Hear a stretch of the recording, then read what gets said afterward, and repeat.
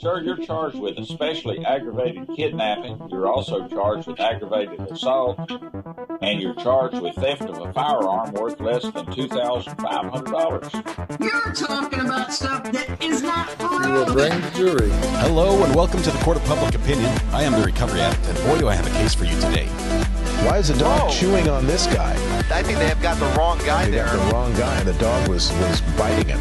He roughing him up quite a bit. There's a lawsuit. 9 out of 10 judges prefer watching the Recovery Addict live stream in their courtroom. The fireworks are not done. Now we're getting commentary on the case. Dahil mihi Anglican po, he's verbal. Is that correct? I didn't ask you to interrupt me. That's literally not true. Oh, for Trump's sake. Good morning, good morning. Welcome to the Court of Public Opinion. I am the Recovery Addict. Hope you had a wonderful weekend because it's over. It's over. I hope it was good. Oh, man. What a weekend it was. Good morning, everybody. Good morning. Welcome. This is the big news this morning. We were hoping to have jury selection this morning. I'm not sure if it's next year. Have they got a date yet? I know it's pushed.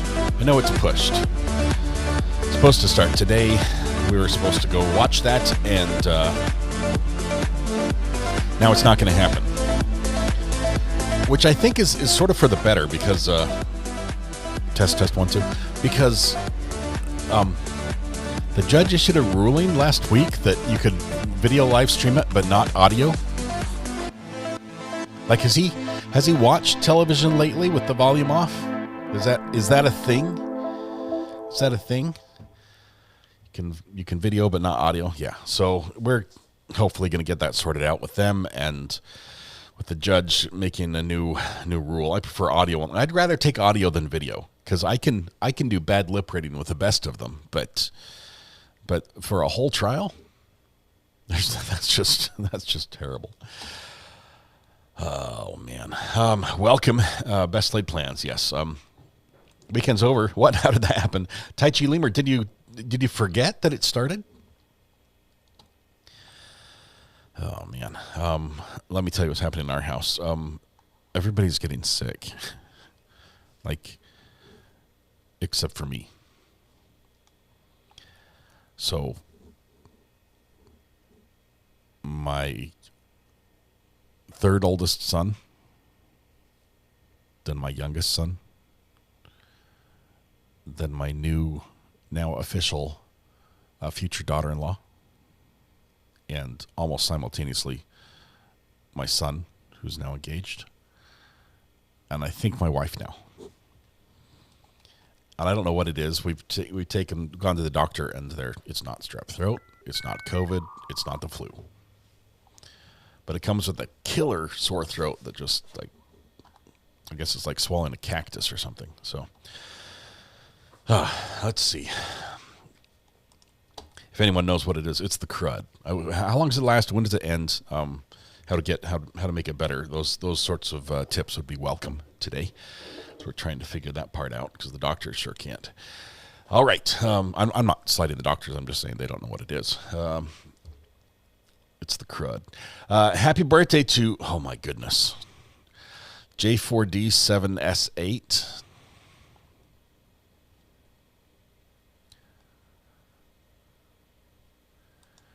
J4D7S8.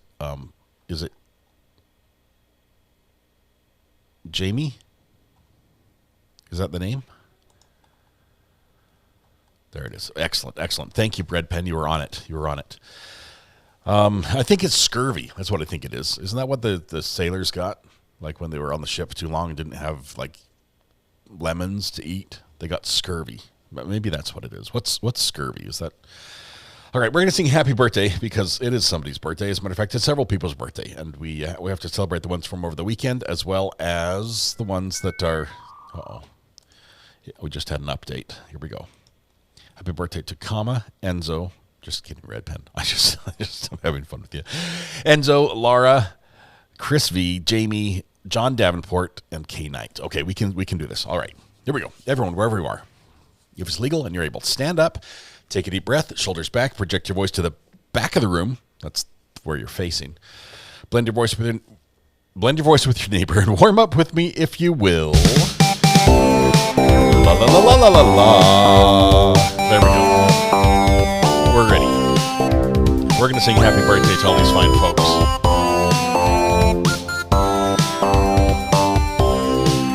Happy birthday to you. Happy birthday to you. Happy birthday, dear Enzo, Laura, Chris V, Jamie, John Davenport, and K Knight. Happy birthday to you. Ooh! Enzo, Laura S. SQ2E. I dropped the QTE part. Cutie. Laura S. Cutie.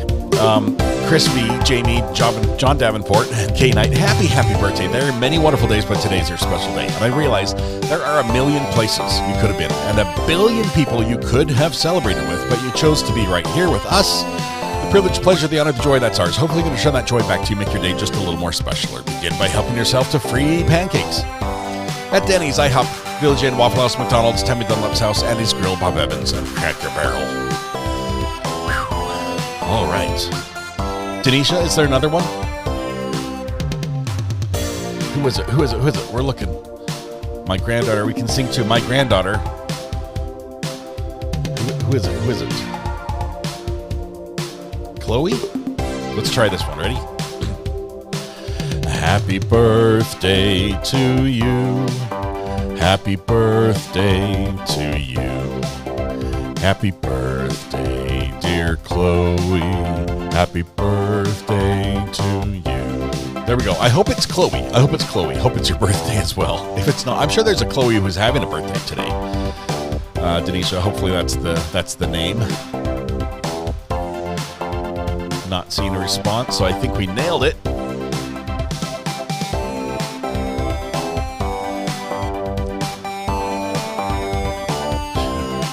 I think she's busy celebrating. So, all right, there we go.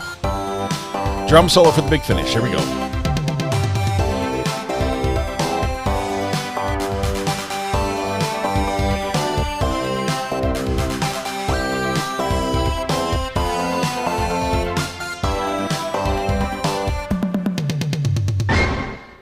Chloe Bowie G on the list. Happy birthday. Thank you all. Appreciate it. The list is Happy birthday. You look good. Is a wonderful thing, and sometimes it just doesn't do what it should do. But scurvy is a serious disease caused by severe lack of vitamin C, ascorbic acid in your diet, leading to weakness. It's not scurvy then. Which one causes the cactus in the throat, sore throat feel? If anybody knows, if it's going around, let you know. I think we know where we got it. I think my son, who works with kids all day long, basically like a big kid daycare for ninja warriors. It's not strep. We did the rapid test and the long test. Came back negative. I don't know. We'll see. It's strep. It is strep.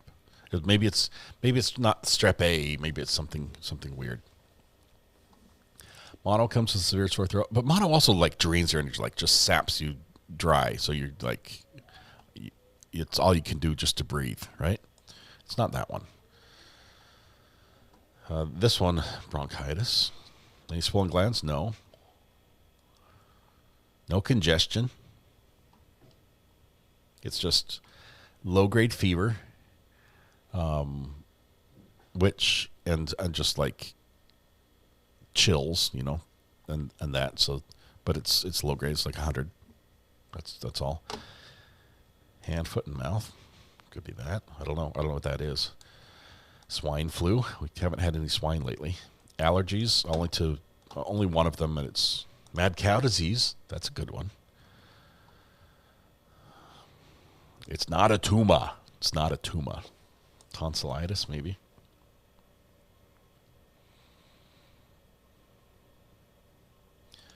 Don't think it's that.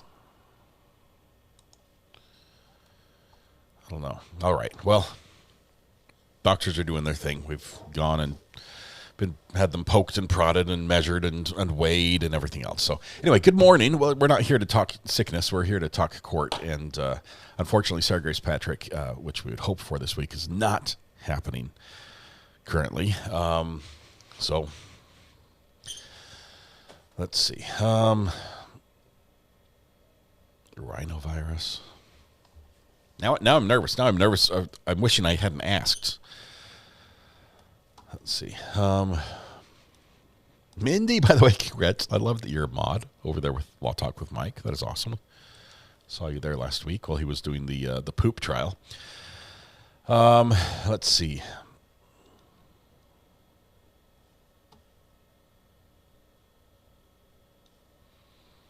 Stock up with lemon, honey, ginger, and garlic. Don't take all together, though.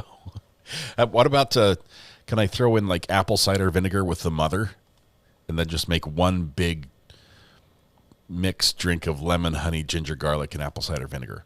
If that doesn't cure you, well, if that doesn't kill you, it will make you stronger then, right? All right, welcome. Let's go find some court to watch while we're waiting for Sarah Grace Patrick date to come around. So thank you. We're super excited. Although she's going to be like sick for the flight home. That's no good. Chicken noodle soup. Most likely a virus and bacteria with those symptoms.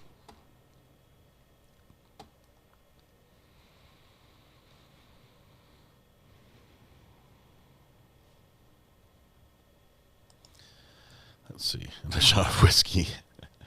Well, we're going to draw the line somewhere. All right.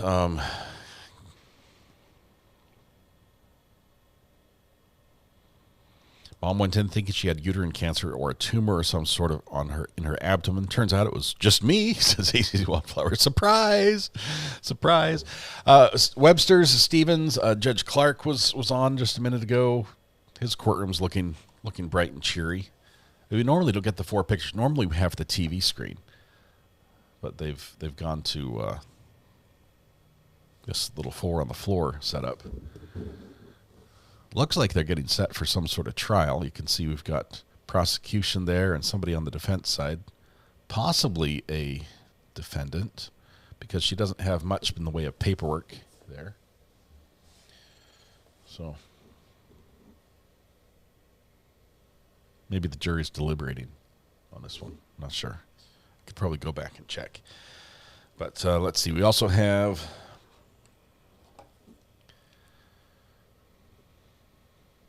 Judge Boyd is on.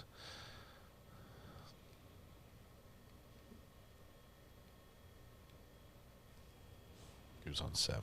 At the end of this hearing, if the court does adopt the recommendations of time served, he would be released to ICE, and they would, of course, do whatever they would do with him at that point. So, Judge, we'd ask to have the court adopt recommendations and send all of the fines, fees, and costs to collections. Thank you. So, Su Honoría, nosotros en este caso acompañamos a la Corte en adoptar las recomendaciones previamente que se fue durante el resumen, que fueron optadas desde la primera comparecencia en marzo 11, actualmente arrestado con una orden el 10 de marzo y también tomado en custodia y ha permanecido en custodia desde el 10 de marzo y lo que cuenta unos 146 días. Normalmente la oficina del fiscal sería unos por ciento, 220 días la sentencia, pero ha pasado de esto y también tiene una retención de ICE que al final de la audiencia va a ser adoptada la recomendación de tiempo servido, entonces él sería liberado para ICE y claro, naturalmente está que él va, en este punto, el juez va a permitir que la recomendación que todos estos cargos o todas estas sanciones y estos costos sean enviados al departamento de cobro, o lo que sería colección. Wow. Additionally, he has various arrests with some minor, or I should say for some short jail time that would be credited. Adicionalmente, él tiene varios arrestos que fueron menores, claro, de tiempo de prisión breve, los cuales serán acreditados también. Is by chance one of the jailers there that knows how much credit he has, so up to how much time he has served? I do not know the time he served, ma'am. Let's go check out Huron County. I don't think we've been here before. Yeah, well, we have. We've been here, but let's see. Jump. Not there. Jump here. You can tell us the 6 criteria, or at least for the court's benefit, where it is in court. On page 3 is of the Scram report. There's 6 strict criteria that must be met before a alcohol event is confirmed by the Scram system. An alcohol event. The first one being you have to have a baseline of 0 established.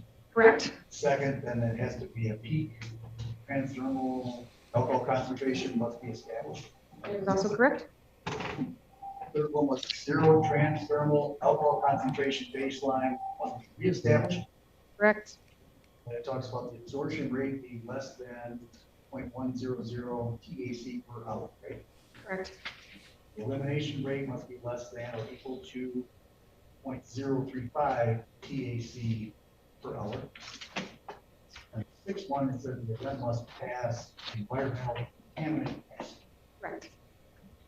And according to Scram, if those Okay, I don't want to learn about Scram, so we're going to go jump to criteria Judge are West. met, She's got a full courtroom this morning.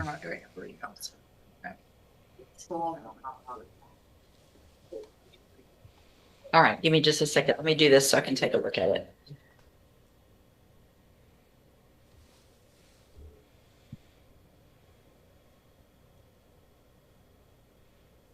Morning. Morning. How are y'all? Y'all come on up there.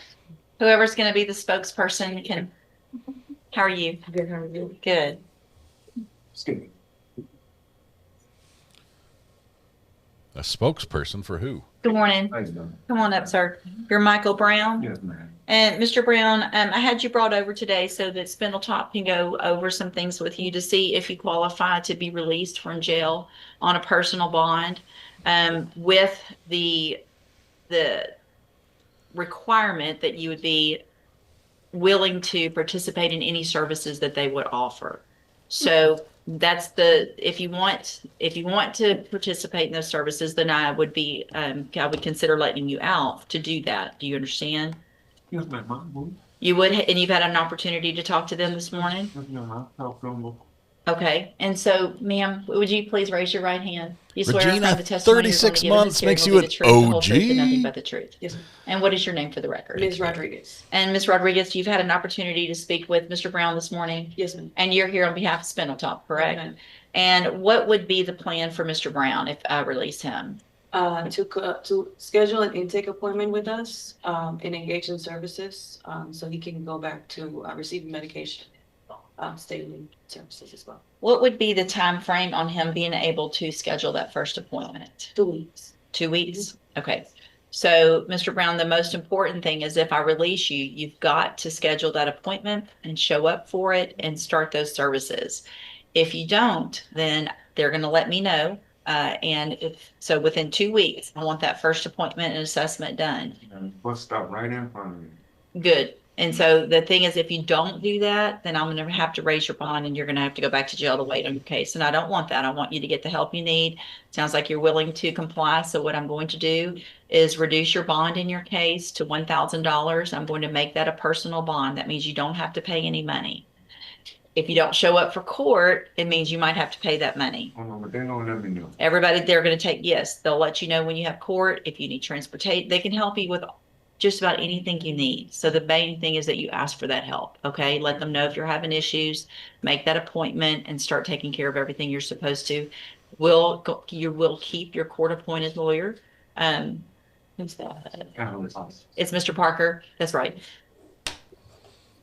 Okay. It may be a little bit because your case isn't indicted, but he'll still be your attorney.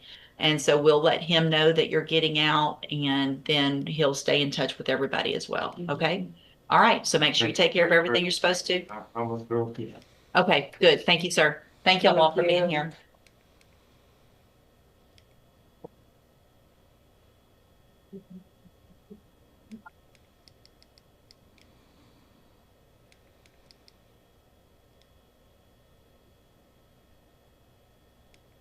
Mr. Smith, on Fedro Gatlin Lassant.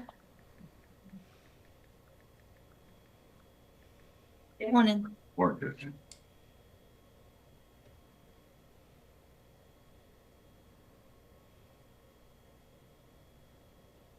Good morning, sir. Are you Fedro Gatlin Lassant? And this is 26 DCCR 0331. Mr. Lassant's charged with aggravated assault causing serious bodily injury. And what is the announcement? Your it's my understanding that the Ashley needs just a little bit more time. Listen to that voice. That's Ms. gravel Malvina? right there. Your Honor. Well, I was ready to extend an offer this morning, but I just haven't yet had an opportunity to speak with Mr. Smith. He's been busy. So if we could hold it just a few minutes, that may be the case. I have reached out multiple times. That'd be to fine. him. I'll We hold keep it. missing each other on the phone. It's not that I can't find him. We just miss one another. All right. But Let me hold it for a few minutes. Just have a seat here in the courtroom. Rebecca Glaze.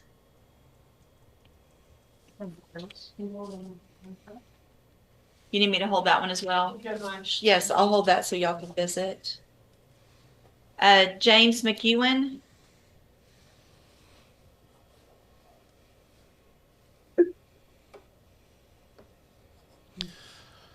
Sarah Grace Patrick would have been an amazing trial. A juvenile charged as an adult for killing her parents, shooting them to death in their bed. Good morning, sir. Are you James McEwen? I am. And Mr. Smith, will your client waive the formal reading of the indictment? He did. She left them for the 5-year-old sibling to find. Then she called 911. Wasn't arrested for a year. Mr. McEwen, in cause number 25, DCCR 1186, you're charged with the state jail felony offense of theft of property from December 5th of 2024. And how do you plead to that charge? Guilty. Are you pleading guilty freely and voluntarily? Yes. And are you pleading guilty because you did what they charged you with? I did. I have here on the tablets some documents that have your signature on them that the state's marked as exhibit number 1. Before you signed these, did you go over them with Mr. Smith? I did. Do you fully understand them? Yes. And do you understand if I follow the agreement that you've made with the district attorney that you'll be waiving or giving up any right to appeal? Yes. And it looks like the agreement that you've reached is for a 5-year deferred probation. There would be no fine, is that correct? Yes, Your Honor. In the interest of getting that restitution paid. Thank you. And the restitution ordered in the amount of $3,700. And you would be required to follow all of the other rules and conditions of probation. Is that your understanding? That's my understanding. Do you also understand, if you're not a U.S. citizen, that a plea of guilty or no contest may result in your deportation, exclusion from admission to the country, or denial of naturalization under federal law? State tenders number 1. No objection. It's admitted. Is there any evidence that Mr. McEwen is not competent? No doubt. Mr. Nichols, what's the state's position on waiving pre-sentence reports? We would ask the court to waive it. He has essentially 0 criminal history, Your Okay. Honor, and we have the restitution amount. Perfect. So, Mr. McEwen, I'm going to find that you entered your plea of guilty freely and voluntarily. Find that you're mentally competent and you understand the nature and the consequences of that plea.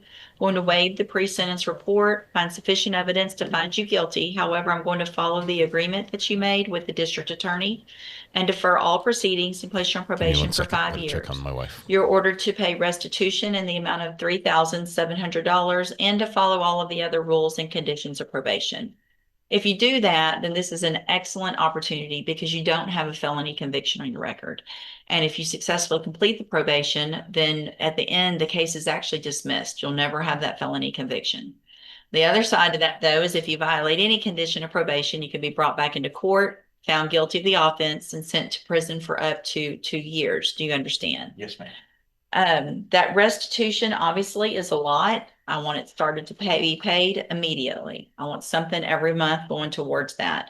If you get it paid early, there's no reason that you would even have to do the whole probation period. If you take care of everything you're supposed to, your community service and everything else, then you could get off of probation early. But it's very important to me that that restitution get paid. All right. I'm going to hand you the trial court certification that shows that this was an agreement that I followed. And so you have waived your right to appeal. If you'll just have a seat here in the courtroom, probation's at that desk right over there. She's going to call you up when she's ready to go over your paperwork. All right. All right. Good luck to you, sir. Thank you, Mr. Smith. Desiree Pugh.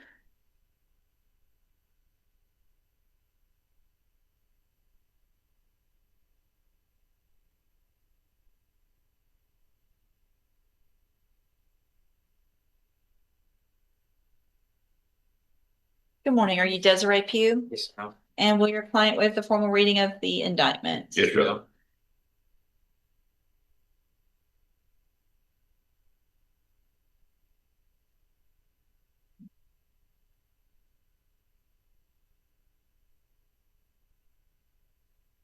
Ms. Pugh, in cause number 26, DCCR 0658, you're charged with the third-degree felony offense of attempting to commit burglary of a habitation from February 17th of 2026. And how do you plead to that charge?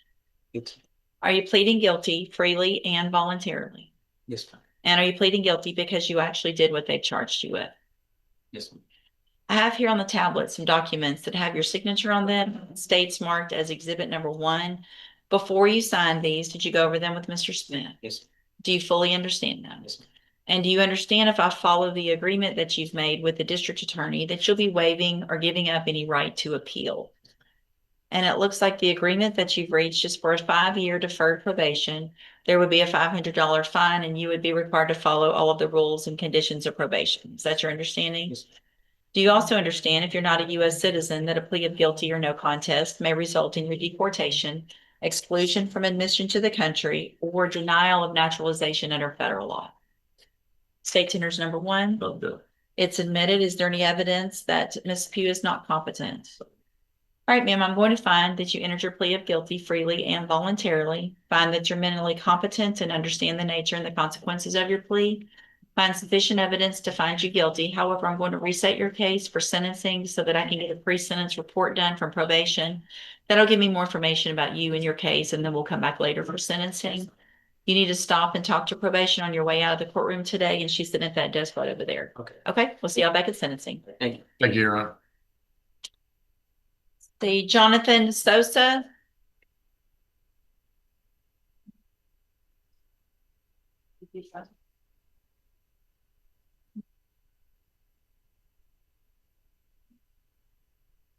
Good morning. Are you Jonathan Sosa? Yes, ma'am. Speakers. And will your client waive the formal reading of the indictment? He does.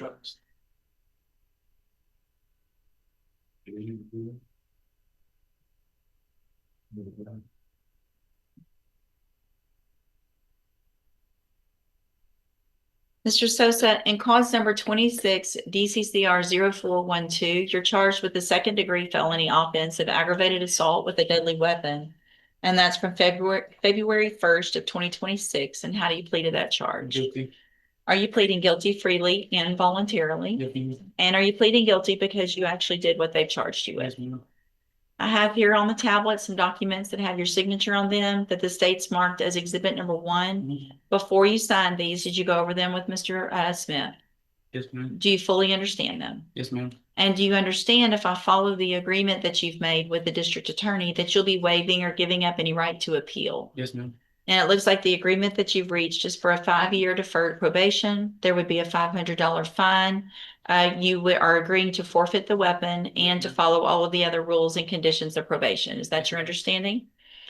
Do you also understand, if you're not a U.S. citizen, that a plea of guilty or no contest may result in your deportation, exclusion from admission to the country, or denial of naturalization under federal law? Yes, ma'am. State tenors number 1. No objection. It's admitted. Any evidence that Mr. Sosa is not competent? No, yeah. All right, so I'm going to find that you entered your plea of guilty freely and voluntarily. Yes, ma'am. Find that you're mentally competent and you understand the nature and the consequences of that plea. Find sufficient evidence to find you guilty. However, I'm going to reset your case so that the probation department can do a pre-sentence report. That'll give me more information about you and your case, and then we'll come back later for sentencing. On your way out of the courtroom today, you need to stop and talk to probation, and she's sitting at that desk right over there. Yes, ma'am. Okay, we'll see you Thank back you. at sentencing. We see Mr. Wilkerson.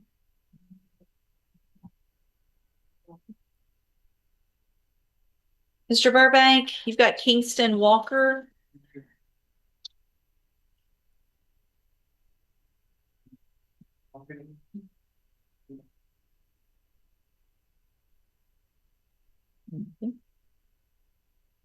Good morning. Good morning. Good morning, sir. You're Kingston Walker. Yes, ma'am.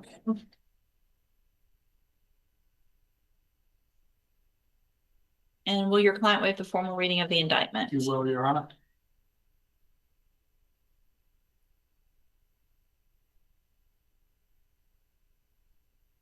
To get there.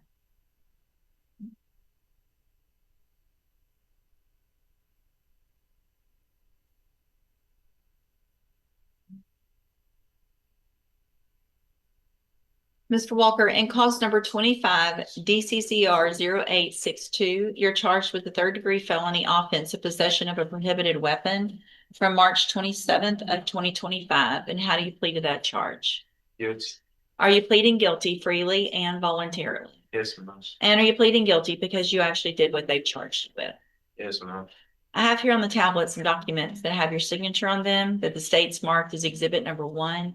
Before you sign these, did you go over them with Mr. Burbank? Yes, ma'am. Do you fully understand them? Yes, ma'am. And do you understand if I follow the agreement that you've made with the district attorney that you'll be waiving or giving up any right to appeal? Yes, ma'am. And it looks like the agreement that you've reached is for a 10-year deferred probation. There would be a $1,000 fine.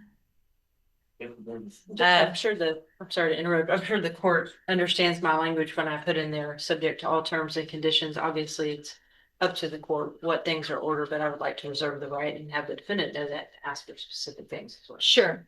So all the any condition of probation really is up to the court. And what I'll do today is reset your case for sentencing.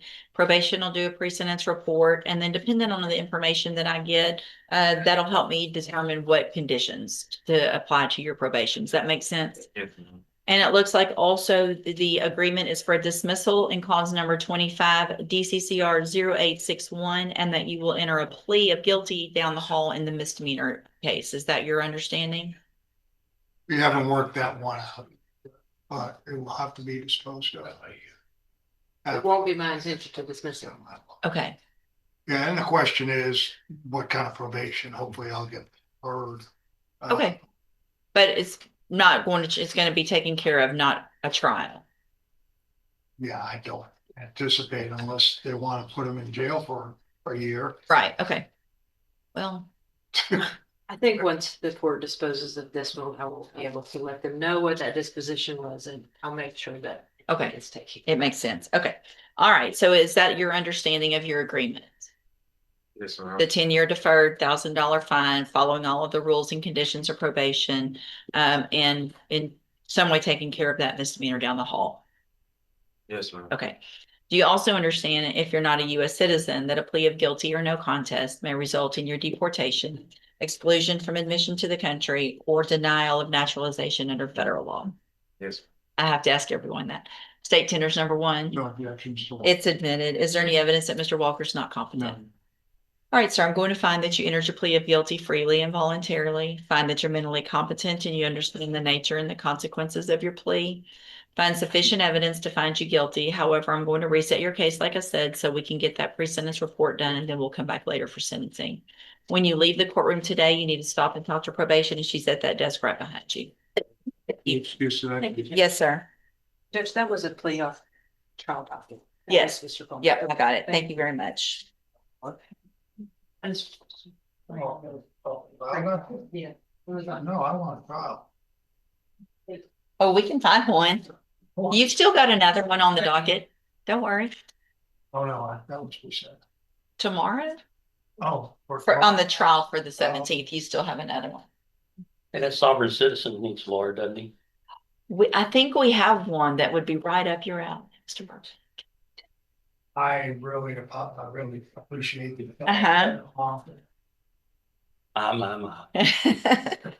Miss DeLay, Jean Carly Davis. Yeah, we're gonna work on that plea. Okay. Thank you.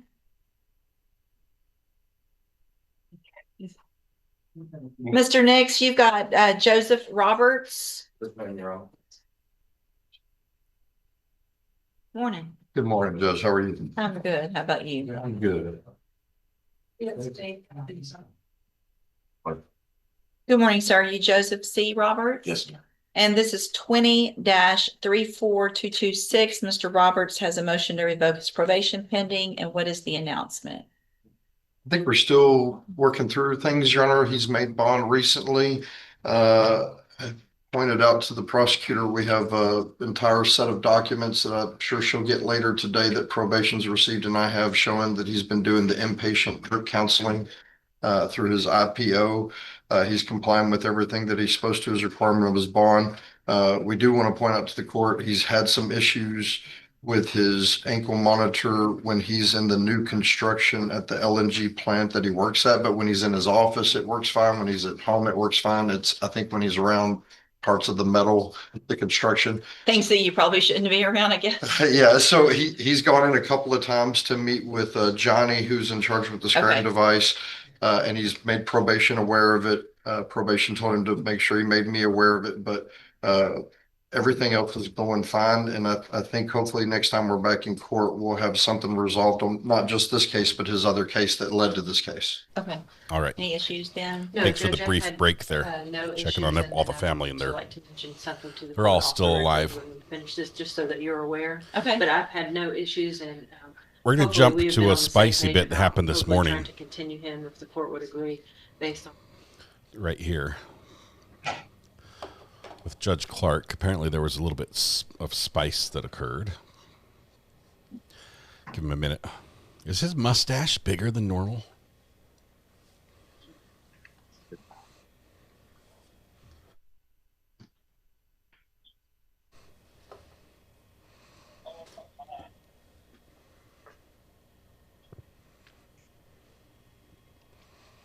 Just looking at some of the stuff that's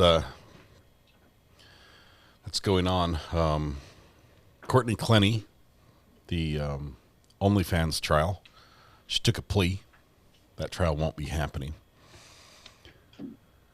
But there will be sentencing for that one, so maybe we'll hear part of that anyway.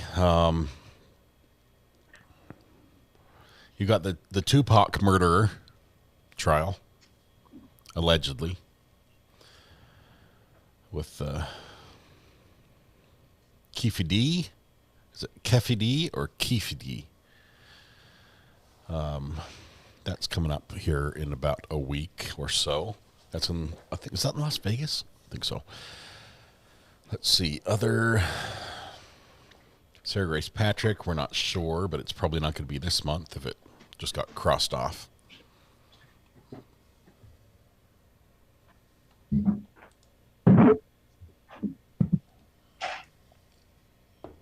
Amber doesn't want us to cover the Keefe D trial for some reason. She thinks it'll be boring and not interesting. I wanted to, personally. But Amber has a lot of pull as a mod. Before the court, Ms. Christina Heath and 25. Here we go. Let's see what's 579, Your Honor. Today she's going to be entering an open plea to one count of trafficking amphetamine, 200 grams or more, which is first degree punishable up to 30 years in the Department of Corrections. Your Honor, how the state and I have structured this plea is that she's going to plea open to the court.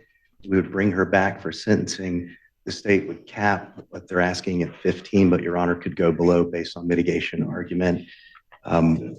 We plan on a pretty robust mitigation argument with a few witnesses and some testimony from the defendant. But that is the plea today, and the remaining counts would be consolidated in regards to the remaining counts, Your Honor. That is a plea. I've gone over the plea. I've explained to the defendant, as stated, that you could sentence her up to 15 years, but Your Honor has the discretion to sentence her below, and that there's no promises, but Your Honor is agreeing or would hear any evidence that she would put on before this court before Your Honor deciding what her sentence would be. Your Honor, may I approach?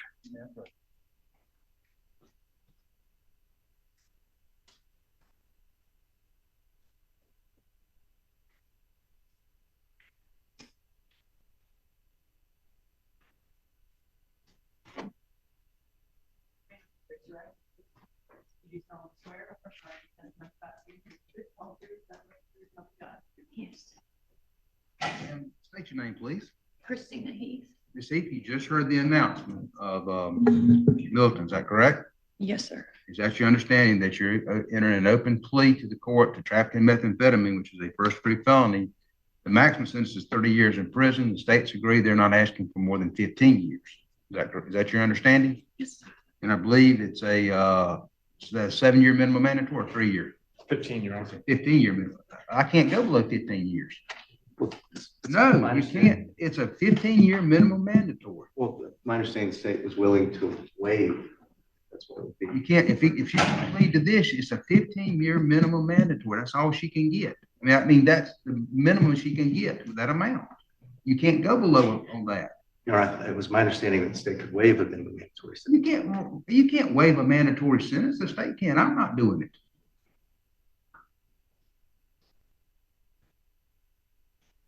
Give me 1 second, Your Honor, if I could.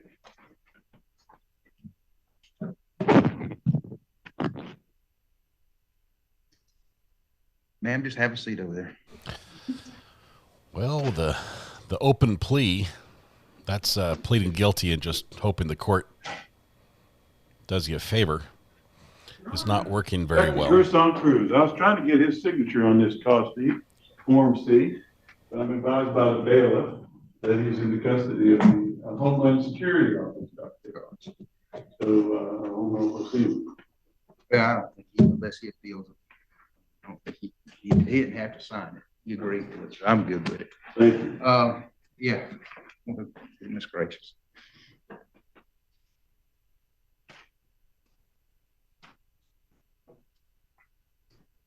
That was the Walmart case, wasn't it? Yes, sir. You know, I never looked at the age of the defendant. I just assumed that it was an old man. And I don't know why. I just read the You would think on I read the all I read was the probable cause affidavit, and I never looked, and I don't know that I ever remember seeing Mr. Cruz.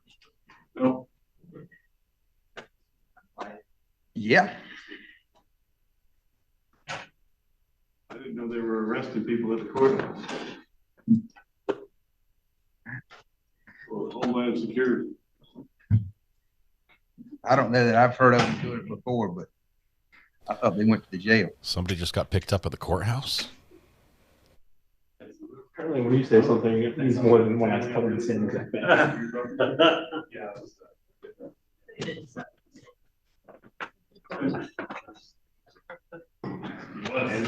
Here all morning. Thank you, Mr. Peters. It absolutely means mandatory. Which is what I told him several times on the phone last night.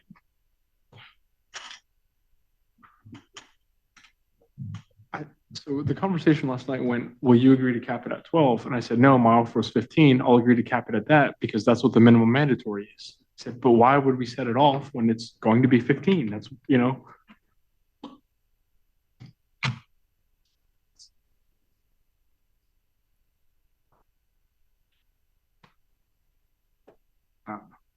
I'm going to give you about 5 minutes, and I've got either. I think the conversation now may be talking about moving forward with the trial. I don't know what that, because he was like, we might be going with the trial. If that's it, I need to get the jurors in here and pick a jury. And when are we going to try it? Thursday. Get that.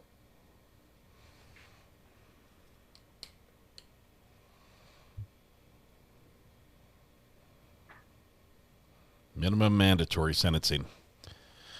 It'll bite you. Let's see. Oh, I'm missing some. When you call out the member milestone messages, please do. Okay, here we go. I'm paying attention. I'm looking the other way now.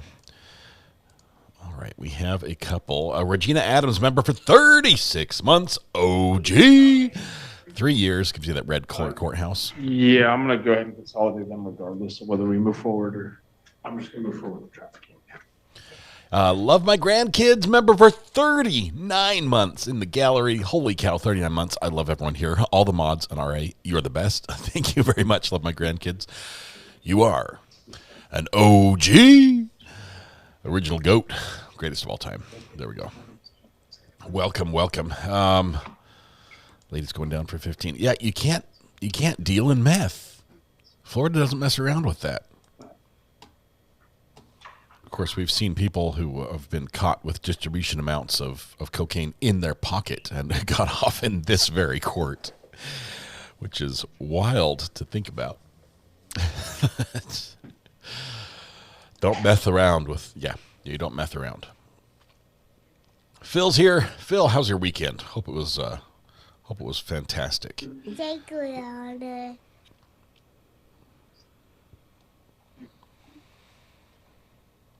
Trafficking. They have a lot of traffic problems in Florida, of all varieties. Mr. Elton, what we gonna do? Your Honor, Where's your client? well, if I had my druthers, Your Honor, I'd like to bring her. The problem is this, is that it was my understanding that we were going to waive the min-man because of the. You can't waive a minimum mandatory if she is pleading to a certain amount in trafficking. That's why it's a minimum mandatory. I don't have discretion to go lower than that. And if the state, if that's what she's pleading to, the state can't waive it. So do we need to go ahead and pick a jury today? I got jurors waiting. I believe I was under the impression the state could file a motion that would waive the min-man. No, That's I'm not granting it. okay. That's what I understand, Your Honor.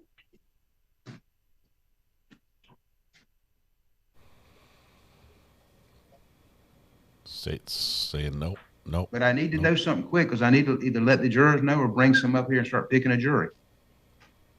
Yes, Your Honor. Let me speak for her.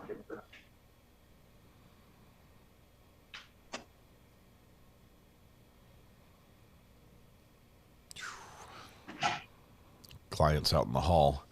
He apparently told his client, here's what you're going to get. And it was less than 15. And she said, okay, I'll plead guilty to that. And then 15 is the minimum the judge will do. The state is refusing to budge.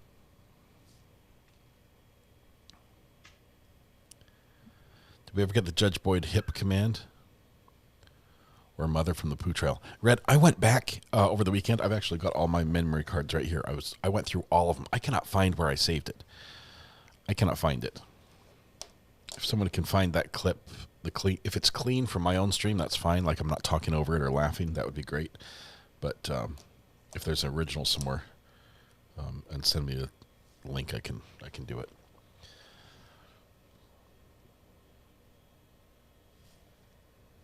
I have Judge Boyd on there, but I just can't find where the hip thing is.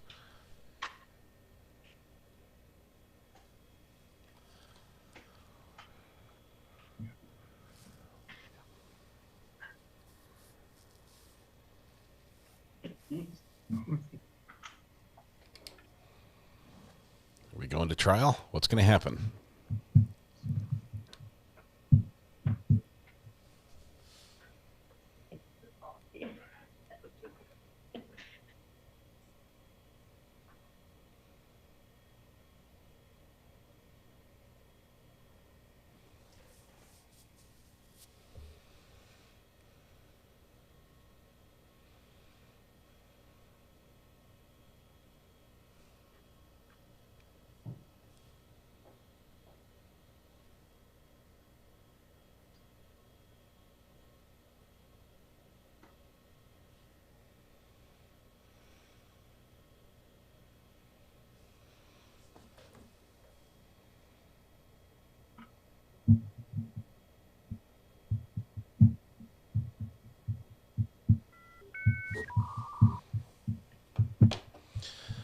Will I please set the record straight? Amber really, really, really wants us to watch the Keefe D trial.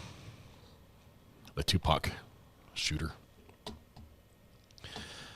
Allegedly. Like, really, really, really wants to. And so when I said that she didn't want to watch, she was a little bit offended. And she called me immediately.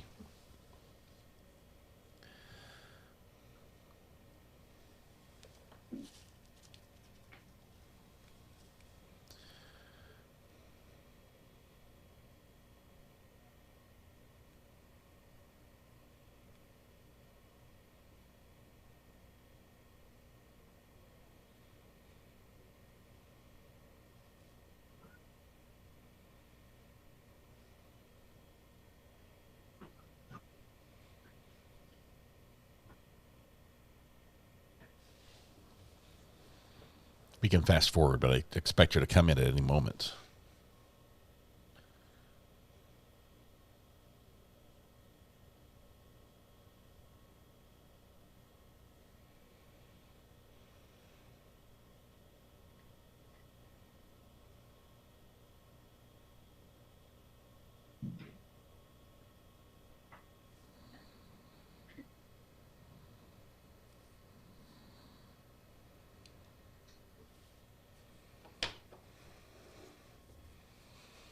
Okay, we're fast forwarding.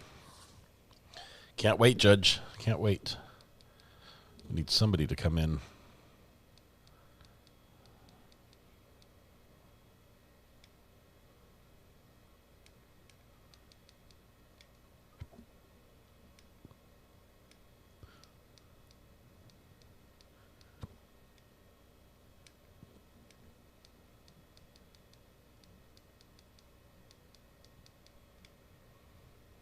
What's the decision?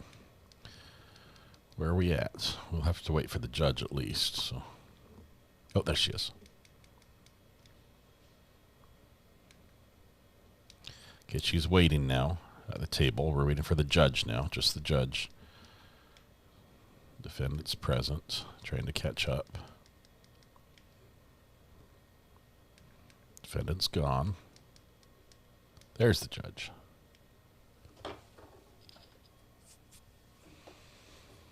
Welcome back, sir. How was your break?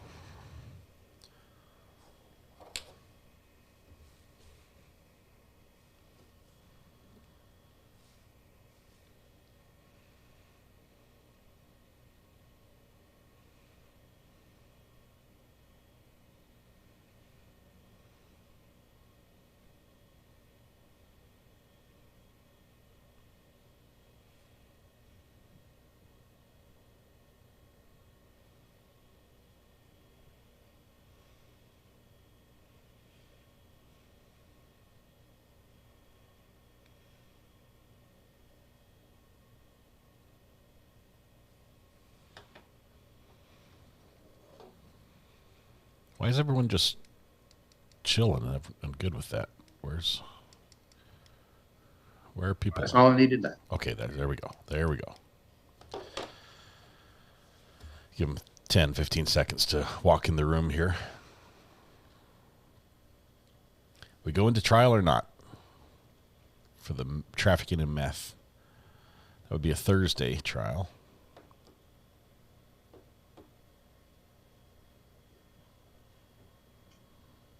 What are we going to trial on? Trafficking, Your Honor. Just the trafficking, is that correct? That's all I needed to know.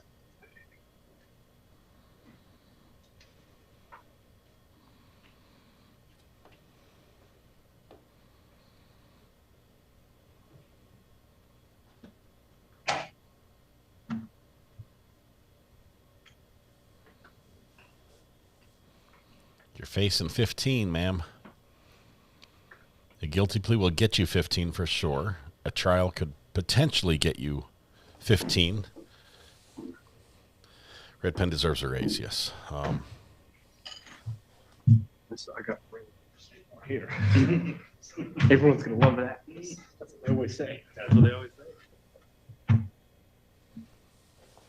So let's talk about trafficking.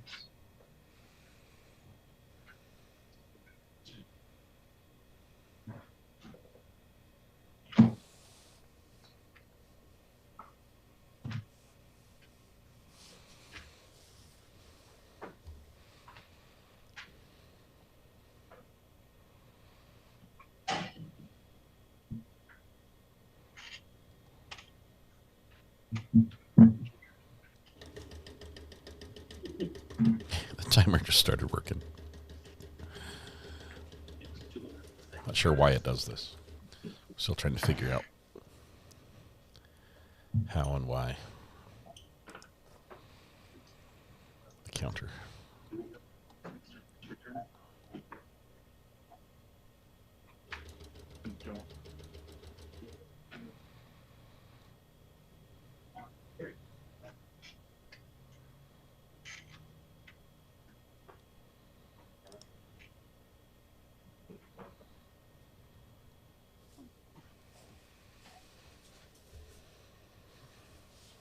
Judge Clark's more patient than I would be this morning.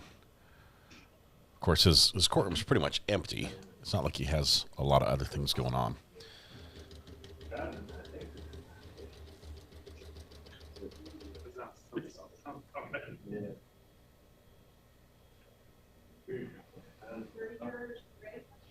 We're ready. We're ready.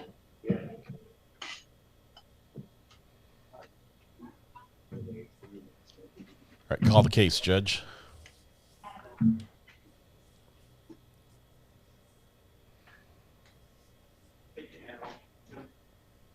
Prospective jurors, gentlemen. We're doing it. We're doing jury selection. She went from almost pleading guilty to now we're facing a trial this week. We're going to get to watch the whole thing. They're going to fill this room up with jurors. The bailiff says, you will sit in this order where I tell you to. By number.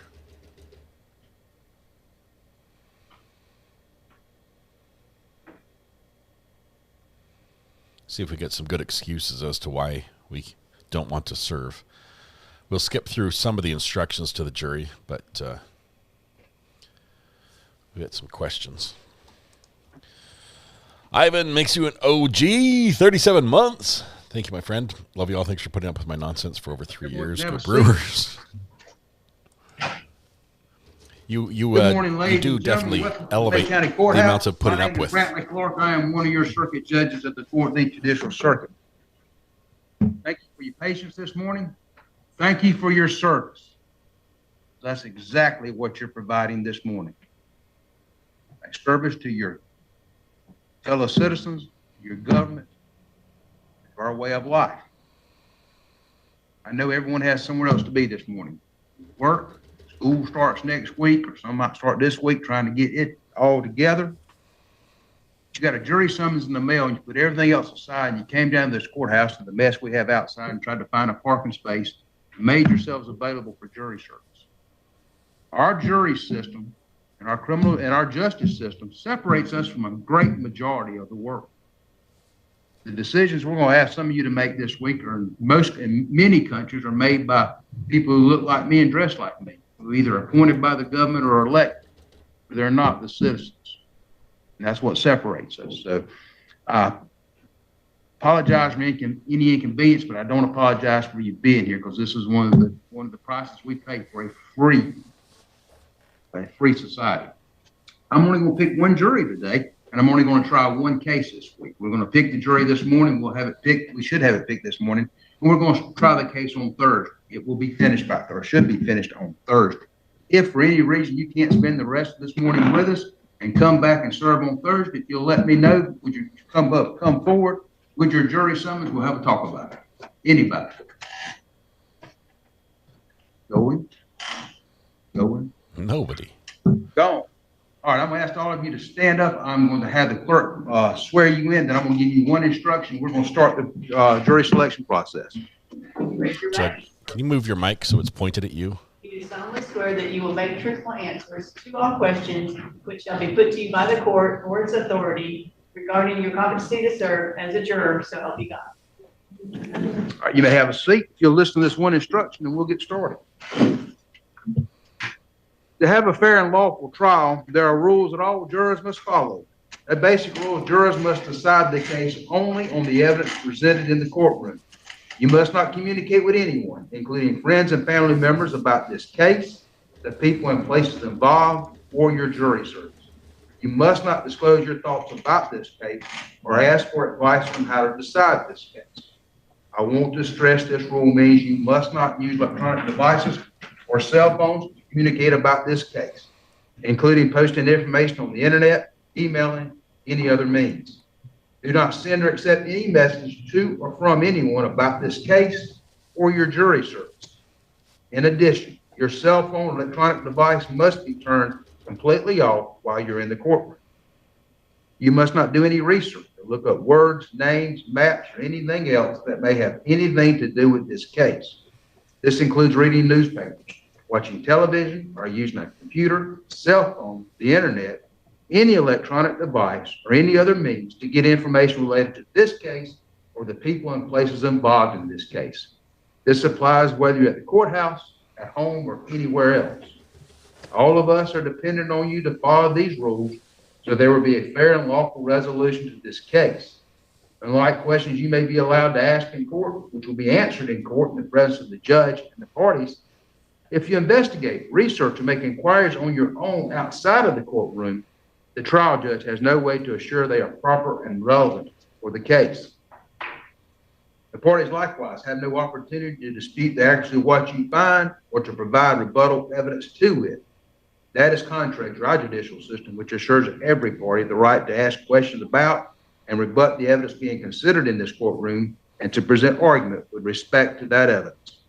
Non-court inquiries and investigations unfairly and improperly prevent the parties from having that opportunity our judicial system promises. Any juror who violates these restrictions jeopardizes the fairness of these proceedings, and a mistrial could result that would require the entire trial process to start over. A mistrial is a tremendous expense and inconvenience to the parties, the court, and the taxpayers. If you violate these rules, you may be held in contempt of court and face sanctions such as serving time in jail, paying a fine, or both. If you become aware of any violation of these instructions or any other instructions I give in this case, you must tell me by giving them a favor. Ladies and gentlemen, when your name is called, you'll come forward. Deputy Dexter is going to tell you where to have a seat, and we're going to start the process. I apologize in advance if I mispronounce your name. Juror number 1, James Gate. Hello, James. Welcome. Number 5, Teresa Fishaw. Excuse me, pardon me, sorry. Thank you, ma'am. All right. We're going to fill up the jury box here underneath me.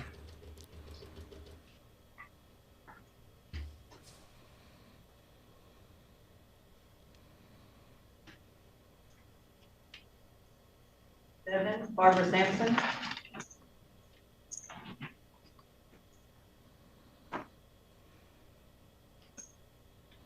11, Mary Patterson.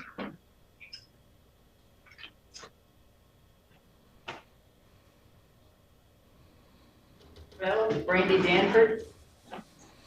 Got a lot of ladies on the jury. Only one guy so far. 13, Garrett Mullins.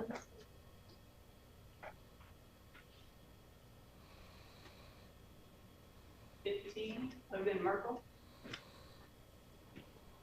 As soon as I say that, we got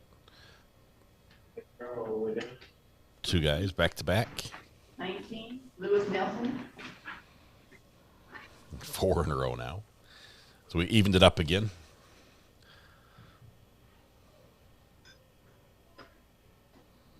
20, Jared Miller.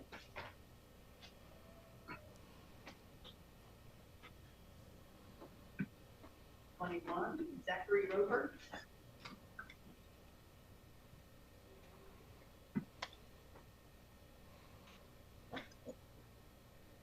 22, Andrew Arroyo.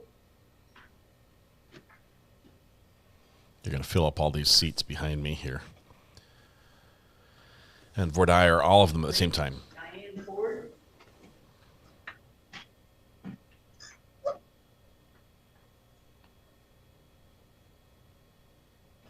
25, Christopher Bell. So this courtroom is shaped in an L pattern. So in the bottom right-hand corner, we are looking Morgan Robinson. where our camera position is above the 32, clock. Matthew Cosley. Does that make sense? So we're right over. Our camera is right next, actually right next to the clock. You can see the camera sort of mounted on the wall. So that's that camera. 34, Joseph Ray. So it looks like it's one continuous bench. It's an L shape. 39, Kathy Cooley. Ready for the 12-year-old girl in the T-shirt. What an experience. Jury duty. 41, Christopher Lewis.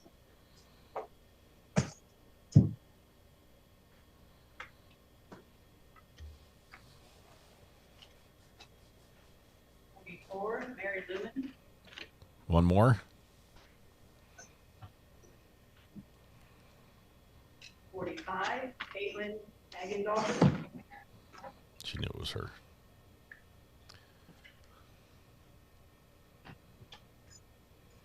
Good morning once again. That's the perspective This panel. is the Vordier part of the trial, the jury selection process. So I'm picking one jury this morning. We're going to try the case on Thursday. We'll be finished on that day. The case is the state of Florida versus Christina Heath. Ms. Heath is to my right with her attorney, Mr. Adrian Middleton. The assistant state attorneys prosecuting the case is Mr. Frank Sullivan. Morning. Mr. J.P. Pereira. Morning. Ms. Heath has been charged by way of an information with one count of trafficking amphetamine. That charge will be explained to you later on in this process. As I said, this is the voir dire, and this is an opportunity the court and the attorneys have to get to know the potential jurors a little better. As you can tell, we have questionnaires in the seats, and in just a moment, we'll begin with Mr. Tongate and ask each of those to answer those questions out loud. And then the attorneys will be given an opportunity to ask you some other questions. These questions are not meant to embarrass you. They're not meant to unduly pry into your personal affairs or thoughts. We're only attempting to try to find the best jurors for this case. We all come to this courtroom with prior experiences that makes us better suited for some cases than others. As long as you answer the question, it's a responsive answer, and you're telling the truth, that's all that matters. It's a correct answer. All we ask is you answer the question and tell the truth. And that's the correct answer. If you're asked a question by the attorneys and you don't understand the question, let the attorneys know that you don't understand it, and they can rephrase it. If your answer is, I don't know, that's a perfectly permissible answer.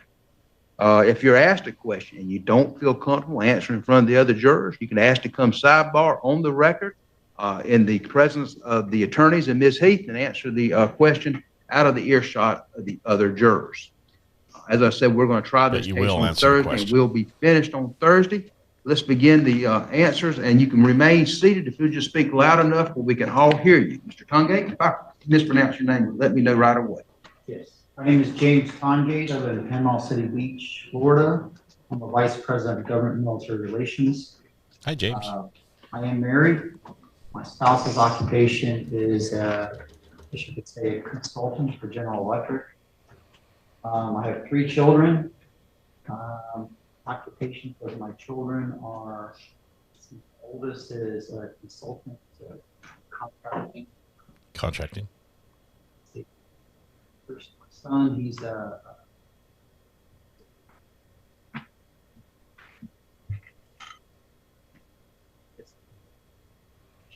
and he faded off into oblivion. Another son. Customer service. One son does customer service. I've not had any prior jury service. No prior jury service. Was a party or am a party against the Boy Scouts of America civil suit. He was in a party against the Boy Scouts of America in a civil suit.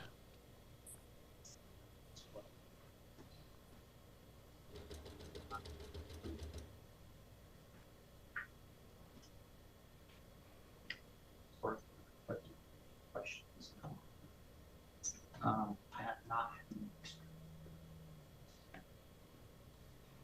Man, they get really quiet. We're going to skip ahead if we can't hear anything. Thank you.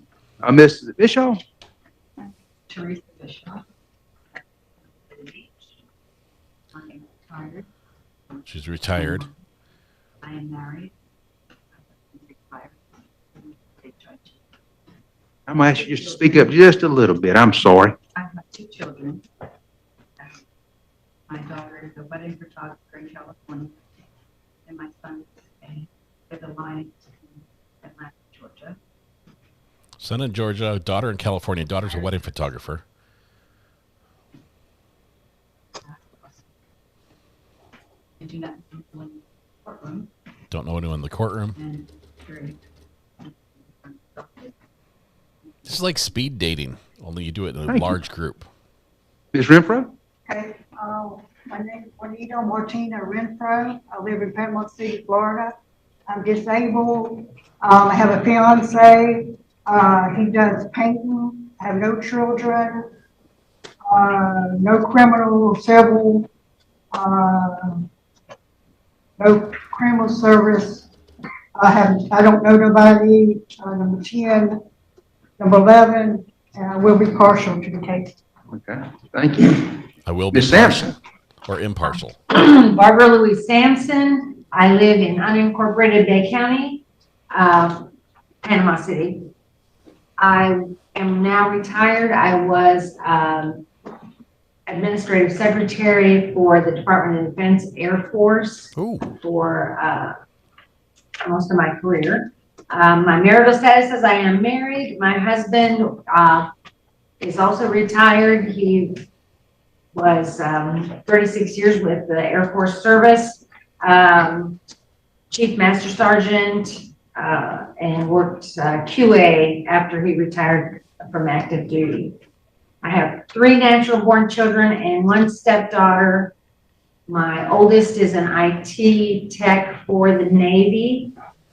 My second oldest is in automotive sales, and my daughter is certified registered nurse anesthesiologist. My stepdaughter is in marketing. I have prior jury service. I served on a jury as an alternate a couple of years ago, but was not in the deliberations. I have never been a party to any lawsuits. I don't know anyone in the courtroom. I had no experience with the state attorney's office, and I am able to be fair and impartial. Thank you, ma'am. Ms. Patterson? My name is Mary Patterson. I live in Panama City. I'm a mental health therapist. I am married. My husband is a student, former bartender. I have 2 stepchildren. One is an esthetician, the other is a student. No prior jury service, no past or pending lawsuits. I don't know anyone in the courtroom. I do have experience with the state attorney's office. I used to be a child protective investigator for the Department of Children and Families. And yes, I would be able to be fair and impartial. Thank you. Ms. Danford? My name is Brandy Danford. I live in Panama City. I'm an IT analyst for an insurance company, not married. I have 2 children, both are minors. No prior jury service. No pending or past lawsuit. Don't know anyone in the courtroom. No experience with the state attorney's office. And I am able to be very impartial. Thank you. Mr. Moreland? My name is Garrett Moreland. I live in Panama City. I'm an associate pastor at a church in town in Callaway. I am married. My wife also works at the church with me. We have 3 children. None of them have jobs. Never been in jury service.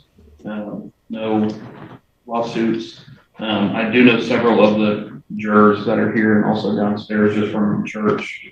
And as well as the man that's done security for us at the church, I do know as well. No state attorney's office. I do not feel as if I could be partial and fair. Okay, thank you, sir. See, Mr. Merkel? My name is Logan Merkel. I live in Panama City. I'm a board technician. I am married. My wife is a professional. We have no children. I have no prior jury service. I've never been in a party or jury service. I know several of the jurors from church, and I've never had experience in the state attorney's office. I do believe I can be fair. Thank you, sir. Mr. Nelson? Yes, sir. My name is Lewis Nelson, and I was born and raised in Panama City. I work on a maintenance crew at a condominium on the beach. I am married. My wife's in the restaurant business. We don't have any children. Let's see. I've never had prior jury service. Is it number 9? Does that mean like you've been arrested a long time ago? Is that the same kind of question? Anything like that? Okay, yeah. About 22 years ago, I was arrested for controlled substance. And let me see. I don't know anyone in the courtroom. And number 12, I guess I could. I'm not. I think I could. Okay. I think I could be impartial. Mr. Miller? All right. My name is Jared Miller. I live in Parker, but spend most of my time out of state working the Atlanta area. I'm an electrician apprentice, not married, no children, no prior jury service, not pending any lawsuits. I don't think I know anyone here.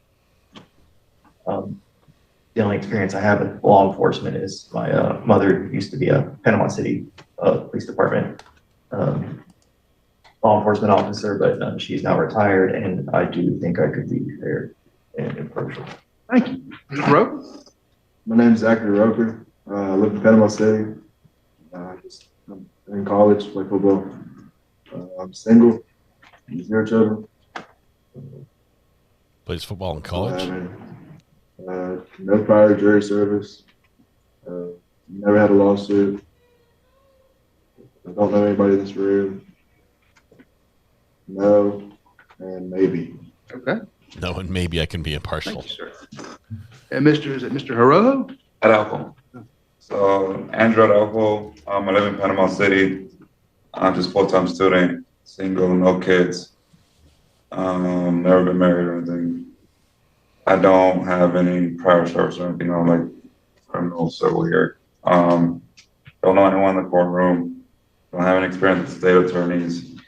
And I think I'll be able to be fair and impartial. Thank you, sir. Ms. Ford? Yes, my name is Diane Ford. I reside in Panama City Beach. I'm a sales analyst. I am married. My husband's he works at RV Connections. He's a general manager. I have 3 children. I have 2 twins that are in the hospitality. I have 1 disabled son who's autistic, not verbal.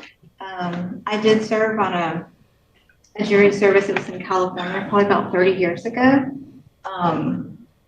It was a criminal case. I've never been in a lawsuit. I don't know anyone here in the courtroom, and I've had no experiences with the state attorney's office, and I will be able to be fair and impartial. Sure. Mr. Phelps? My name is Christopher Phelps. I live in Springfield, Florida. I'm a general manager at Books A Million in Panama City. Single, no children, no prior jury service. After Hurricane Michael, I signed an assignment of benefits with the contractor. I believe that they filed suit against my insurance company, but I was not directly involved in the proceedings. Let's see. I do not know anyone in the courtroom. No experience with the state attorney's office. Fair and impartial. And I believe I can be a fair and impartial juror. Thank you. All right. Now the 12-year-old. Ms. Robinson? My name is Morgan Robinson. From Panama City, Florida. I'm a shift lead at Dollar General. My marital status is married or separated. I don't know what my spouse does for a living. I have 3 children. My children are under the age of 18. No prior jury service. No pending past lawsuits. I don't know anybody in the courtroom. I don't have any experience with the state's attorney's office, and I will be able to be fair and impartial. Thank you. Mr. Cosley? Matthew Cosley, live in Panama City Beach. I'm an executive with Safe Built Company. I am married to a real estate agent. Have 3 children, accountant, massage therapy, and education. Those are their jobs. I have had prior service in a civil case about 20 years ago. I'm not a party to a lawsuit. Or anybody in the courtroom. No experience with the state attorney's office. I do believe I can be fair and impartial. Thank you. Mr. Bray? My name is Joseph Bray. I live in Panama City Beach, Florida. My occupation, I'm a mechanical engineer. I work for the Navy. I'm married. My spouse's occupation is an elementary school teacher. I have one daughter, and she is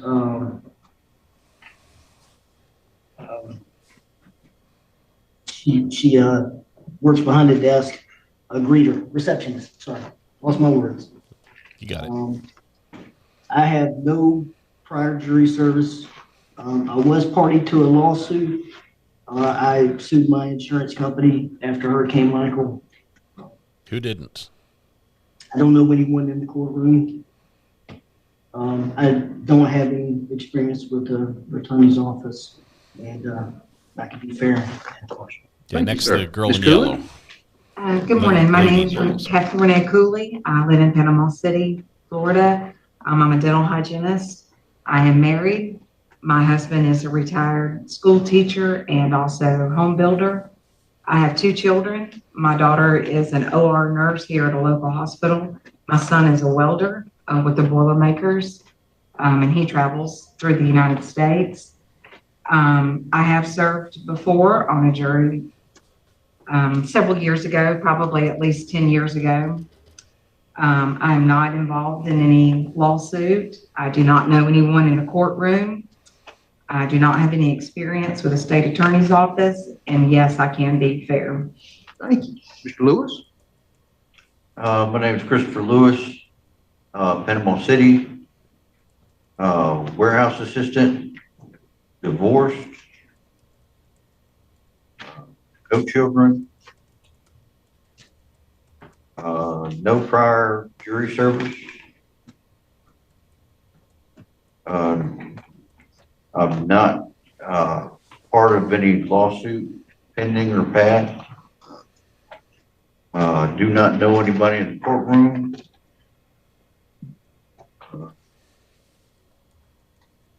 I do have an uncle that did 30+ years as a Bay County Sheriff. His name is Marcus Bailey, but he's now retired. And I can be fair. Thank you, sir. Ms. Lumen? My name is Mary Lumen. I live in Panama City Beach. I'm an office manager for a vacation rental company. I am married. My spouse is a superintendent. I have 1 daughter. She's a stay-at-home mother, a housewife.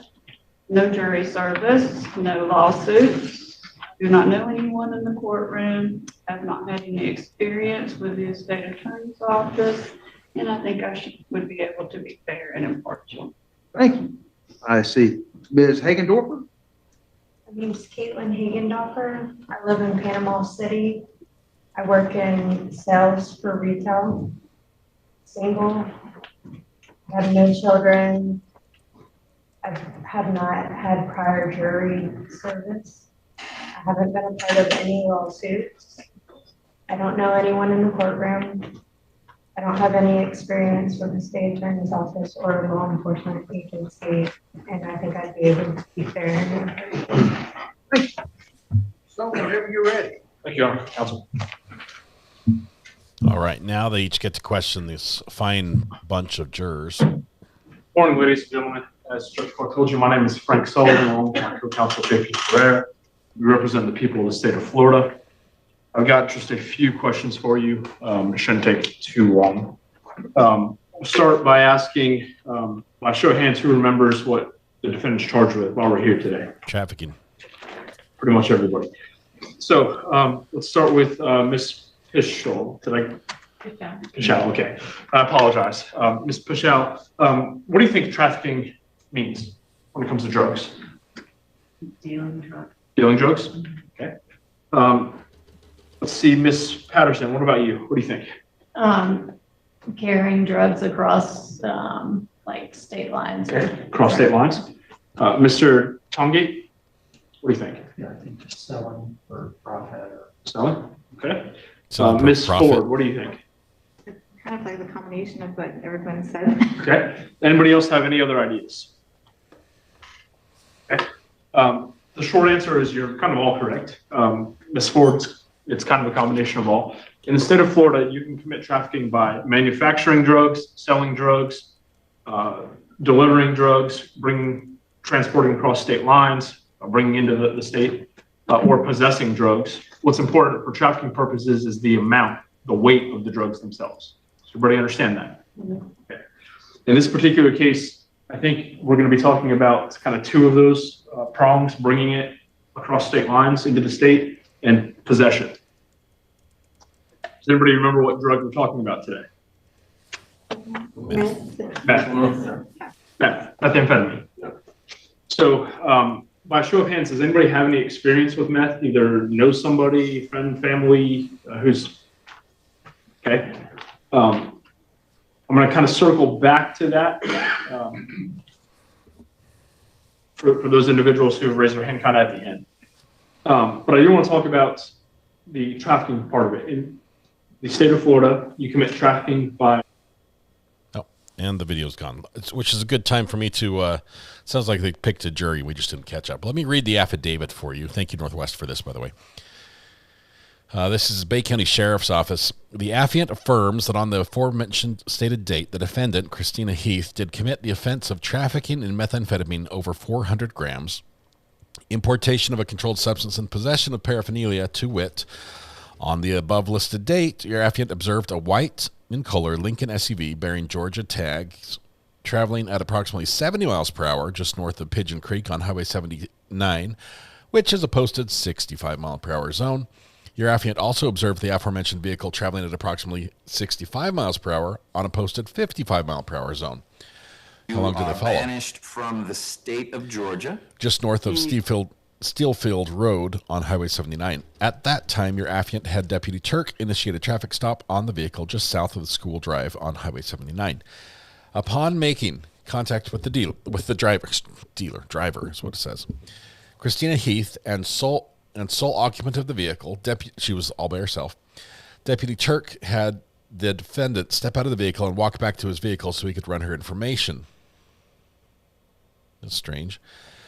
It should be noted that while getting the defendant out of the vehicle, Investigator Cummins, who was also on the scene, deployed his agency-issued canine partner, Fila, to conduct a free air sniff of the vehicle. It sounds like they had inside information. They followed her for at least 2 different speed limit zones, had an investigator present and a canine dog, and they took her out of the car. They knew something before they pulled her over. Okay.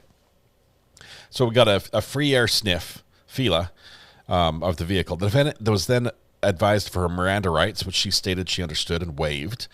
When asked what was going to be found in the vehicle, the defendant stated that there would be more than 1 kilo of methamphetamine in a bag in the back seat. Upon searching the area, the defendant stated, I found a pink gift-style bag with an Amazon cardboard box inside of it on the rear floorboard just behind the center console. Upon opening said box, your affiant located a black plastic bag that contained a clear, vacuum-sealed bag of what appeared to be methamphetamine inside it. Under this plastic bag, your affiant located another larger vacuum-sealed bag that appeared to have a large amount of methamphetamine in it.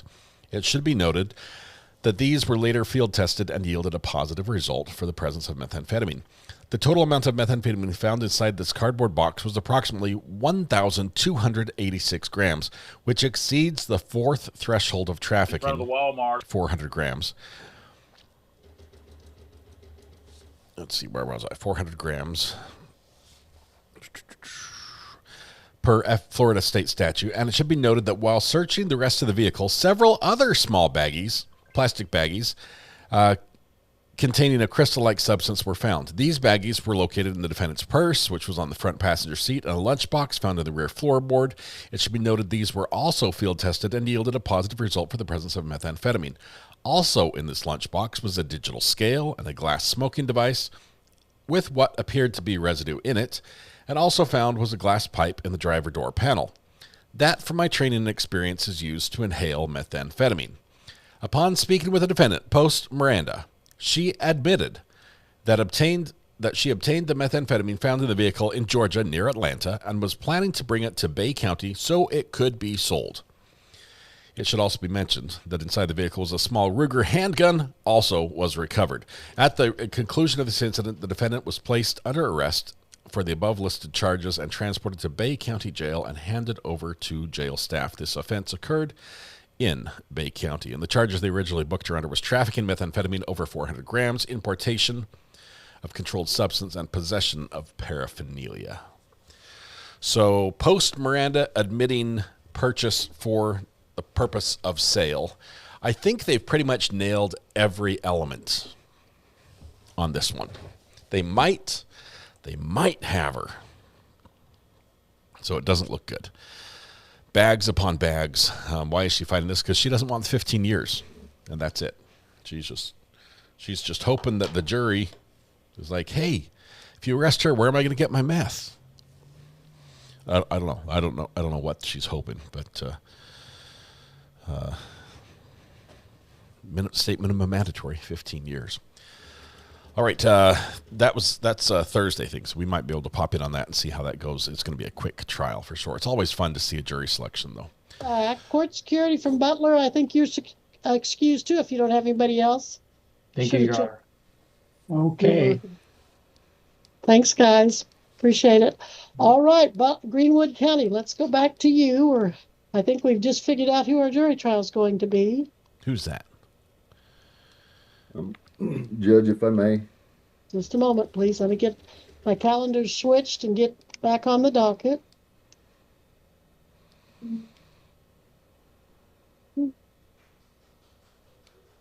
Oh, come on. Remember how to do this. Calendar. She's actually in the office today. She's not working from home. That's impressive. She often works from another location.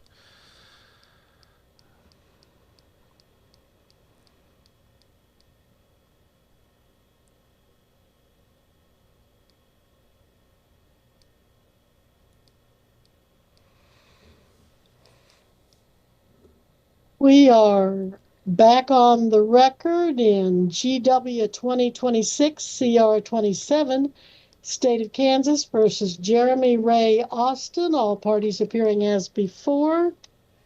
Mr. Austin, you're still wanting your jury trial. I keep asking you that, and I don't mean to be trying to persuade you. I just want to make sure I've got my bearings straight, that you haven't changed your mind, you haven't had anything happen since I saw you this morning, right? Right. No change of heart. Okay, now, Ms. Gillette, anything new on the discovery issue that he needs to get?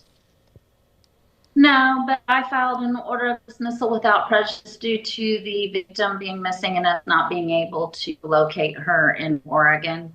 If she does become available, we may refile and summons Mr. Austin, and so he needs to make sure we know where he's living if he moves. Unless he wants an arrest warrant instead of a summons. Whoa. But just because we don't know where they tried to Motion the to same dismiss. house still, but she didn't respond and they couldn't find her in Oregon, so. All right, Mr. Austin, you had something you wanted to say? I was just going to have some things preserved on the record. You want to still do that? Yes, please. Okay, go ahead. That if this continues to trial, ask that the court find whether or not the state complied with the March 21st order, the April 28th order, and the later direction, reason for withholding anything that wasn't, and identify items one by one, if and when it was produced, how it was produced, and the legal reason for withholding it if it wasn't, and found that there was something. There's nothing withheld. I don't know if he just doesn't know what he's looking at or doesn't know how to download. I don't really appreciate being treated or talked to like I'm incompetent. Or interrupted. It's already been proven that after 4 hearings, another piece of evidence seems to emerge.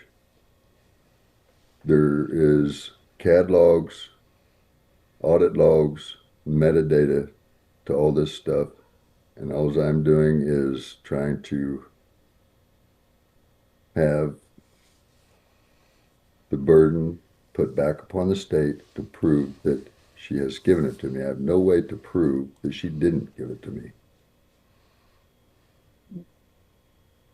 Well, the reason I think you're wanting to preserve these issues on the record is so that if you were to file an appeal, you could revisit those. But if the case is being dismissed, there won't be anything to appeal. Right. That's correct. So however, it is being dismissed without prejudice, which means it can be refiled if the witness, for instance, comes back to town, makes herself available, that sort of thing, or something else comes up. And you can then revisit those issues if we get a new case. But right now, it's all being dismissed. And so unless it comes back, you won't have to, there won't be anything to appeal. Right, right. Okay. All right. So anything else from either one of you that I need to address before I close this case out? Okay. Nothing. Just a word of caution, you might still want to limit your contact with this lady that's a alleged victim in here if she shows up again, because you don't want to be accused of something that you're going to have to defend again. So how does the bond and all that stuff get lifted Goes now? away. It's gone. This court has Um, no more orders, no more jurisdiction. But I'm just saying, common sense might say, if you had this big of a deal with her before, you might want to avoid her again. But I can't tell you not to, because the bond is all, you've satisfied the conditions of your bond, and the case is, as far as I'm concerned, closed. What about all the cost? Is that afforded to the state? Mm-hmm. Well, the costs of the case, like the filing fee and now I don't know what costs you're talking about specifically, but the bond. well, you don't. No, they don't pay your bond. They don't repay your bondsman. You absorb the bonds. Was yours a surety bond? Yeah, you don't. They don't pay Florio back for anything that you gave them. That's on you. Pay Florio. I mean, Well, you like Florio posted a $1,500 or $15,000 bond. If you paid 10% of it, that's that's between you and Florio. The state does not pay that bond. They don't pay Florio. They don't reimburse you. after the case is dismissed. Okay. All right. Thank you for asking that, though. That I can see where that would be an interesting question to answer for you. All right. If there's nothing further, this case is closed and we are adjourned. All right. Thank you.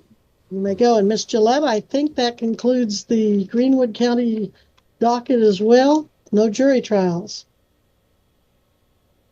And she's frozen, but okay. She gone. Missy, that's it, right? That's correct. All right. Thank you, Missy. All right. We have another judge who is holding court right now. Judge Boyd. We're going to be jumping down to her. Why is that not working? It is working. Okay. Jump down to Judge Boyd, see what the purse of the day is. I will tell you this. The day of that shooting, what time of day was that? See, you should have been with your son. All right? Make better decisions, okay? All right, good luck to you. And while you're in custody, try to get your GED. If you can't get your GED, there are plenty of opportunities if they allow you to do it. I don't know if they'll allow you to do it with your affiliations, but there are plenty of opportunities for picking up a trade. One of my former clients, mind you, they were in prison for murder. I ended up representing them on their parole hearings. And guess what? Their trade is welding. And you can make a lot of money at welding. Now he's got his life back on track. And you would think, you go to prison for murder, you can't come back from that, right? But he got all of his legal documents. And he also got his degree in trade certification in welding. And then somebody who just graduated not too long ago from felony drug court, criminal history. And guess what? People said it couldn't be done, but they are now an attorney and they handle civil rights issues. All right. So you still have a chance to be in your son's life, but don't bring this nonsense into your son's life. Okay. All right. Good luck to you. Thank you, Judge. You're welcome. Have a seat, sir.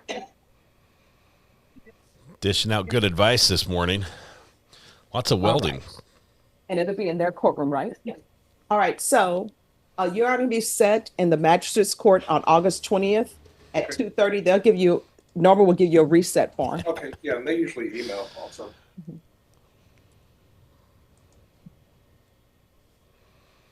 Thurston is on the board as well this morning. Let's pop up there real quick. That's it for today. You're free to go, and then you can walk that over to probation. I will. Thank you. That's all I have. Thanks. Thank you. You're welcome. Ms. Langley, do you have any cases that we can take up? Yes, Your Honor. Ms. Langley, it's been a while. How We'll are you start with doing? Ryan Zimble. He's on Zoom and he's on the, I believe, the 8:30 calendar. This is on for final hearing on a deferred prosecution. So in I'm talking. sorry, I didn't catch the name, Ms. Mr. Lang? DZ. Okay, Yeah. all right. I believe that mustache is a misdemeanor, sir. So he has, I think there's a break. Two things. First of all, he's still in treatment. He's been in treatment. He's not, he thought he was going to be done now, but it looks like he's telling me he's not scheduled to graduate until October. And then also it looks like the court may not be getting reports. But they exist and can be gotten to the court right away. So I'm just asking for a set over. Maybe he knows better than me when his graduation is, but into October. Thank you. Tracy's. In your honor, it's the city's position, the Checking deferred prosecution, I believe expired June 28th of 2026. He hasn't completed treatment. I'd also note he still owes $1,700 in court fees. So it's the city's position he has not complied and that it should be revoked. And Your Honor, I think that, I don't know if the court's aware, but he's been doing this. He's living in another state. He's been in Texas and Oklahoma. He's working with the VA. So, he's been consistently trying to do this. Hang on just a minute.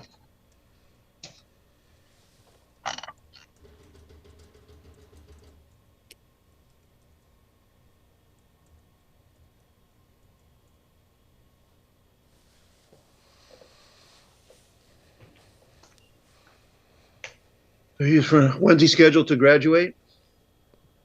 Halloween. October, October 30th, Your Honor. Okay. Just about Halloween.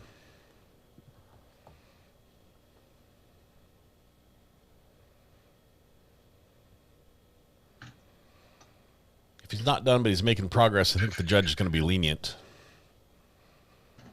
If he's not making progress. He was here in May with Ms. Langley and you, and it says in the docket notes, our defense currently in Tulsa Vets Court, set to graduate July 2026. When graduate cert received, final hearing to be set in case to close.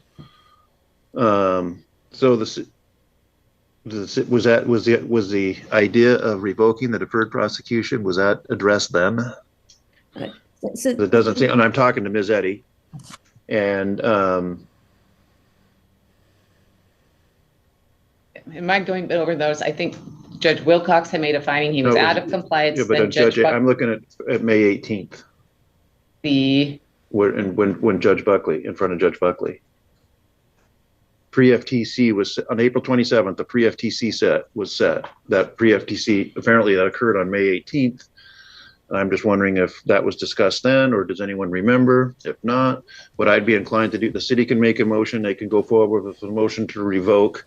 We'll still set this out until, we could set the first part of November, and then just see where we're at. And if the city wants to go forward with revocation, then a judge, whether it's me or any of the others, can make a decision on as to whether to revoke or not. It's the first Monday in November. Actually, why don't we go November 9th? So we're just going to reset your final hearing. And yes, you're beyond the 5 years, but this can still be revoked. And we'll reset it for November 9th at 9 a.m. and just see where we're at then. Get it all done by then, In the sir. meantime, we've been getting treatment update, but all that all stopped in June of 2025. So we need to get the reports of what you've been doing. Do you understand that, Mr.? And how do I say your last name? Zimble, Your Honor. Zimble, Mr. Zimble, you need to get that to us. Do you understand? Yes, sir. I can make that happen for you. All right. And then have you been getting text reminders of court dates? Yes, sir. And then Matt, your address still on Utica Avenue in... We don't need the address. 123 Sesame Street. All right. So this will be set for final hearing / pre-FTC on November 9th, and we'll just see where we're at. Okay, Your Honor. I do have one general question. Sure. I had no idea about the fines that I owed. I was just wondering how I pay those fines and where do I pay them You to? you can pay those to the, yeah, thank you for asking. I meant to mention Miss that. Langley's like, really? On the Thurston County District Court, you need to pay the fines. You can do that online. You can call and pay over the phone. Probably send a check in if you want, but that's how you do that. Probably the easiest thing to be do it online. Yes, sir. I'll make sure I research that today and get that started. I had no idea I had the fines sitting there, but I'll make sure I get that taken care of. Yep, they were imposed back when you entered the deferred prosecution back a long time ago now. Yes, sir. That's it. Let me see.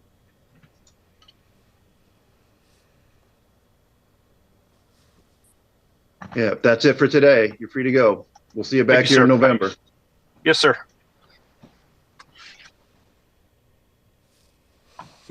Ms. Langley, anyone else ready? I guess we could call Kyle Neary. I think he was just trying to get some fines paid. What time is he scheduled to be here? There it is. There's a final hearing on SOC, it looks like.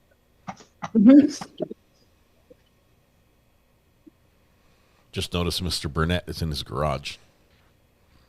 Got the Is this car behind him. Deferred prosecution also? I believe so.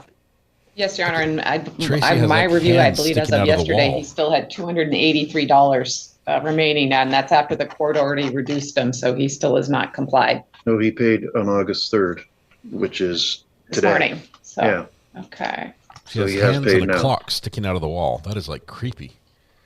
And is he here? Yes, I just saw him. I Can mean, you come on the camera? There he is. Come on the camera, Mr. Neary. So Ms. Eddie? City would defer to the court then, Your Honor. We All have right, so this will flannel. be dismissed pursuant to a successful deferred prosecution. And you're free to go. Thank you, Your Honor. Sailboat? Good luck. I was in a carport. Okay. Any others there, Ms. Langley? Well, I guess we could call on the 9 o'clock Alexander Brown. He's not here, but I think that's the city's motion to dismiss. Kevin Burnett's like, Ms. I'm here. Eddie? That's right. Let me just check. Yes, Your Honor, the city would move to dismiss Mr. Brown's case with prejudice. Is he here? Dismiss with I prejudice. don't think he is. He called me the other day. He didn't know if he was going to be able to make it, but He doesn't need to be. Dismiss with prejudice. You won. What about Lamarcus Johnson? Yeah, we'll get to you in a minute there, sir. Just wait a minute. that's everything I have right now, Your Honor. Thank you. Okay, so hang on just a second. Yeah. Looking at a couple cases coming up. Gonna be busy. Busy. Starting next week. Is anyone here from Pacific Point? Are you the only one here from Pacific Point today? Okay.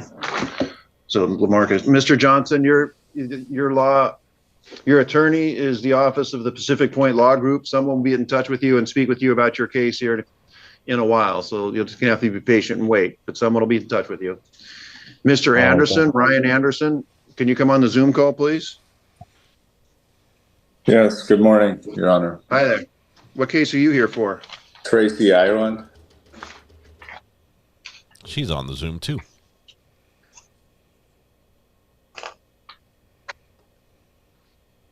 It's on for a final hearing, but then there's also a motion, the pre-FTC. So give me just a minute.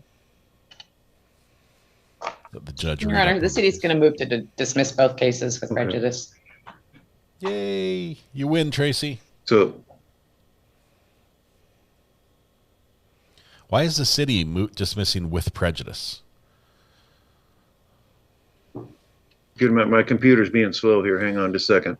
Oh my goodness! Look at this guy in State Judge Jimmy Boyd's court. Bixie's.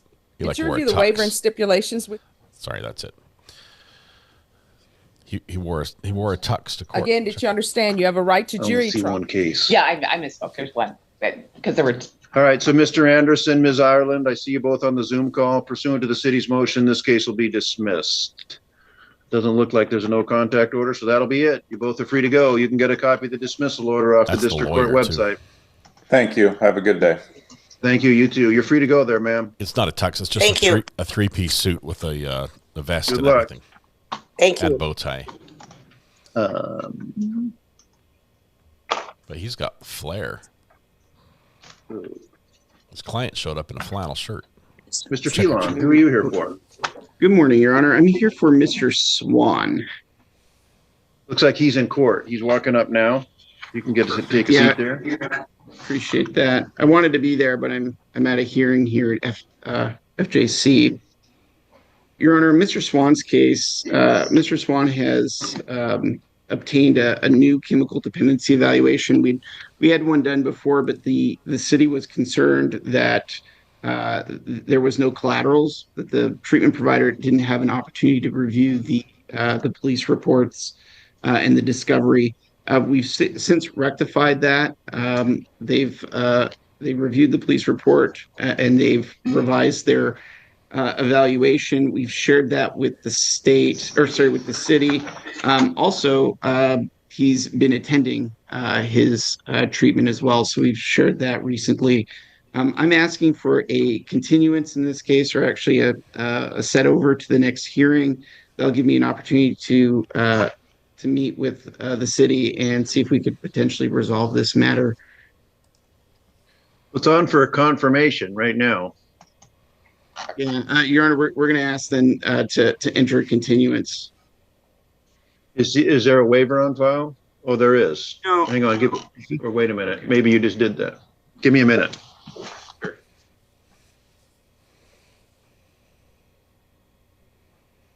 Yeah, it's due September 20th.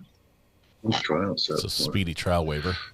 So right now, trial is set for 18th and 19th of August. The speedy trial runs through September 20th. So we could reset the trial and confirmation date about a month. Will that be enough time? That would be more than enough time, Your Honor. This isn't a particular complicated case, but I just okay, let me hear from the city, and then if that works, we'll set new dates. That's fine, Your Honor. No objection. Okay, so speedy trial run through September 20th. We'll do trial on September 16th and 17th. And then confirmation will be August 31st. 1, 2, 3, 4 weeks from today. So the court dates you have coming up in August, those will be canceled. Your next court date is August 31st. Do you understand that? Yes. At 9:05. And then have you been getting text reminders of court dates? Yes, sir. Okay. I think that's it for today. You want to, we can print for you a written notice of your next court date if you wish to have That'd it. be great. I Okay. appreciate it. Since you're here. And I'm sorry, Your Honor, what were the trial dates? Trial dates were September 14th and 15th. Thank you. thank you very much, Your Honor. Thank you, counsel.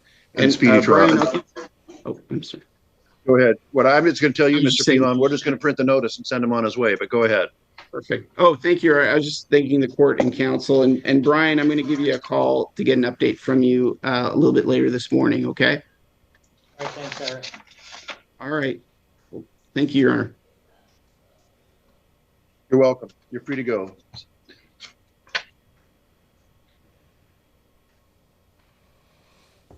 All right, we got a couple people waiting, Judge, that are anxious. Kevin's one of them. Ms. Langley, do you have any others that are ready? Or Mr. Swenson's here. Mr. Swenson, do you have any that are ready? Yes, good morning, Your Honor. Jesse Roberts is present in the courtroom and we're ready to handle his cases.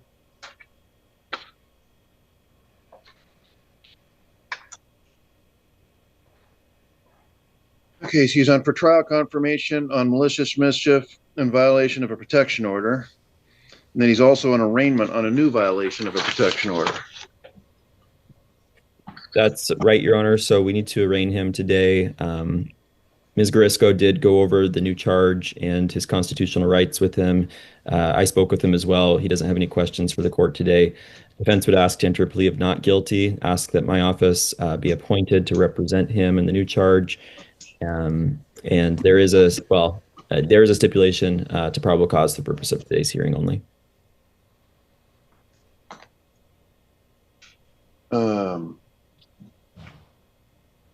You're Jesse Roberts. Yes, sir. You have a charge of malicious mischief alleged to have occurred on May 21st, and a violation of a protection order alleged to have occurred on May 26th. Those are set for trial here in the next couple of weeks. Today is a trial confirmation. You're also here on arraignment on a case ending in 902, cause number 902, for violation of no contact order that was alleged occurred on June 25th, 2026. To that charge, a plea of not guilty will be entered. I will appoint the Pacific Point Law Group to represent you. The maximum you can receive for that is 364 days in jail and a $5,000 fine. Plea of not guilty will be entered. We're going to set conditions of release. I'm going to hear from the city, and then I'll hear from Judge Boyd just got flowers. Mr. Swenson. Probably from the guy in the top. So, Mr. Swenson, actually, before I hear from the city, though, what are you going to want to do with these confirmation hearings today? Continue. And I haven't done so yet, but I am going to file a speedy trial waiver this morning with a new expiration of November 1st. But we're asking that all three cases be set together. Let me hear from the city on conditions of release on the new charge and their position on the movement. Well, quite frankly, Your Honor, had the law enforcement had contact with Mr. Roberts when this was reported, the second case on June 25th, he would have been arrested, and I would have been more inclined to keep him in custody because he's now charged with violating, he's committed 2 new crimes while being on conditions of release on a domestic violence case where the underlying malicious mischief case, he broke the window of the room where his girlfriend, who was in I believe an adult care home, was staying. The victim has expressed that she is concerned for her safety, and the fact that he continues to bother her while she's living. Alleged to have happened on the violations, both violations, on May 26th and then again on June 25th. What's alleged to have occurred? The one from May 26th, if my memory serves me right, he was texting her something about suicidal inclinations. And then the most recent one was something of the nature of an apology text. I see. So I guess I'm not asking for bail today, but just if there are any other future violations, the city will request bail and that he be kept in custody next time. Also, as a housekeeping matter, the May 26th case was charged under, I think, state statute instead of the Lacey Municipal Code. So the city had filed an amended information. Plea of not guilty will be entered on that also. Okay. So the city deferred to the court on release conditions for those 3. All right. So conditions have already been set in the other 2. On the new case, given the city's comments and the nature of the alleged violation, I'm not going to set bail. I'm not going to take you into custody, but it's something to talk about when these orders keep getting violated. Do you understand that? Sir. So you're just not to have contact with this person at all. You heard what the city's going to ask for if this happens again. I'm assuming you were paying attention to that. Yes, sir. Hopefully that made an impression on you. So you'll remain released on your personal recognizance and the passage of time. That was alleged to have occurred back in, over a month ago, and now we're into August. And as far as I know, there's not been anything since. So conditions of your continued release or don't have any criminal law violations, don't possess a firearm or other deadly weapon, comply with the no contact order. I'm going to do a GNS on anyone, and then we'll just set date. So we'll reset dates here. With November 1st, the expiration of speedy trial, we'll set and does city have any objection to resetting that trial date? No, Your Honor, that's fine. So we'll set trial on October 28th and 29th. We'll do confirmation on October 12th. You want a pre-trial before then? He's got things are stacking up. might be worth it to do Yeah, that. and he has an assessment scheduled at the end of this month, so I think a pretrial in September would be prudent. How about September 14th? Okay. That works. So we'll do your next court date. The court dates upcoming have been canceled. Your next court date is September 14th on all three of these. Do you understand that? Yes, sir. Do not have any more violations out there. Alleged violations. And these are just allegations. I get it, but still, be extra careful. I will. We'll print a notice for you, written notice Don't get of your next accused of court date. anything. Once you get that, you're free to go. Okay. Thank you. Sure. There's You more can thank Thurston me by stuff complying with the order and showing up on time for court, which you did today. I appreciate. But Ms. Grisco here is going to bring you all your paperwork. Relationship with my dad. Most of the time is with my dad. I don't have. Okay, that's a protection thing. All right. Let's keep going here.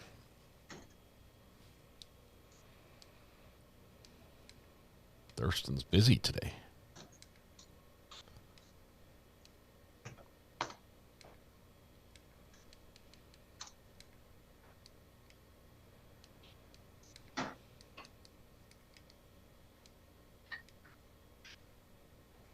They've got another court open as well, which is change of pleas. Asking the court to do. I heard it's gonna be 1 year of probation and no jail time, and I don't gotta do therapy. That was the deal I was told. If that's not the deal, then I need to talk. Okay, that looks like it is that accept your plea, don't impose a jail sentence, hang on to the 364 on each matter for the next year. No jail would be imposed if you didn't violate the law and you didn't, which includes not violating any orders prohibiting your contact with someone. And then the case would close after a year if you followed those conditions. Does that sound what you agreed to? It's a pretty sweet deal. I don't know what the charges are, but Yeah, can I add one thing? I'd like to negotiate. I miss my kids. Sentencing. I mean, we're going to talk before I adopt that sentence because you have to understand, I don't have to accept that sentence. I can impose anywhere up to 364 days in jail and a $5,000 fine. That's the maximum sentence. Do you understand that? Yeah. Yeah. I'm sorry, what? Oh, I said yeah. Sorry. Okay. All right. We'll talk more about sentencing, but first I have to even see if I should accept your plea of guilt. So that's what I'm doing right now. All right. So do you understand as well that if I accept your plea to these domestic violence crimes, that you will lose your right to possess a firearm? Oh, that's fine. Yeah, yeah. Okay. And let's see. Yep. All right. So I've also asked here at paragraph 11 for you to make a statement as to what you've done wrong, makes you guilty. And you're saying that on or about July 23rd of 24 and July 24th of 25. And Ms. Facio, Ms. Milne, those are the dates. They were charged all on July 23rd, 24.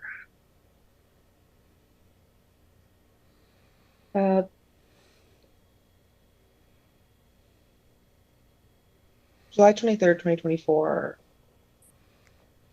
is correct, state's perspective, Your Honor. Okay. Ms. Milne, should I correct that on the statement that these all occurred on the same day? Your Honor, I don't believe that they did all occur on the same day. These are from counts 1 and 2 in the complaint. One of them occurred on July 23rd, 2024 per the complaint, and the other one per the complaint occurred on July 24th, 2025. Is that what the complaint's stating without me having to go there? It's just the limitations of JIS probably just took that one date.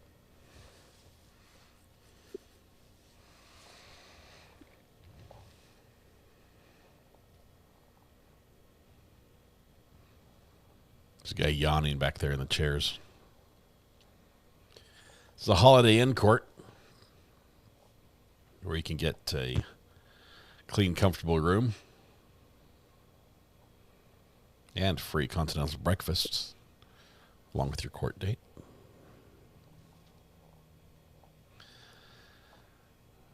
Yep. July 23rd was count 1, 2024. July 24th, 2025 was count 2. So state. that seems in order. All right. And you're saying that on those 2 dates that you were in Thurston County, you contacted your daughter in violation of a valid no contact order when you were aware that no contact order was in place. Do you accept that as what you did wrong, Mr. Bozarth? Yeah, I mean, yeah. Okay. Now, Doesn't- again, I'm you've already sorry. answered that no one's threatening you, no one's promising you to get you to plead guilty, correct? Yeah. Can't hear you. Oh, sorry. Yeah. All right. Well, how do you plead then to 2 counts of protection order violation, domestic violence? I mean, it's not violence, but I know I wasn't supposed to text them. How do you plead? Careful, she's not going to accept. Guilty. I guess guilty.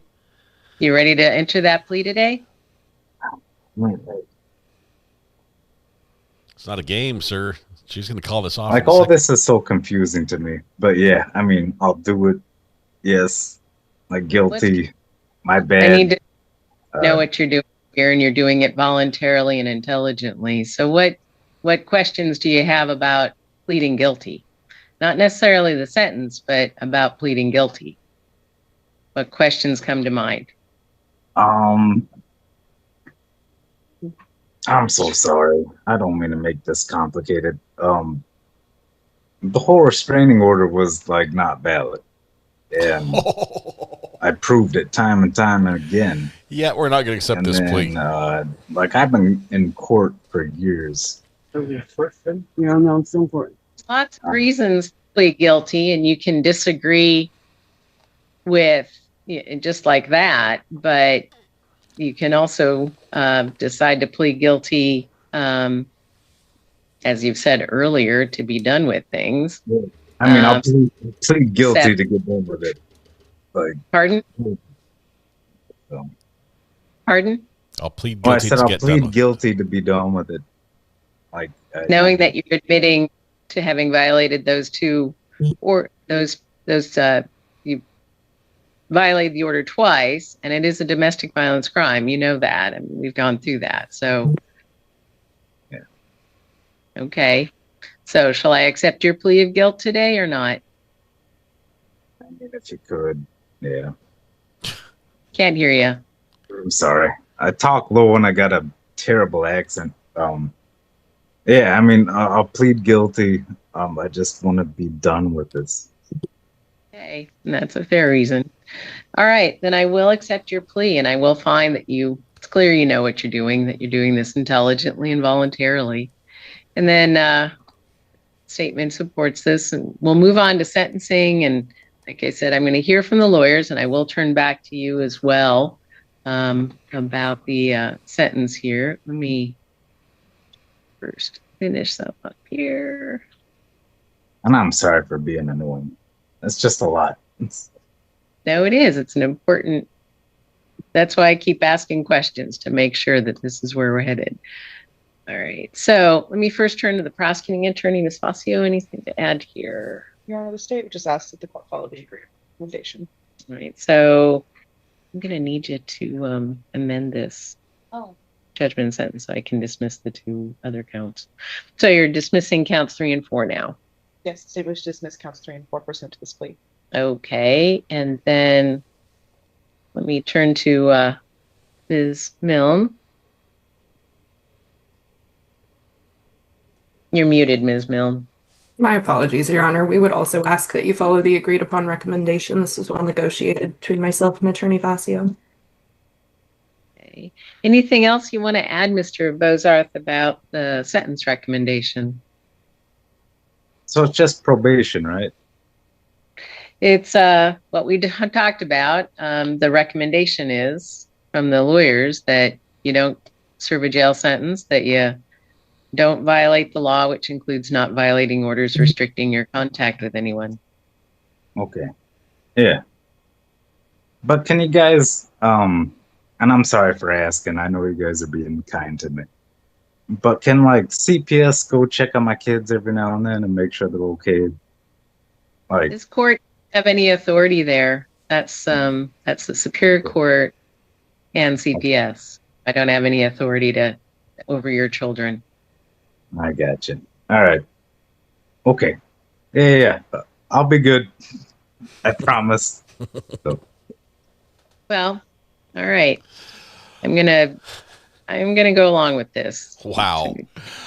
Many another writing. judge So I've would say dismissed no. 2 counts, 3 and 4. You pled guilty to 2 counts 1 and 2.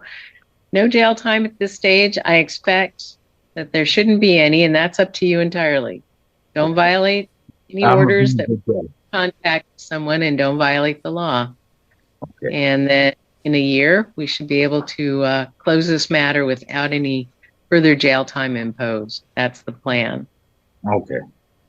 Okay. So then what I gotta go to civil court to deal with? I mean, I'm sorry. Yes. Okay. Right. That's the Superior Court that issued that order. And so Superior Court has control over that order, and kids, this court is the district court. We're a lower court. We don't have that kind of authority. All right. Well, thank you. All right. So, thank you. yeah, you've also lost your right to possess a firearm. You need to know that that doesn't come back to you automatically, even after we're all done here after a year and everything goes well.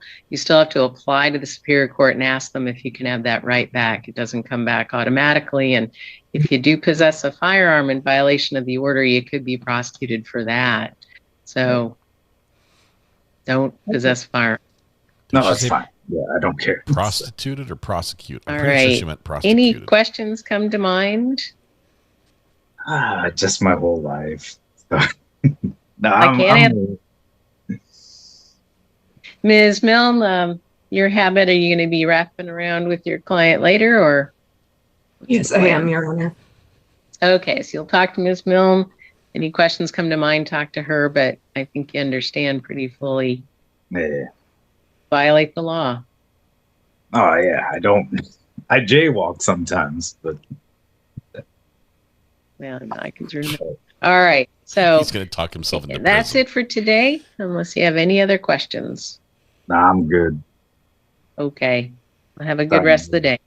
All right, you too. Thanks. You're welcome. So, Wow. Chicky Rivera, I'm back in. And Ms. Growth. And this. All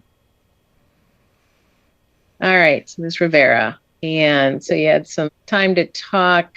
Ms. Rivera, we kind of came to the end of this idea of whether you're going to plead guilty or not, which is fine. It's entirely up to you. And someone's going to be unhappy if whatever your decision is. But the question I posed was, how do you plead to driving while suspended in the first degree? What's your answer to that now? Guilty or not guilty? Guilty. Okay, and how do you plead to a trip permit violation?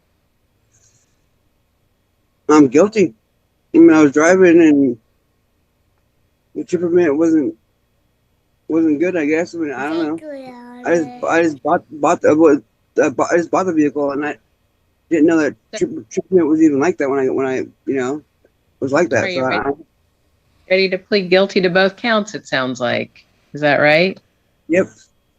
Okay, then I will plead to both. We'll talk more, but I'll accept both, finding that you know what you're doing, that you're doing this voluntarily and intelligently, and statement there supports this. And then we're going to move on to sentencing. I'm going to hear from the lawyers, and I'll turn back to you as well if there's anything more you want to say. So, start. I forget who. Ms. Facio? Okay. Yes, Your Honor. The state would just ask the court to follow the agreed upon recommendation, and then pursuant to this plea would move to dismiss the matters ending in 7-1-1 and 7-2. Okay. All right. And Ms. Groth, anything to add? Yes, Your Honor, we'd ask that you follow the agreed upon recommendation. Mr. Rivera has been in good contact with me and has been very proactive when it comes to this case. And we believe that this is a good resolution for all 3 matters. And then Ms. Rivera, anything you want to add to all this? No, that's it. Okay, so you served those 34 days. That's and the mandatory minimum on this, Ms. Facio, 10 days. 10 days, Your Honor. Okay. I believe All right. text.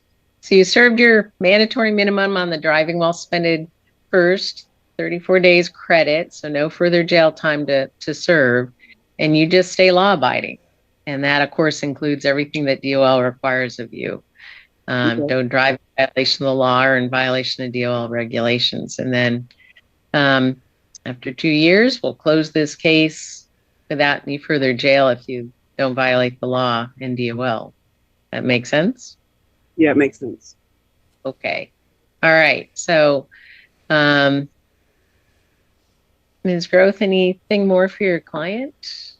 No, not at this time, Your Honor. Okay. All right. So, Ms. Rivera, I'm dismissing those January of 2024 events, the driving while suspended first, trip permit, and controlled substance from those dates. Those are dismissed. And that's it for today. Thank you. So you're welcome. So long. And then, Your Honor, I need a quick breakout room with Mr. Fisher, so I'll defer to Mr. Marambe. Okay.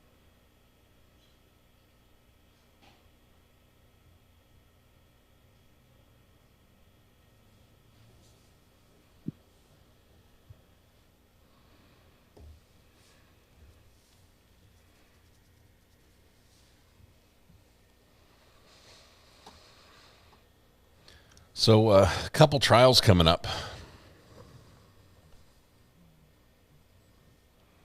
We're interested in. Just wanted to share a couple of them with you. Austin Drummond, we're still waiting for a date to be set for this one. It's a quadruple murder trial. He's already got his voluntary manslaughter conviction sentencing this month. So apparently he's got a couple check marks in the kill category, allegedly. That's in Tennessee. We're waiting for that one. We filed for that. Haven't heard anything back. We've got Shanna Gardner and also Mario Fernandez. These are co-conspirators. They were going to be joined together. Then they separated, and Mario entered a guilty plea and was going to turn state's witness against Shannon, and then withdrew his guilty plea and now can be used against Shannon. And so that's going to be an interesting one. That's going to be a fantastic case. Mario's going to go first, I believe. Let's see, Shannon Gardner, jury selection is August 31st. Mario's is jury selection August 10th through 14th. So they're going to be back-to-back. Trial August 17th to the 28th for Mario, and then trial September 8th through 25th for Shannon. So lots of the same evidence, two different defendants, two different trials. We've got Sarah Grace Patrick, who was supposed to start jury selection today, but that got pushed out, and we're hearing rumors of new evidence of another shooter. Basically, someone else did it. This is the young girl who was accused of shooting her parents and leaving them for the 5-year-old to find. And gave the eulogy and posted on TikTok and everything else. So we've got that one. That one's, we're waiting for a new date on that. Dwayne Keefe D. Davis is scheduled to begin next week out of Las Vegas. He's accused of shooting Tupac. I think those are the big ones. Those are the big ones we've got going on. So it's going to get busy. And Austin's going to be a crazy one. Which one was Kathy talking about? Probably Sarah Grace Patrick, I'm guessing. Was it the kid? The one that's delayed. Yeah, that one also had some crazy rulings from the judge last week where he said you can live stream the video, but you can't live stream the audio. So that's a fun one. Let's see.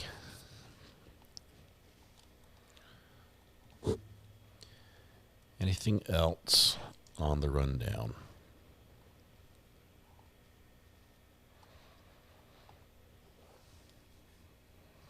I also have a gig on the 10th. It's my first official live streaming for the city date, where they're finally going to pay me for it, which is always good. So we'll just run some equipment in there real quick and plug it in, get it set up, and live stream for them.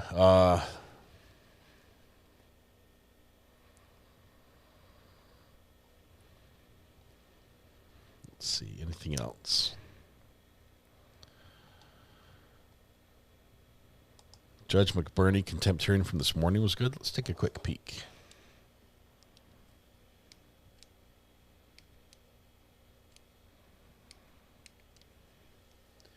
Judge McBurney.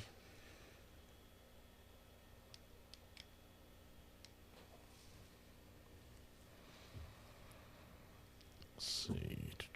Contempt hearing. Let's see what it's about here. Caleb Flynn. Oh, it's divorce.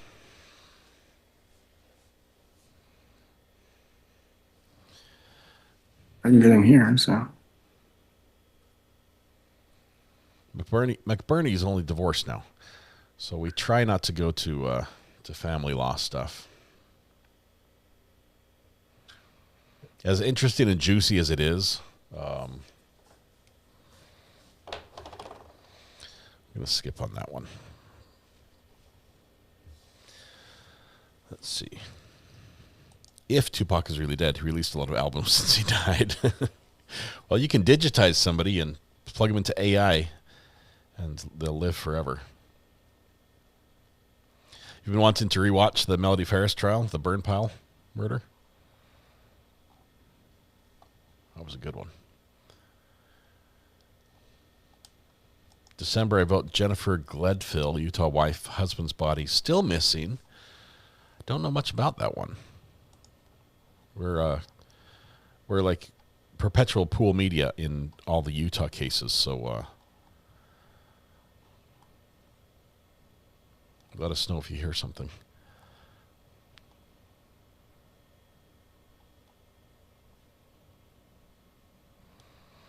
Detroit 36th District. Detroit 36th District. Judge Sean.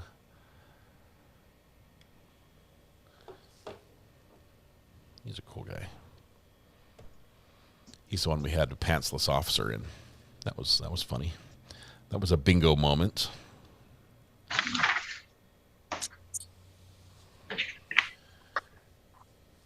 Who's this?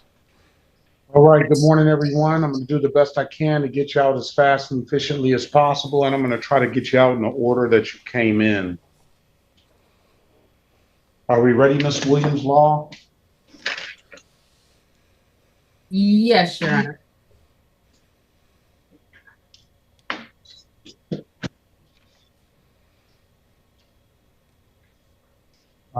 This is the City of Detroit versus Kelvin Greer, case number SP1927082, counts 1 and counts 2, and SP190465551. Appearance for the record, please. Elwood S. Berry Jr. on behalf of the defendant. State your full name, Mr. Greer. Junior, your camera's off, and Mr. Greer, you're muted. Kelvin Greer, is he here? Kelvin Greer. Turn your camera on, sir. Oh, I don't know what. Everybody's got to have their camera on, please. Is it showing now? We see you. I don't. Yes. Good morning to you. Today is the date and time. It's set for a pre-trial, Mr. Berry. Mr. Greer also has an improper lane use ticket. I'll allow him to be heard on that if the city has no objection. Mr. Greer, I'm going to put you in the breakout room with Mr. Berry. He's going to attempt to get you an updated offer. Keep in mind, if you don't like the offer, you have an absolute right to a trial, okay? Yes.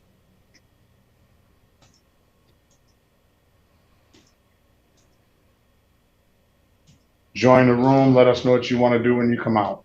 We'll pass the matter. On the Samsung device, good morning to you. Can you unmute yourself, start your camera, and state your name, please? Probably got like 6 people on Samsungs. You have to unmute yourself.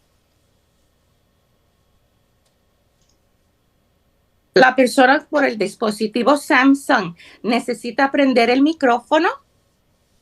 Ok. Y díganos su nombre, por favor. ¿Sí me escucha? Can you hear me now? Yes, good morning to you. Sí. Y buenos días a usted. Mi nombre es Tirso Recinos García. My name is. Yes, my name is Tirso Recinos Garcia. Yes, good morning to you. Your attorney is here. Sí, y buenos días a usted, señor. Su abogado ya está aquí. Buenos días. Good morning. I like her translation. Her Spanish is so great, and then her English is as well. Well, good morning to you, Your Honor. Morning, Ms. Villarreal.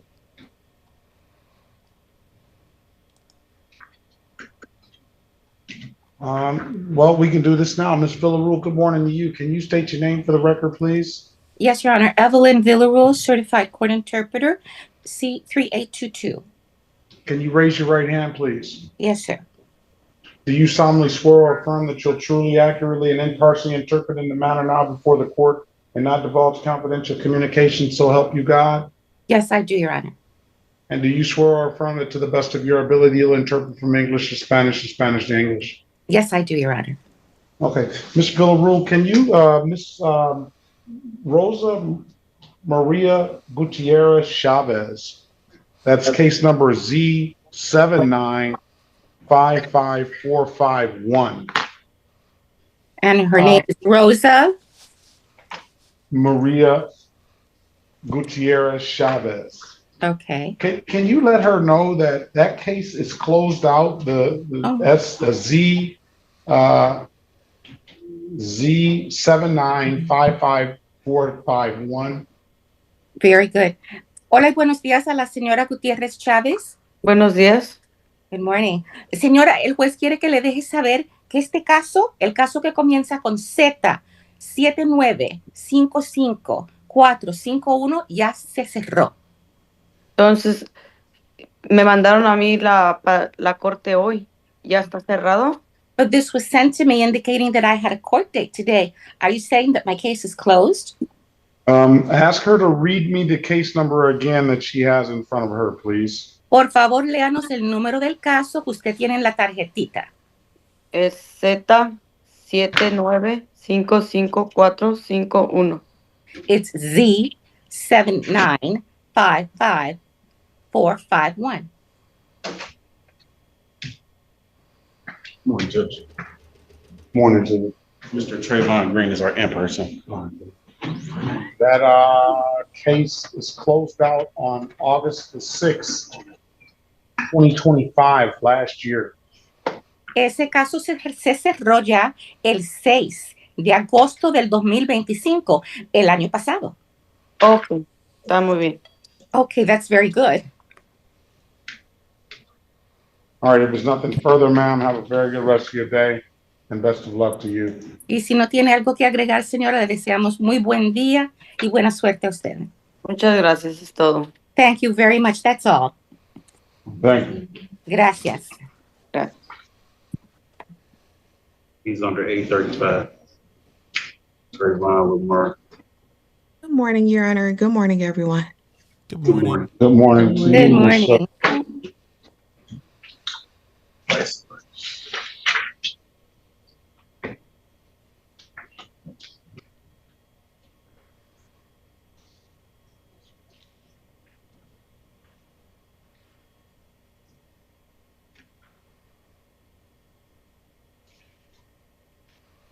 Okay, Otis Gorman.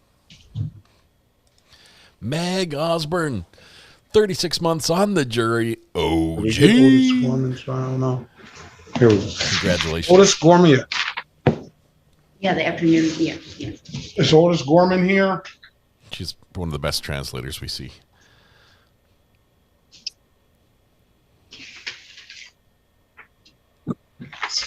Thank you, Amber. Appreciate it.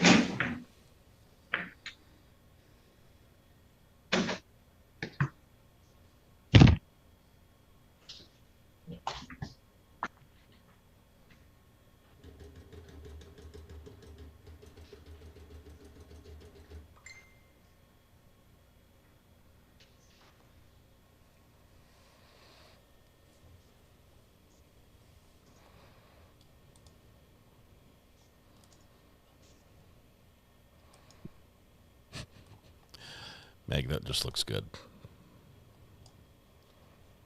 That's awesome. This is the city of Detroit versus Ryan Eugene Lee. Case number U60133021, SP1178713, counts 1 and counts 2, SP12502511, SP142688, counts 1 and counts 2, SP143122221, SP15027901, SP1820359, and SP There's a lot of cases. 184-78911. Appearance for the record, please.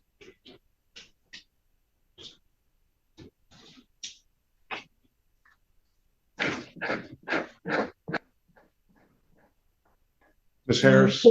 Good morning, Your Honor. Good morning to the staff. Cherika Harris, P72832, on behalf of the defendant. Please state your name. Ryan Eugene Lee. All right, good morning to you, sir. Today is the date and time is set for a pretrial. Ms. Harris is going to attempt to get you an updated offer. Keep in mind, if you don't like the offer, you have an absolute right to a trial. Join the room. You let us know what you want to do when you come out. Okay. Pass the matter. We might come back to this one. Hold for a minute. Josh has something for us. Hill, we have Officer Corsi. And I have an Officer Clouthier who is in room 1 right now. Bring him on out to the main session. Good morning, Sergeant Hill. Good morning.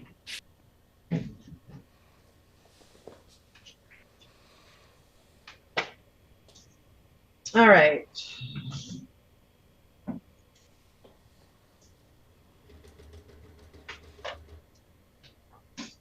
Right. This is the matter of People versus Tanea Tubbs.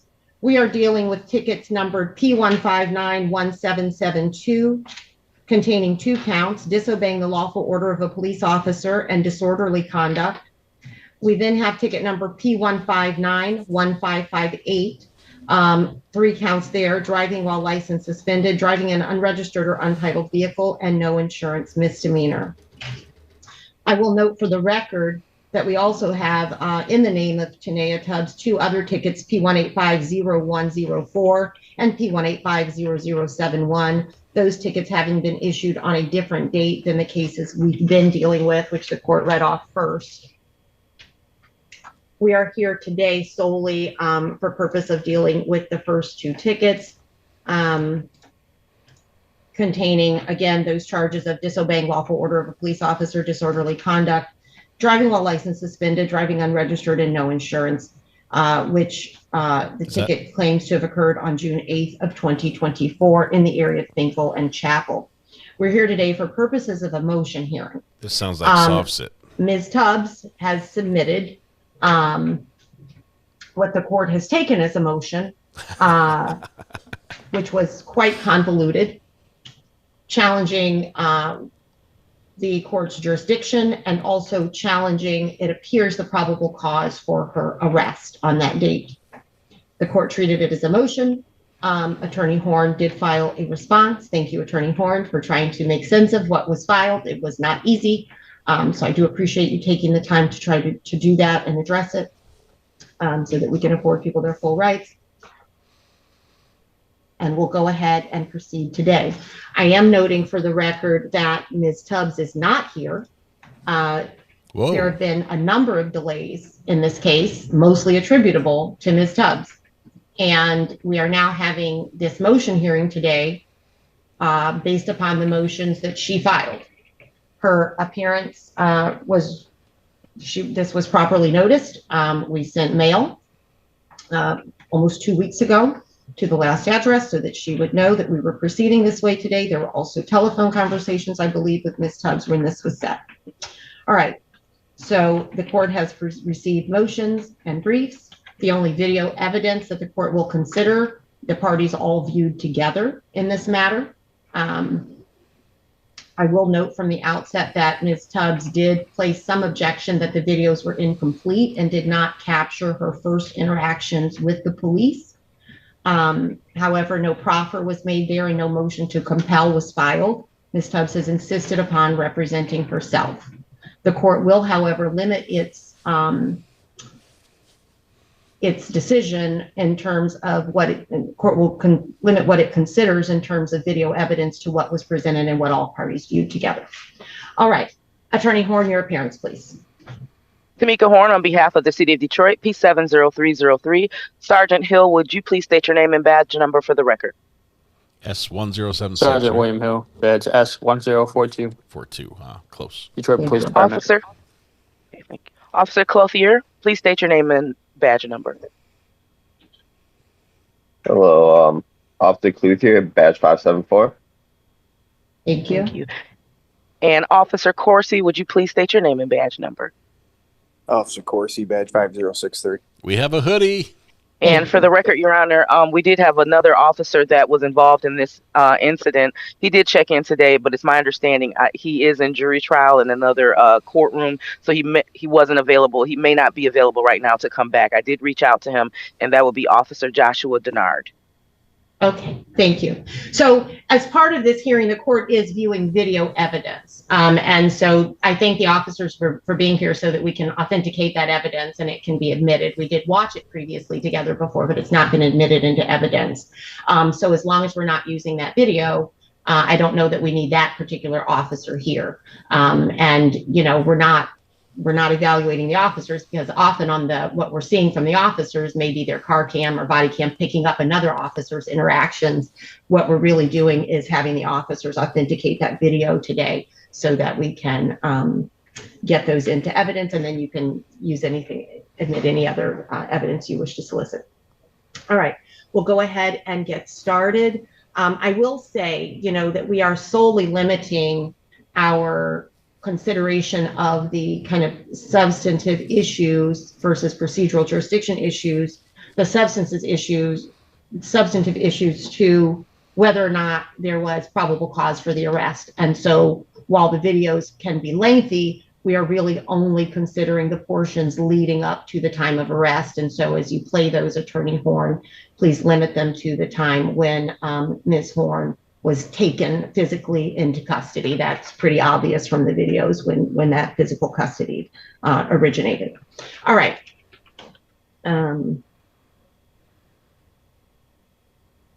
So we've got Officer Corsi, we've got Sergeant Hill, and I've got Officer Clothier. I will just deal with the jurisdictional issue quickly. Ms. Tubbs did previously challenge the court's jurisdiction over her matter. Court has considered that issue as well as the response from the city attorney. Denied. Based upon the arguments from the city attorney, court does find that this court has jurisdiction over the matter. There was also a motion to strike the defendant's witness list. Court will hold that in abeyance till the end of the motion hearing on the other matter, and we'll see where we go there. Motion to strike the defendant's witness list. All right. I bet it has the Attorney governor and Horn. everything. I know that this was not your motion as to the probable cause issue. However, the videos are necessary to the court's decision. I'm going to ask you to go ahead and play those. And if you wish, do you wish to call your first witness?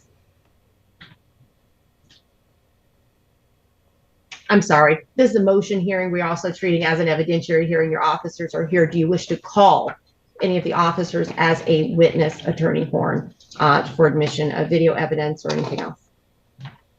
Yes, officer in charge, Sergeant Hill. I would be calling him to be a witness in this matter. And like you said, we have other videos. They were just different views of it. So for purposes of what we all view together, if you recall, Your Honor, Ms. Tubbs walked out of that session. She left. So she did not fully watch it, nor did she want to. So okay. I guess I'll just call Sergeant Hill, and we're going to just play the video without argument first. Yep, those videos, just, you know, so the record is clear, those videos were made available to Ms. Tubbs. There was a lot of back and forth to accommodate her She was not able to download them, etc., until we all agreed to set a time to sit and watch the videos together, which my memory was that we did. Your memory, Attorney Horn, is that she did walk out, but either way, those videos have been made available to her numerous times in a timely manner. And court and city attorney's office has been over backwards, quite frankly, to make those things available to Ms. Tubbs. All right, go ahead with Sergeant Hill. Sergeant Hill, please turn on your camera and unmute. This video might be a little spicy.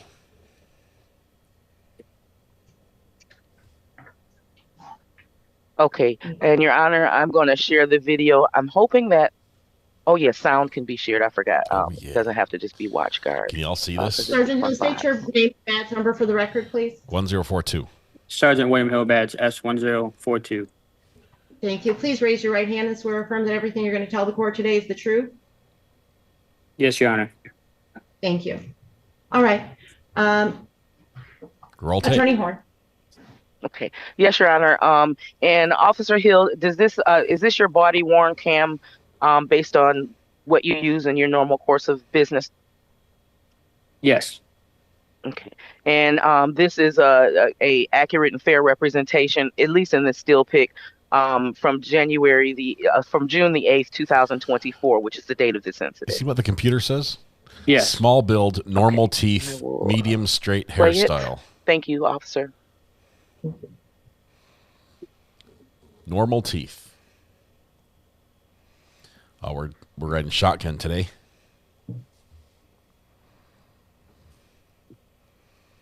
Coke not a sponsor.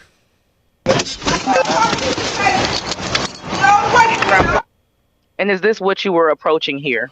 Oh, wow. Yes. Okay. Look at this and, car. Based on what you see here, is this vehicle properly plated? It's properly plastered with irrelevant law. That works. I don't participate, y'all. Don't touch me. Don't touch me. Don't touch me. You coming in low? Away from me. Who the fuck are you? Why are you fucking with me? You have to have a license. Alright, we'll just tow it. That's fine.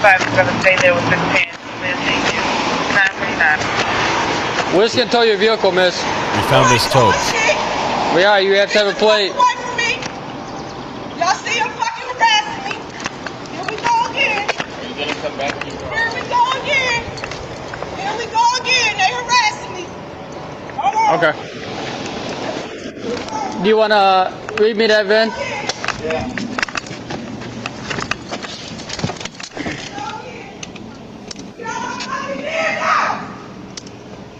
We found Miss Heads up. Tubbs. She's coming back. Heads up.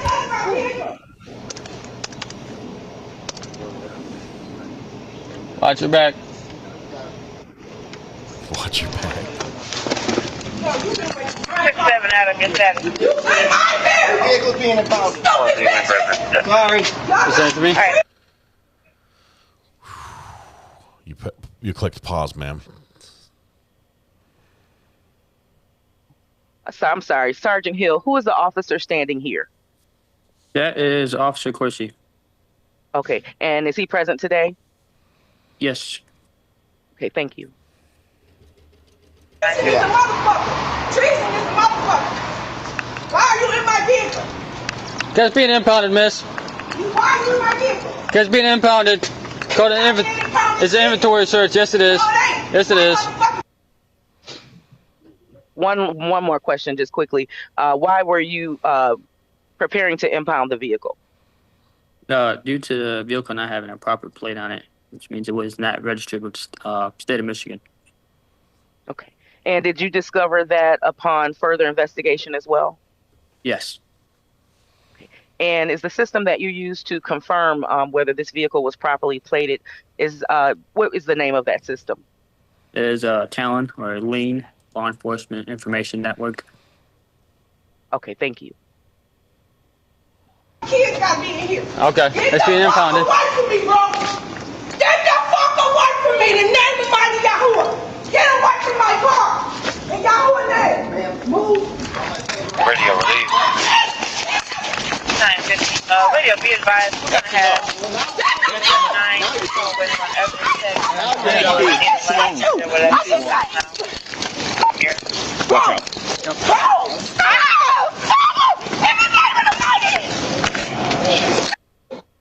And for purposes of why she was taken down with force, what happened that day, Officer Sergeant Hill, that resulted in her being taken down with force?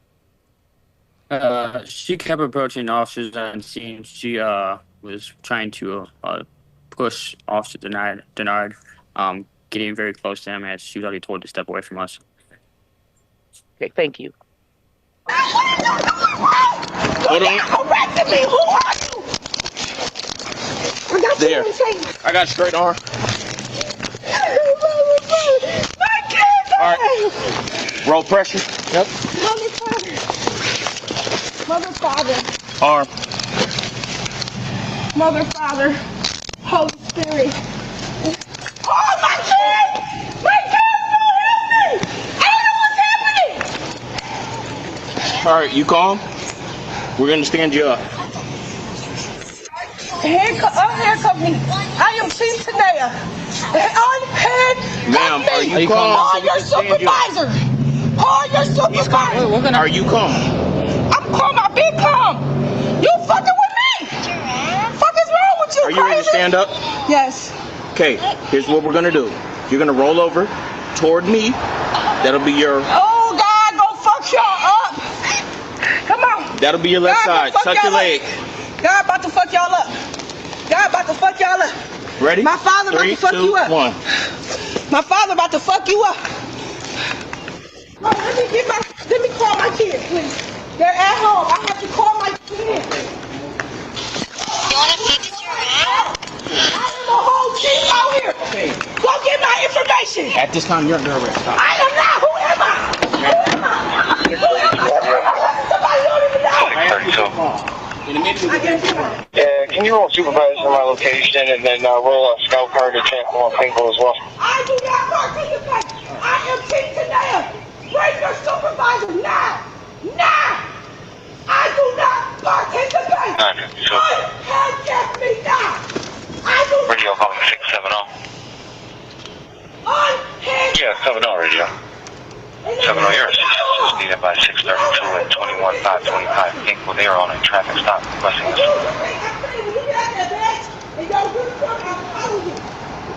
Okay, show me a couple minutes. Attorney Horn, are you able to hear me? Copy 953. Yes, Your Honor. All right. Would you pause the video for a moment? Yes, Your Honor. Guess who's Do you back? believe that there is any other relevant portion of the video to probable cause for Ms. Tubbs' arrest? Yes, Your Honor. Okay, thank you. You may proceed.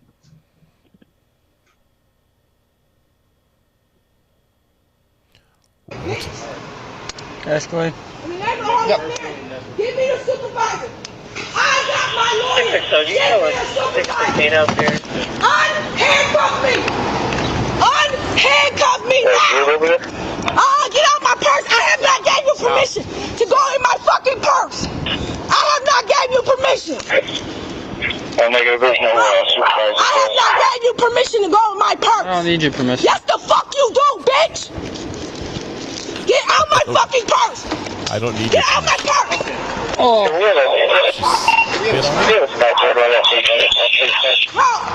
Bro. You're either gonna go in the back of the car or you can have Just spit on him. Bro, I'm not going to open the car. 632, y'all good?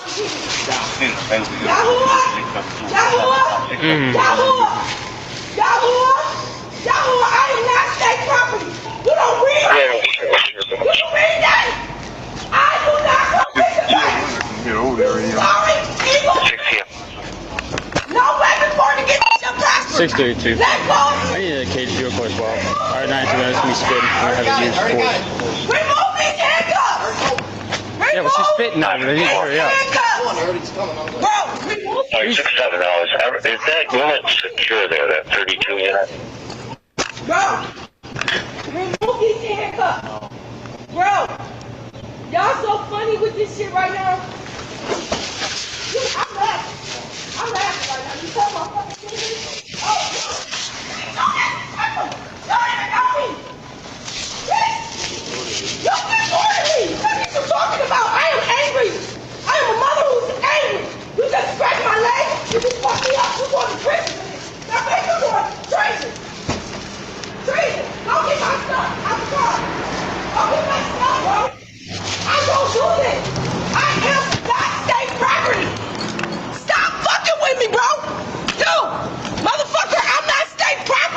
Stop. I don't go by none of this shit. Fuck is wrong with y'all? Get out my fucking purse. Fuck is wrong with y'all? Y'all harassing the female, you fucking cowards. You are a coward, bitch. Wow. Fucking cowards. In the name of Yahweh,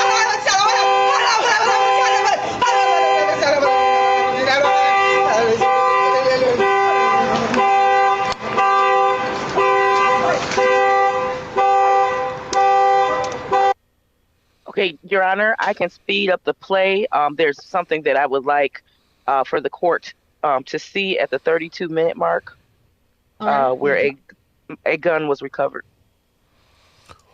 Oh, that's sort of important. Apparently, she doesn't participate.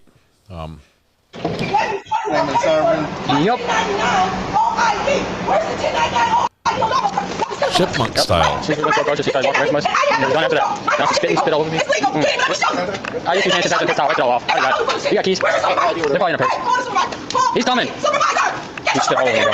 She spit all over me. That's gross.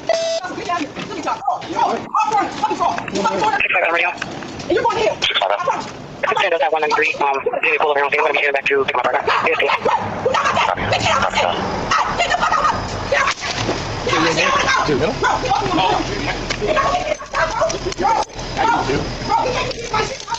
It's one of those keys.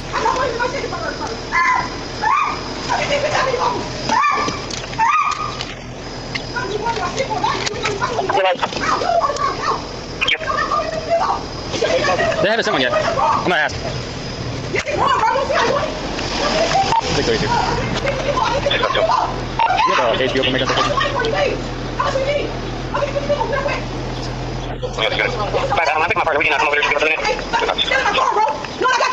Yeah, that's what I thought. We need a case card.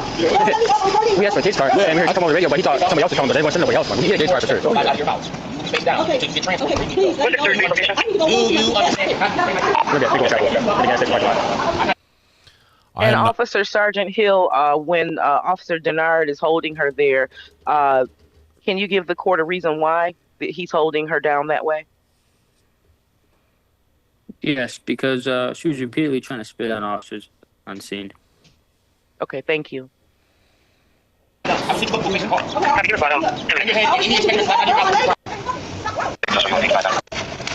okay, I'm just gonna sit there. You alright? Right here, right in front of where your skull is, where that napkin's laying is where they take down the I got you. Everybody take notes. Written down. I am Chief Tanea. I am owner of the law. My back shows you that. I put all my Supervisor's here. There's another take over too. There's another take over somewhere. Get the service. Come on, neighbor. What? No, they don't need no. Give me the superintendent. No, give me it. He's taking me. He's trying to take me. Legally kidnapping me, infringing my rights, and this man over here. Let me go. I'm going home. Why not? Why? Bro, come here. Why did they let me go home? If they want my car, why do they want me? No. Why do they want me, bro? If they want my car, wait a minute, bro. God, let me go. Oh, ouch. This stupid bitch. I hate you, bitch. I hate these bitches. I'll give you those if you want. You got it? You ain't got to do me like this, bro.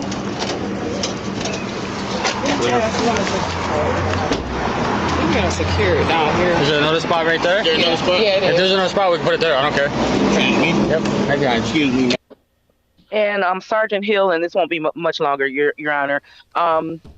You mentioned in the video there was mention about a cage. What does that mean? Sergeant Hill.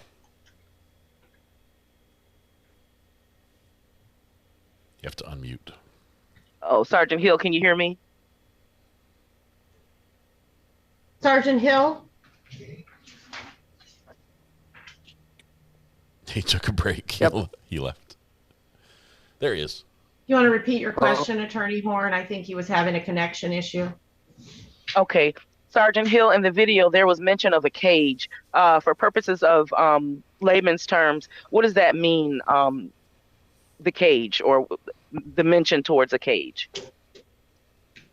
That is the vehicle that's got like a plastic partition in the back of it that separates the back seat from the front seat where officers sit. Understood. Okay. And was there a reason for that? I might be being redundant, but was there a reason for that? Yes, because the scout car vehicle that we were in does not have a vehicle partition in the middle, And due to the fact of her spitting on officers multiple times, we did not want to let her be able to escalate that in the back of our scout car. Okay, thank you very much. Yes. Ma'am? Oh, it's right here. To your side.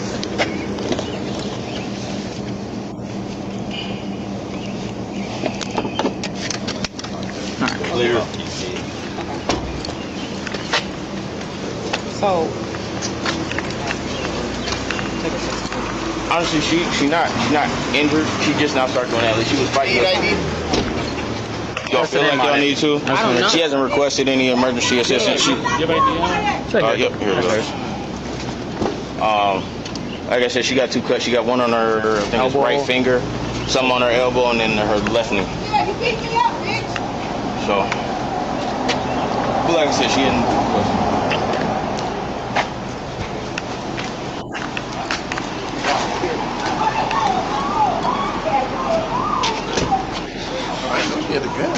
I didn't know either.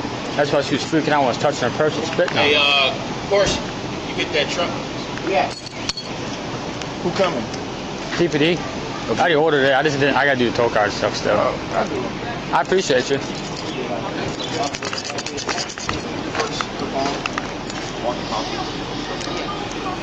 I heard him say she had a gun, but I haven't seen it yet.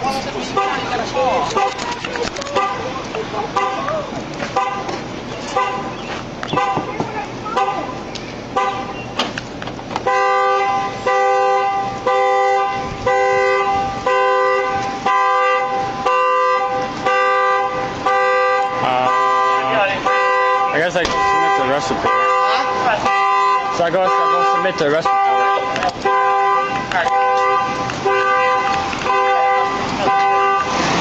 You got any alcohol wipes? Yeah, I do. I use some hand sanitizer, but I don't think it's enough. I got you. Give me sanitize these real quick. Interesting first stop, fellas.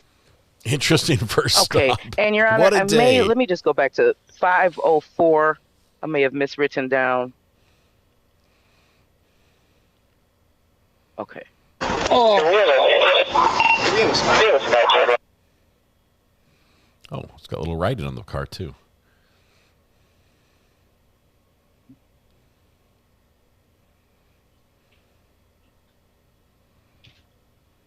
We chipmunked through the gun part.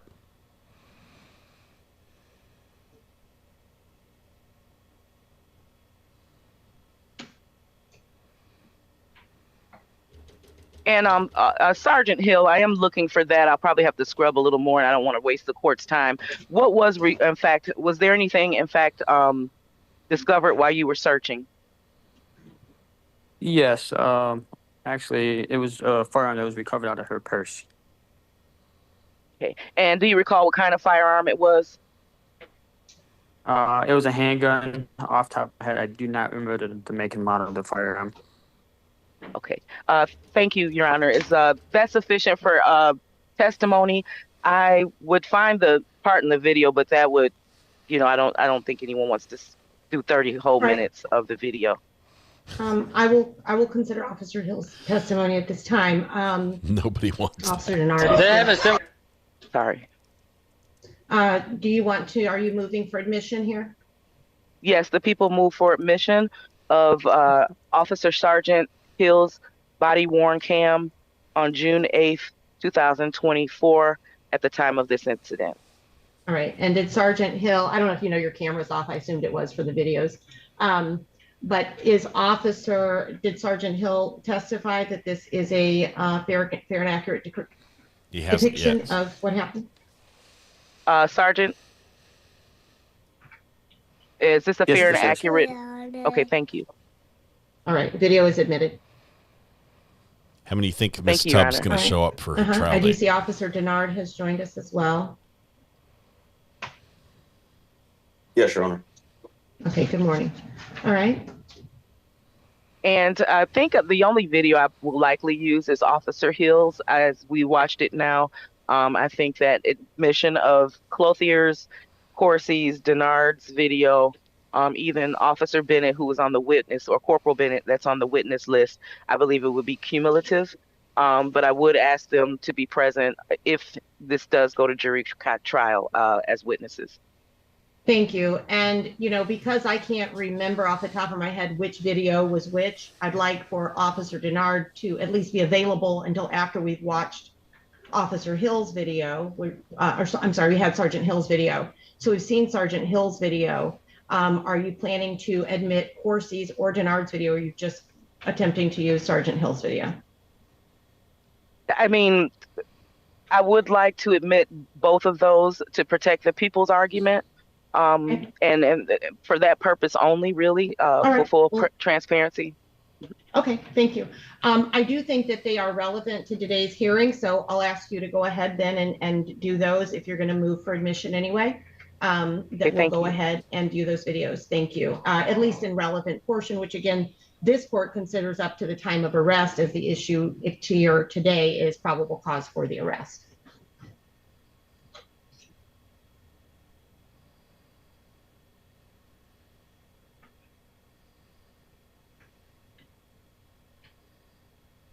All right, guys, I'm going to ask you to turn your cameras on briefly. I feel like I'm talking into outer space. Thank you. All right. Thank you. All right, Attorney Horn, whenever you're ready. Are you done with Sergeant Hill? At this time, yes, Your Honor. All right, thank you. Thank you for appearing, Sergeant Hill. You're welcome to stay, but it sounds like unless Ms. Horn still needs you, that you could go. See ya. I think we're all set, Sergeant. I have your number. I appreciate you. Okay. And I'm going to move with, thank you. Let's see.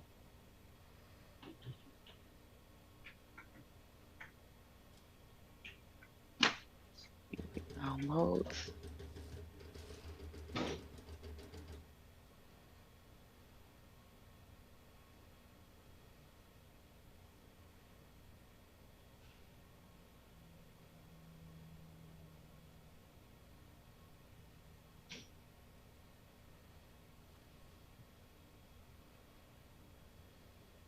Are you loading your next video, Attorney Horn?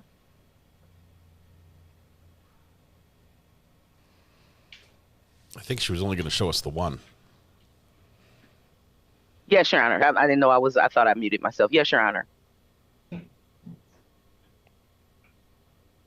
Okay, guys, you can turn your cameras off until we're ready again. Thanks.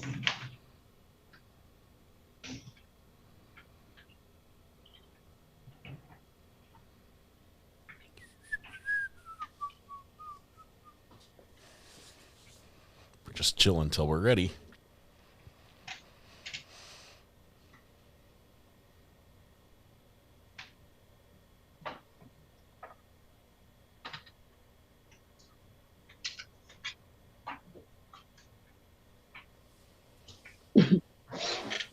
Okay.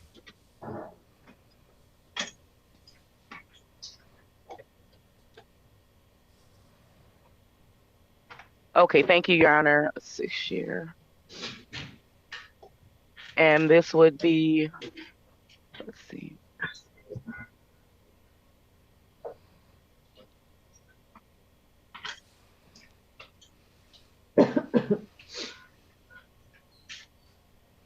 Yeah, I'm just waiting, Your Honor. Sometimes you just wait long enough, your computer does things on its own.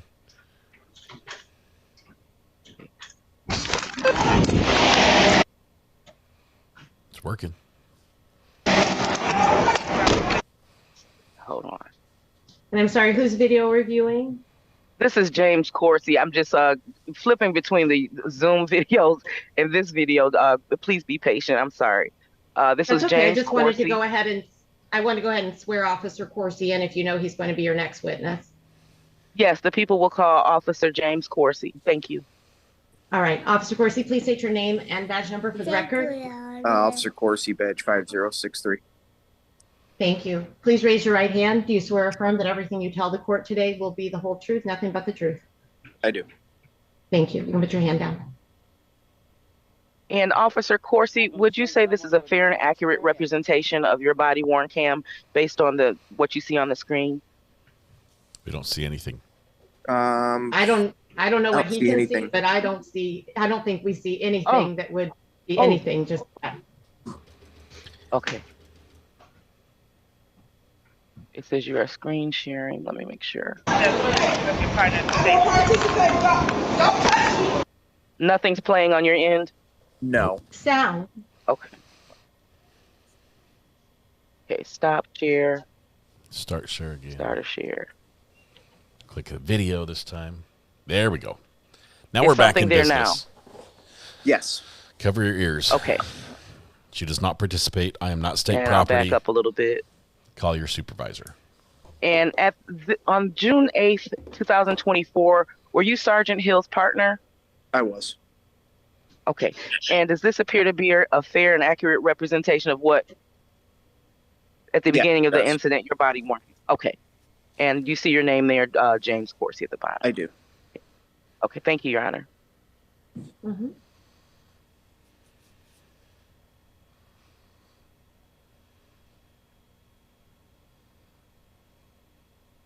And for DPD videos, it takes about 15 seconds to hear sound.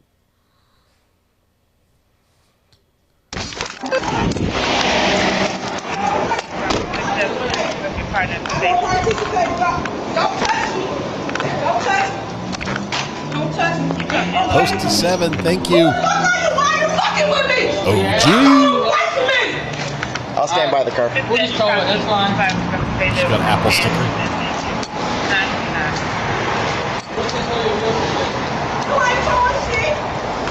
Get the fuck away from me! Y'all see him fucking harassing me? Here we go again. Here we go again. Here we go again. Here we go again. They harassing me.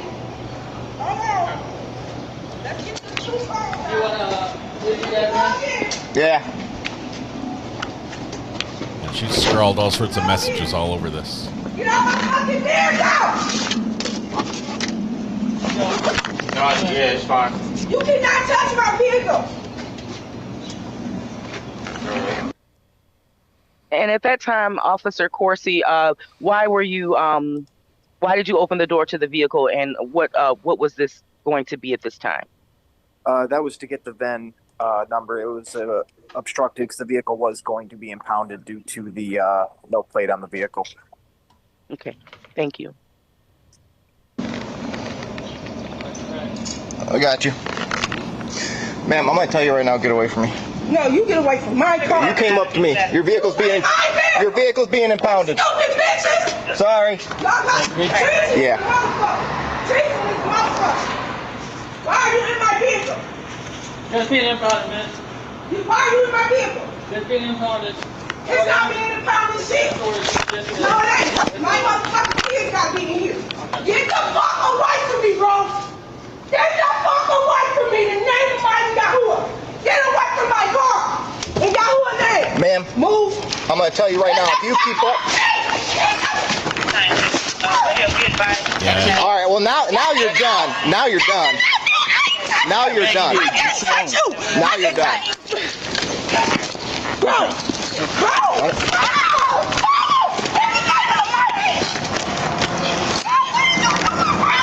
Hold on. Who are you? I got you on tape. I got straight on. And Officer Coursey, I know this is a little redundant, but why were you securing her at that time? So they could detain her. Okay. And detain her as it relates to She was going to be under arrest. Okay, thank you. They're so professional during this. Roll pressure. Roll pressure. Mother, father. Supervisor. Yeah, can you roll supervisor in my location and then roll a scout car to Chapel and Finkel as well? I do not participate. I am Chief Tadeo. Bring your supervisor now. Now. I do not participate. Handcuff me now. I do Radio Hawk 670. Downstairs. Can we have a scout car at our location as well? Page car. Yeah, we're good. remove these handcuffs. Bro. Y'all so funny with this shit right Looks now. like some Newports. I'm left. Oh, no. Bitch, you get late. You just fucked me up. Get back.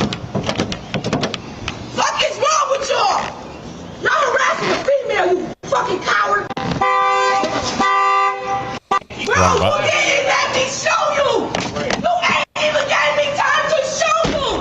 So how the fuck can you say I am not legal? This is harassment. Volunteering at 23. You are harassment.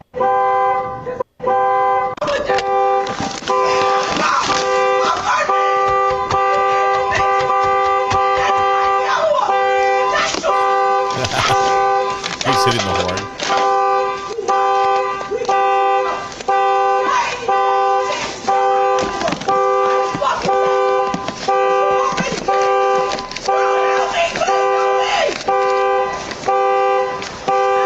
And I think we have a fire.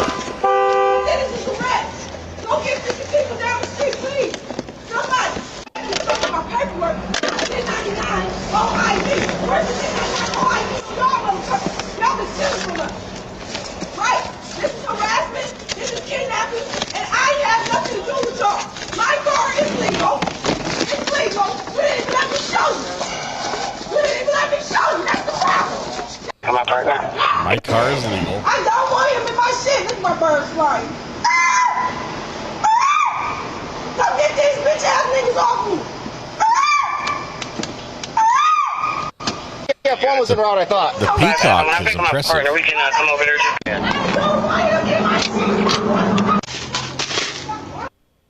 Okay, Your Honor, I think that's all for now. I was looking for the incident I mentioned earlier. I think I'm going to have to do that offline. All right, thank you. Okay, and Your Honor, after reviewing Officer James Coursey video, the people would move for admission into evidence. All right, thank you. Officer Coursey, do you believe that is a fair and accurate depiction of what you observed that day? I do. All right, video will be admitted. Thank you.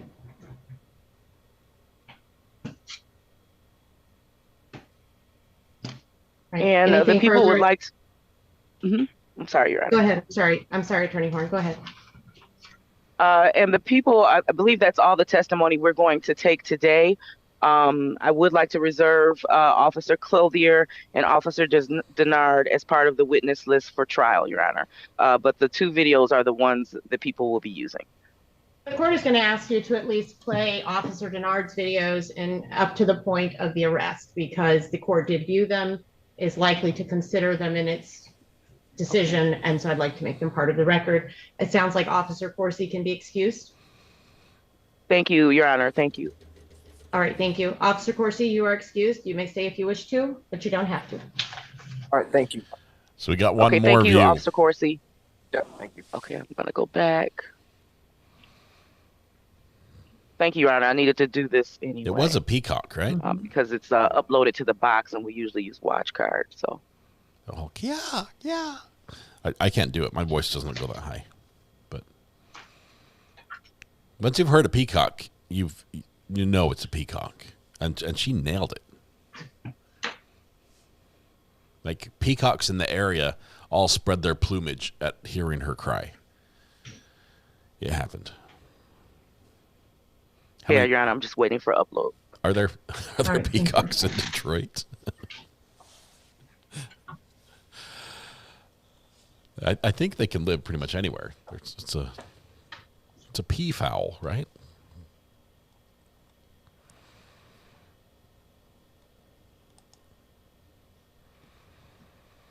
I didn't know you could opt out of an arrest. I do not participate. I am not state property.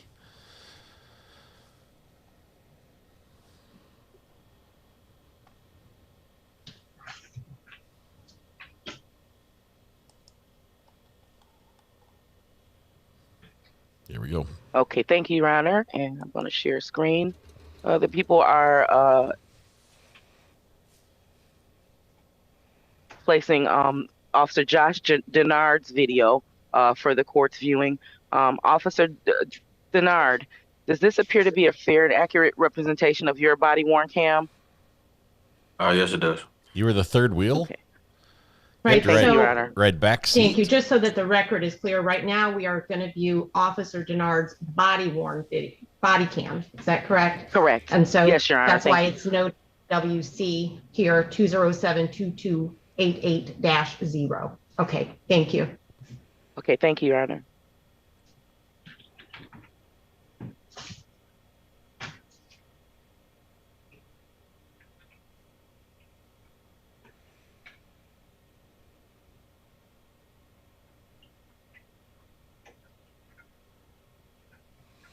I don't participate. You don't wait for me. I don't participate. I don't participate. Y'all, don't touch me. Don't touch me. Don't touch me. Get away from me. Who the fuck are you? Why are you fucking with me? Fuck on, away from me.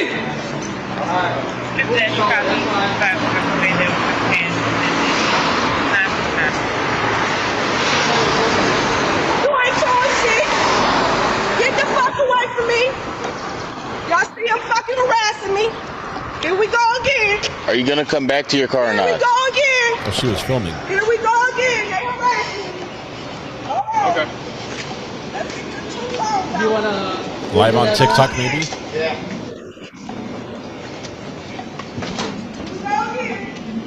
Get out my fucking vehicle! No, yeah, it's fine. You cannot touch my vehicle! You're away. Got you. No, you get The away guy from by my the ice car. machine is just watching. You in my vehicle! You stupid bitches! Y'all got treason is a motherfucker! Treason is a motherfucker! Why are you in my vehicle? Why are you in my vehicle? It's not being impounded shit! No, it ain't! She's got two. She's And filming on Officer two phones. Denard, at this point, had she followed any orders that were given to her? No, she is not. Okay, thank you. My motherfucking kids gotta be in here. Get the fuck away from me, bro! Get the fuck away from me in the name of mighty Yahuwah! Get away from my car! In Yahuwah's name! Move! Get the fuck off me! Get the... That's enough. That's enough. And Officer Denard, at that time, why did you immediately basically take her down and secure her to the ground? What had just happened? So as I walked closer, because as you saw in the beginning of the clip, she was over there by the sidewalk. I had already addressed her and said that, we were going to be dealing with her vehicle. Obviously, you heard what she was saying back. I asked for clarification. Are you coming back to your car? I wasn't going to chase her down for what we were about to investigate. However, I asked so that we could do this in a respectful and clean fashion. Obviously, she kept, amassing us as we were conducting our investigation. She started to get too close to Officer Corsi as he was trying to get the VIN number and identification markings for the vehicle, as the majority of them were either destroyed and or covered. At that time, she pushed me and threw her drink on me.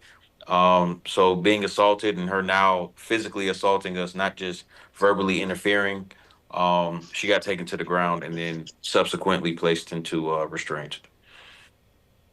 Okay, thank you. Yeah, you did. You swung. You swung. Watch out. Go! Oh! Stop! In the name of the mighty! Stop! What is you doing, bro? You're not arresting me! Who are you? I got you on tape. I got straight arm. All right. Roll pressure. Yep. Mother, father. Mother, father. Arm. Mother, father. Holy Spirit. Oh, my kids! My kids don't help me! I don't know what's happening! All right, you calm? We're going to stand you up. Handcuff me. I am Chief Tanea. Chief Ma'am, are you calm so we can stand you up? Call your supervisor. He's coming. Are you calm? I'm calm. I've been calm. You fucking with me. What is wrong with you? Are you ready to stand up? Yes. Okay, here's what we're going to do. You're going to roll over toward me. That'll be your... Oh, God, go fuck y'all up. Come on. That'll be your left side. Tuck your leg. God about to fuck y'all up. God about to fuck y'all up. Ready? My father about to fuck you up. 3, 2, 1. My father about to fuck you up. Girl, let me get my Okay, come over here. Bro. And Officer Denard, based on your observations, were any children around? She said they're at home. At that time, none that I can remember. Okay. And were there any children in the vehicle?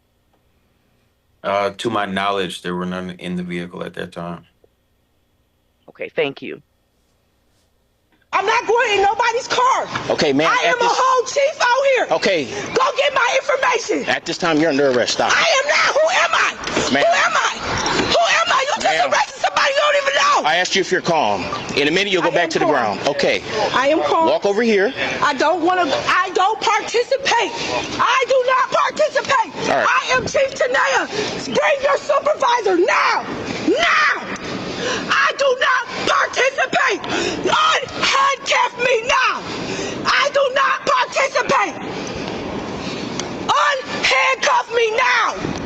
In the name of Yahuwah, no weapon formed against me shall prosper.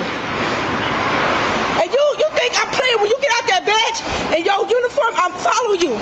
I'm coming for you, You do that, you'll be in grave danger. Okay, yep. You already in grave danger. Okay, too easy. You stupid bitch. All right. So, you want to make it personal, then that's what it's going to be. Give me the supervisor. I got my lawyer. Give me a supervisor. Okay. Unhandcuff me. Unhandcuff me now.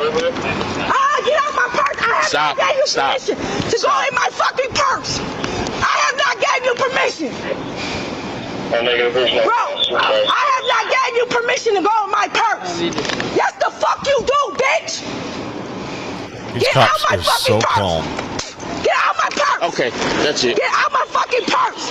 Stop. I am not. Look, bro. You're either going to go in the back of the car or you're going to have a seat. That's your only two options.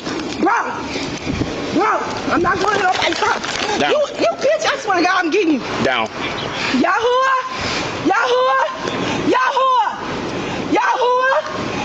I am not state property. You don't read, bitch. Do you read that? I do not participate. You starry, evil bitch. No weapon formed against me shall prosper. Let go of me. Remove these handcuffs now. I already got it. Remove these handcuffs. Remove these handcuffs. She's a religious soft-set. Remove these handcuffs. No. So I can go home to my kids. No. Move these. Bro. Remove these handcuffs. No. Bro. Y'all so funny with this shit right now. Nobody's laughing. I'm laughing. No. I'm laughing right now. You cut my fucking finger? No, you're disrespect. No. Bitch, you're disrespectful. You don't even know me. Bitch. You're disorderly. You're disorderly. What is you talking about? I am angry. I am a mother who's angry. You just scratched my leg. You just fucked me up. You're going to prison for this. Matter of fact, you're going treason. Okay. Treason. Go get my stuff out the car. Stop. Go get my stuff, bro. Stop. I don't do this. I am not state property. Stop fucking with me, bro. You, motherfucker, I'm not state property, bitch. Here comes the peacock. I don't go by none of this shit. Fuck is wrong with y'all? Get out my fucking purse. Fuck is wrong with y'all? Y'all harassing a female, you fucking cowards. You are a coward, bitch. Fucking cowards. In the name of Yahuwah,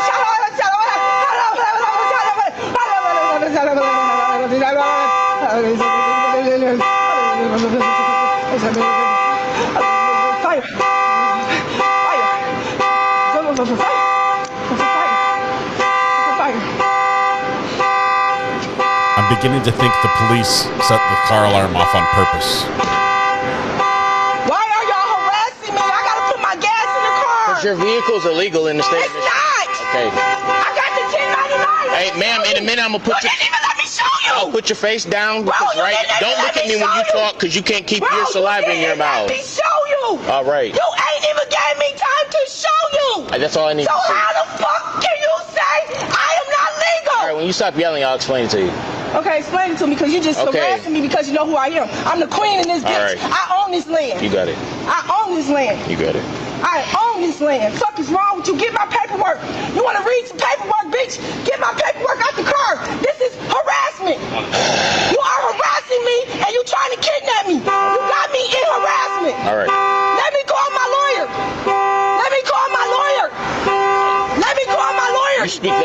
talk. And she's pro se. Let me call my lawyer. Let me call my lawyer. Let me call my lawyer. No. Why? You harassing me. No. You didn't give me no chances to show you any of my paperwork. No. Why would you not give me? Hey, come here. Help me. I need everybody to help. Hey, they kidnapping me. Bro, come and help, please. Peacock. You can help. Hey, ma'am, I'm gonna put you on your face. Stop. I'm not. Come help. I need 50 people. Come on, citizens arrest. Let's make citizens arrest today. Let's show these motherfuckers we done with them. And they gotta go off our land. You evil bitches. In the name of mighty Yahuwah. Yeshua. Yeshua. Yeshua. Yeshua. You must reap what you sow. Y'all ain't even gave me a chance to show my paperwork. Why the fuck is that? Cause you already playing this shit. Bro, help me. Please don't leave. She's yelling at a random citizen. I need you to gather up 50 people. This is citizens arrest. Go get 50 people down the street, please. Somebody. Okay, that's all right. After this, I'm gonna do a protest. Fuck it. This is God showing me. And Officer Denard, if you know or don't know, you can say you don't know or recall. But that first time she spat at Sergeant Hill, did she attempt to spit at any other time after that? Yes, she does. Okay, thank you. It's time to protest to get these bitches out today. Y'all go on today. Josh, I can't thank do you this very shit. much. I'm in my own fucking land, and y'all bothering me, bro. Y'all didn't even let me show you my paperwork, my 1099 OID. Where's the 1099 OID on y'all motherfuckers? Y'all been stealing from us. Okay. Right. This is harassment. This is kidnapping, and I have nothing to do with y'all. My car is legal. It's legal. You didn't even let me show you. You didn't even let me show you. That's the problem. That's how I know you full of shit. Where's your supervisor? Hey, call the supervisor.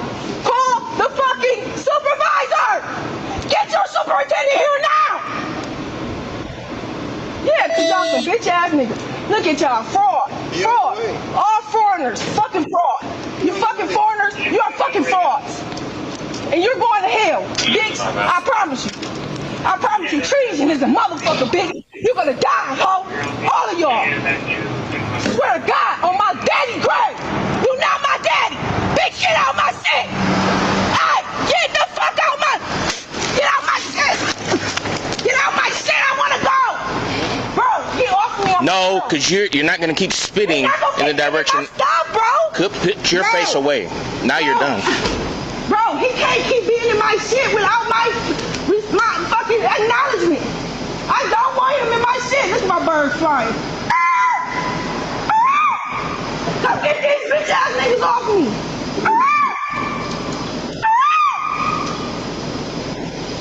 Fuck is you going to my shit for? Y'all is illegally fucking with me, bro. Bro, you on the ground, help. I need your help. Go get 50 people. You got 50 Hey, you got a cage car too? This is the rest, bro. They doing us wrong. All right. This is wrong, bro. You don't see how they doing me? You don't see this shit? Bro, go get 50 people. I need 50 black people. Go get them. I got some money for you, please. I got some money for you. Need? Please. Go give me 50 people real quick. Oh my God. I told you 60. Yeah, what was it around? This is harassment. Bro, they kidnapping me and they fucking stealing my car, bro. Knowing I got kids, bro. Bro, I got kids, bro. Bro, let me up. I'm hurting, bro. Bro, let me up. Okay, so no, you're going to listen first. Okay. If any more expectorate flies out of your mouth, you will be face down until you get transported to where you need to go. Let me go. Do you understand? I need to go. Do you understand? If not, you will stay like this. I understand. I will sit you up, but here, I'm not done. I'm not done. I will sit you up. You will face the car. Okay, I understand you. Give me up. You turn your head, and any expectorate flies out of your mouth, it'll be a problem. Stop leaning up against me. I'm hurting. Face the car. Face the car. Y'all is treating me like shit. I don't want him in my shit. Stop going through my stuff. Face the car. What you saying? You're not listening. Sorry, I want to go home.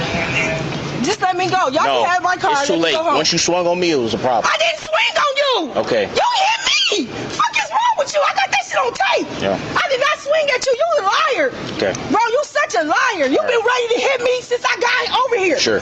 Why the fuck is y'all fucking with me?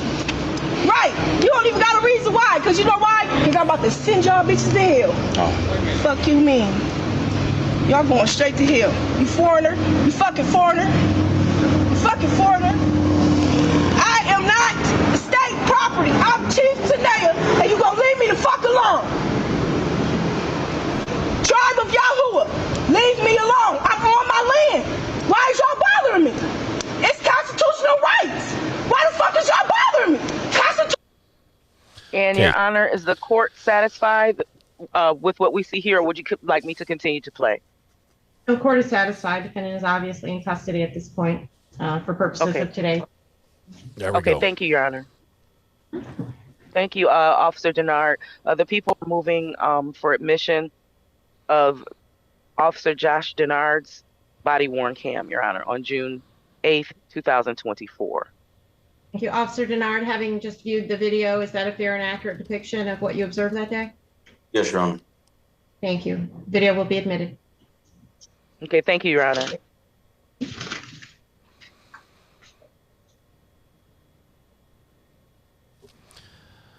you have anything further of Officer Denard?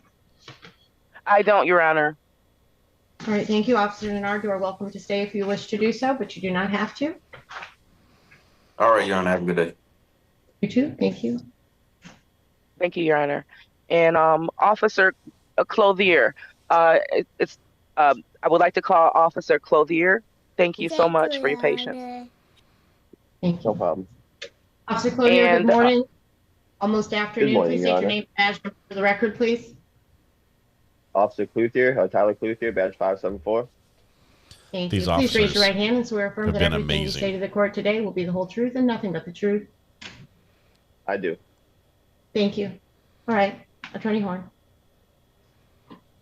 And Officer Clothier, on June 8th, 2024, were you on duty? Yes, I was.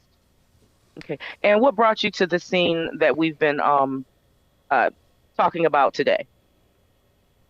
As we watched, the primary officers on scene requested a caged scout car to come to the location to assist with the transport. I was part of that transport. Okay. And once you got there, what happened?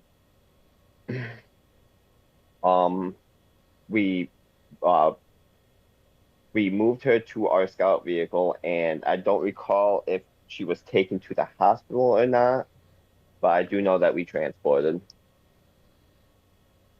Okay.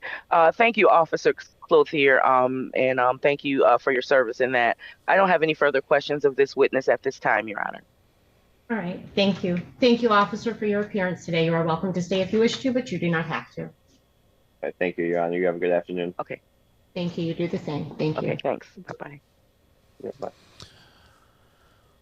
Can't see why right, Miss thank you, Tubbs Attorney didn't Horn. show up today. Okay, thank you, Your Honor. Okay. Again, court is solely considering probable cause for arrest today, as well as the defendant's witness list, which we've held off on until after that decision. Ms. Tubbs is before me charged with disobeying a lawful order of a police officer and disorderly conduct. She's also charged with driving while license suspended, driving while unregistered or untitled vehicle, and no insurance misdemeanor. Because we're here for probable cause, the question is whether or not a reasonable officer would have suspected that Ms. Tubbs had committed the crime of disobeying a lawful order of a police officer, disorderly conduct, driving while license suspended, driving unregistered vehicle, no insurance, all prior to the arrest. In terms of the disobeying lawful order of a police officer,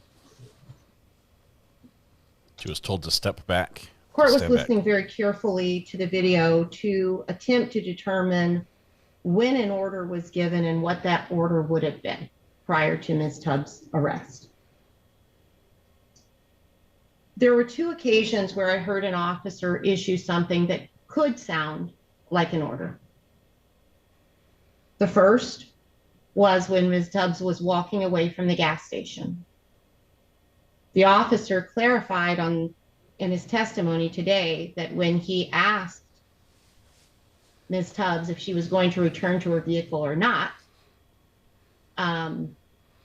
that he was not ordering her. He was simply inquiring as to whether or not she was going to return to the vehicle. However, given that question, Ms. Tubbs then came back onto the property and approached her vehicle. I do not find that the question of are you going to return to your vehicle or not was a lawful order. The next statement that could have sounded like an all lawful order was Officer Corsi saying, "I'm telling you, get away from me right now." But our courts have found that those kinds of statements, back up, back off, are vague. They are statements about personal boundaries, and that they don't constitute a lawful order. She's dealing a blow to the prosecution here. As such, I did not hear a lawful order for Ms. Tubbs to follow. Now, Ms. Tubbs has said that the beginning of these videos is missing, that there's something missing. And perhaps there is, because Attorney Horn, you did ask one of the officers, had she followed any orders up to that point? And the officer's answer was no. And when the officer answered no, the question I wrote down was what orders were given. My suspicion is that perhaps there were orders given in video that was not presented. But I did not hear testimony as to a specific order given. And I did not hear a specific order given on the video other than those two statements that, again, don't qualify. The next issue is the disorderly conduct. And Your Honor, one quick question. I'm sorry. As the prosecutor, were these issues that we were going to go forward with jury? Because I think she selected that a jury determine whether she's guilty of any of this. But I guess you're looking at the probable cause matter. Right now, we're examining probable cause for the arrest. Okay. And so was there probable cause to arrest Ms. Tubbs for disobeying the lawful order of a police officer? Again, because I did not hear anything that qualifies as the order, I don't find probable cause for the arrest there. In terms of the disorderly conduct, prior to arrest, the court makes no comment on whether or not Ms. Tubbs' actions and speech were prudent, appropriate, protected. But much of what occurred is protected by the First Amendment. Yelling, cursing. What the court did here that would have qualified, but after the arrest, was a direct threat to the police officers. However, at that time, it's fruit of the poisonous tree. Ms. Tubbs had already been taken down to the ground and was very clearly under arrest. Could spitting at the officers qualify? It was after the arrest. Probably. The problem is, again, on the video, nothing is said or heard about spitting or seen until after Ms. Tubbs was under arrest. And Your Honor, really quickly, the arrest was made and she was advised of an inventory search related to the plates. Many things did come after, Your Honor, but this arrest was made because her plates were improper. And we'll get to that. Okay.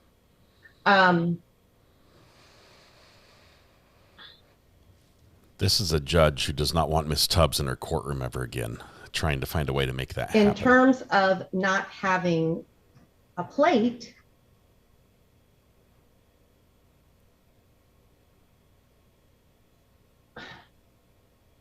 the struggle is that, again, either we're missing video or this went from 0 to 100 in a matter of seconds. I think B. The videos all begin with the officers already engaged in an inventory search with Ms. Tubbs in a gas station. She's not even there. And so is there enough there when there's not a plate on the truck for reasonable suspicion, right? That there is a driver without registration, without a plate? Absolutely. There is reasonable suspicion to investigate when there's not a plate on the vehicle. The problem is that step of investigation on the videos never occurred. There was, according to the video, a sighting of a vehicle without a plate on it, and then an immediate inventory search of that vehicle. And I will say, you know, the purpose of an inventory search is just that, it's an inventory search. It is to ensure that nothing is going to the impound lot that's going to blow up the impound lot, that there's not something dangerous in the vehicle. It looked to me like a phone might have been being searched. Looked to me like a bag that wasn't even in Ms. Tubbs' possession anymore, so it wasn't posing a threat to officer safety. Looks like her bag was searched. But in terms of probable cause for the actual arrest, I think the problem is that the entire investigation was skipped. So we have enough for reasonable suspicion, right, to stop her, to pull her over, to investigate. She doesn't have a plate. That's reasonable suspicion. But what's supposed to follow is the questioning. Do you have a plate? Where's your plate? Do you have a driver's license? Where is it? Do you have insurance? Because what we do know, right, is that when someone gets a new vehicle in Michigan, you get a paper plate, right? And we've got papers all over that car. You would think that she could have just put it on the car. I think she probably didn't, but she wasn't asked. Wow. And Your Honor, in this matter, practically, did she give the officers any opportunity to treat her civilly? They did. Well, I'm just raising this for the record. Right. The problem is that we don't know because the video is incomplete. It appears to be incomplete. So Your what Honor, I'm saying I would have is, to object to that. Yeah, I would have to Okay, object to that. and you're right. Let me withdraw that comment. I've had no proffer from Ms. Tubbs that the video is incomplete, although she said it. She hasn't put forth anything of her own. And so, you know, I will not assume that. But what I have, then I have just what I have to go on, right? Which is the testimony in the video. And the video starts with officers already conducting an inventory search. And no interaction with Ms. Tubbs prior to her coming back out of the gas station. So either she's telling the truth and there was interaction with the officers that we didn't get, or these officers went straight into inventory search upon seeing a vehicle with no plate on it. And the people would argue both assumptions are speculative. Okay, that's fine. And they are speculative, right? Because I don't know. You asked me the question of whether she gave the police an opportunity to interact with her respectfully. My answer is, I don't know. I don't know. But it's also not a crime to be disrespectful. It's not a crime to yell at the police. It's not a crime to curse at the police. Doesn't mean I'm condoning it. Doesn't mean I think it's prudent. Doesn't mean that I think this kind of reaction, right, when is appropriate. But I am solely limited to examination of probable cause for the arrest.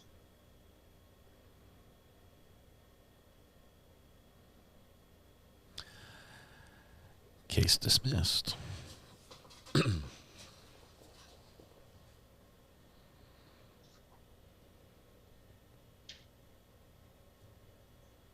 If the arrest isn't valid. One moment, please. Okay, keep in mind, this is a pro se, sov sit defendant. So again, had I heard any testimony We didn't even as show up to court today. Determination that the driver's license was suspended, or the vehicle was not registered, or there was no insurance prior to the arrest, I would have found probable cause there. But because I do not have that testimony and I do not have that video, I am not finding probable cause here. As you know, Attorney Horn, you have the right to appeal. I think this case does raise some issues that are worth looking at. I think there are some nuances in terms of the language that was used. But at this time, I'm not finding probable cause to support the arrest, nor am I finding probable cause to support the charges. All right. Thank you. And she's done. She dismissed it. We now have someone up in the Detroit area who thinks that that they have found the secret to handling problems with the law, and we'll be preaching this from the rooftops to anyone who's naive enough to listen.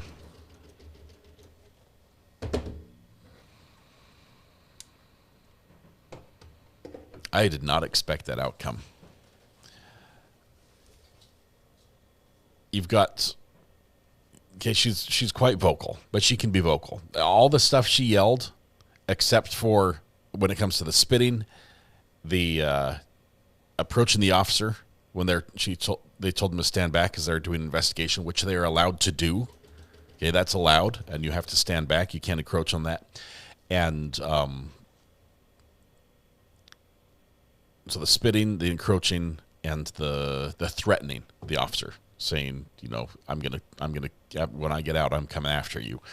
Those three parts, those were bad. Everything else she did was protected free speech. As terrible speech as it was, it's protected. You can claim to be the chief of whatever tribe you want. You can claim to be the queen of the land and that everything belongs to you, and that's fine. That's awesome. More power to you. But she's in an unlicensed vehicle with no insurance and no driver's license. The police are investigating. During the investigation, when they're looking for her information, which she refuses to give them, they find that she's in possession of a firearm. Most likely also not licensed. Let me just say, most likely that the trend goes that direction. And the officers were the most calm, reserved, professional. None of them smart aleck remarked back to her. None of them swore at her. None of them escalated anything. They were calming. They were asking if she was calm. As soon as she was calmed down, they would sit her up, even though she was not yet calm. The takedown was textbook. As much as needed to restrain her, not causing extreme excessive force. None of that. And she walks away with a win after refusing to even show up to court. I said it before. I think this was a case of a judge who will do anything to not have this woman back in her court, because it is a headache and a nightmare. And unfortunately, judges that can't handle sov-sit defendants and push them off this way and let them off pull a Mr. Farag on them and just dismiss charges and just let it go, they perpetuate the problem, and it compounds, because then they start preaching their wisdom, and they have the docket reports and the case history to back it up and say, see, this works.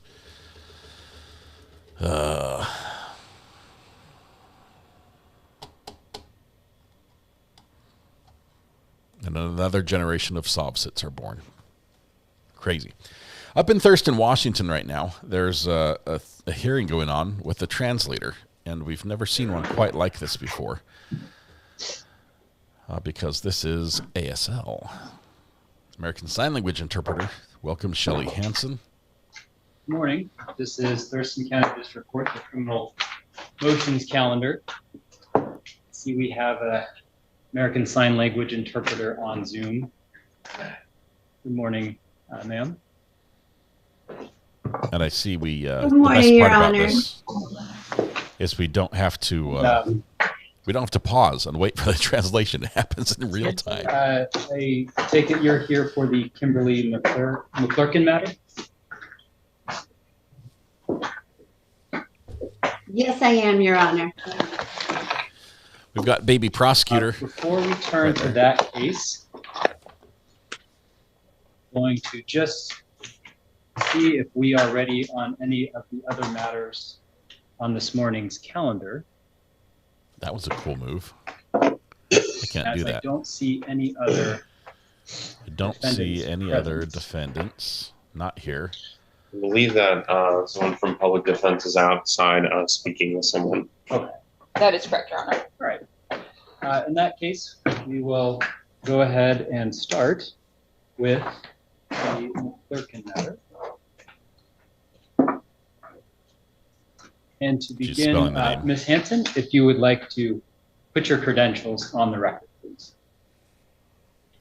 Certainly. Good morning, Your Honor. My name is Shelley Hansen, nationally certified, Washington State Court certified American Sign Language interpreter with an oath on file with the AOC. Thank you. And is my speed okay for purposes of your translation? Oh, she's nailed it. Yes, absolutely perfect. I do have one little technical request, and that is that Miss McClurkin, if she could just fix the screen and get it so I can see more of this. At the moment, I'm just seeing. That is better. Yes. She says, is that better now? It's better. Thank you. You said, great. Just got the screen. Then the court will call case number 26-M00139. Again, this is State of Washington versus Kimberly McClurkin. Ms. McClurkin is present. Good morning, ma'am. Good morning. Good morning. With counsel Andrew Holcomb. Good morning. Good morning, Your Honor.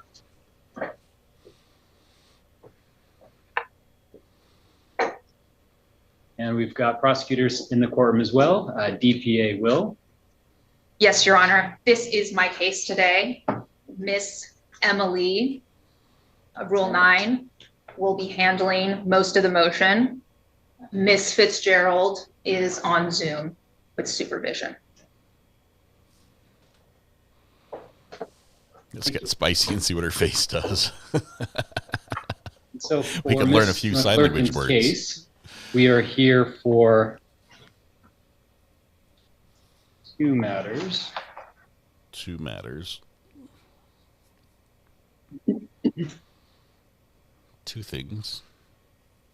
The first that we'll hear first is the motion to suppress evidence that was filed by defense.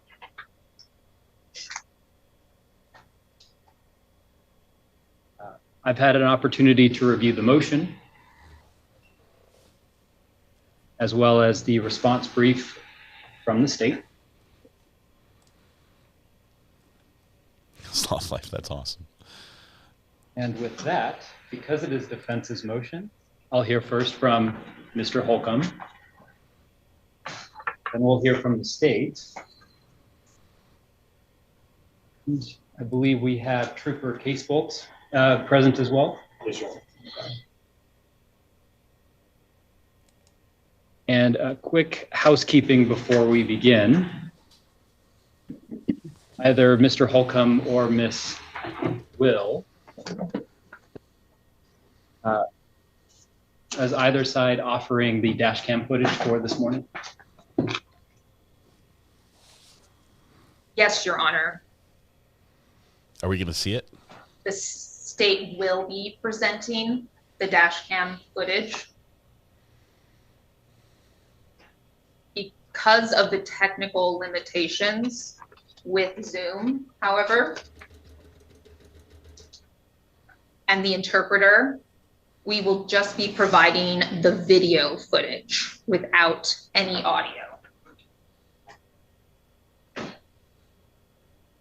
There is no feasible way to translate the dash cam video audio with the ASL interpreter. Yeah, there is. Most of the audio is Must have background noise. 10 people at once. Ms. McClurkin responds with gestures and her hands in the video, as well as with typed communication.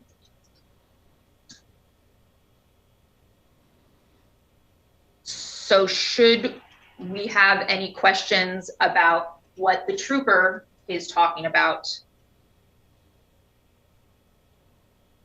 we will pause the video and elicit testimony from the trooper.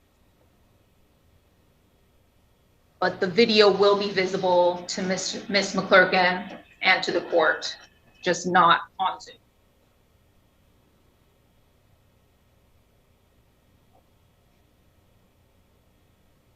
And is the video ready to go?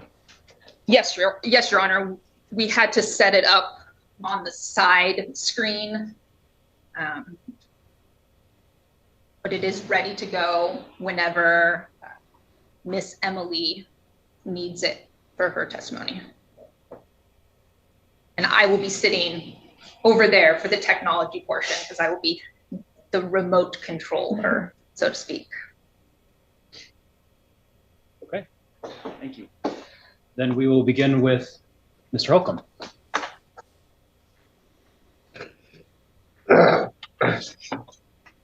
My apologies, Your Honor. I've got a bit of a head cold and it's just not leaving me alone this morning. So, and Madam Interpreter, I tend to talk pretty quickly. So if at any time I am talking too fast for you to translate, I am giving you clear permission to stop me as abruptly as you need to get me to shut up so that you can finish translating what I just said. That said, I'll try to keep it at a manageable pace. So, Your Honor, the basis for the motion to suppress in this case is based off of 3 arguments, all of which I believe will be supported by today's testimony and presentation of the facts. The first is that the seizure of the defendant by law enforcement via a traffic stop was unlawful under Prado, as well as the analysis in Jones. Specifically, the basis for the traffic stop in this case was the defendant going 10 miles per hour under the speed limit in the lane where slower traffic is ordinarily expected to travel, her moving within her lane, and a single lane incursion, which is even less in some ways than what they had to go with under Prado. And I believe that the case law on that will support a motion to suppress on that basis. I also believe that the traffic stop was unlawfully extended past its original purpose. And primarily, The most important thing to focus on for this argument is what did Trooper Casebolt know before he ordered Miss McClurkin to get out of the car?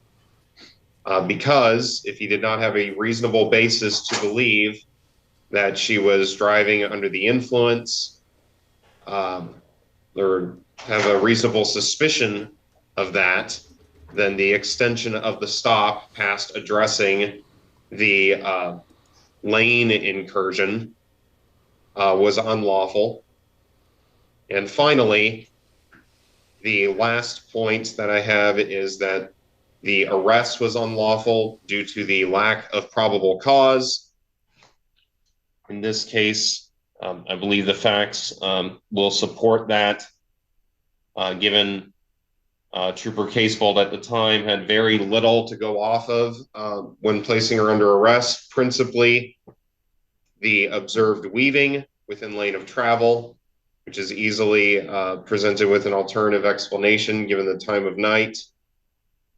The slight odor of alcohol and the admission to consuming a single beer at some point earlier in the evening. And finally, the refusal of PBT, which the court can hold against the defendant, but has very little reason to when it is accompanied by these facts.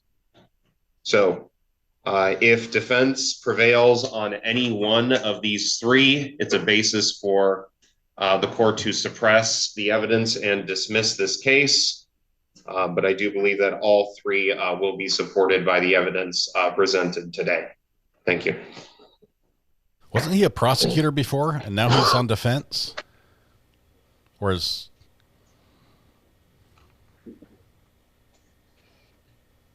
Thank you, Mr. Holcomb. Spit out your gum. Wasn't Mr. Holcomb a prosecutor? Ms. EPA Well, in response, or? Yes, Your Honor. Miss Emily is going to handle the response. We expect to elicit some testimony after that from Trooper Casebolt. All right, go right ahead. Good morning, Your Honor. Rule 9, Emily Johnson for the record.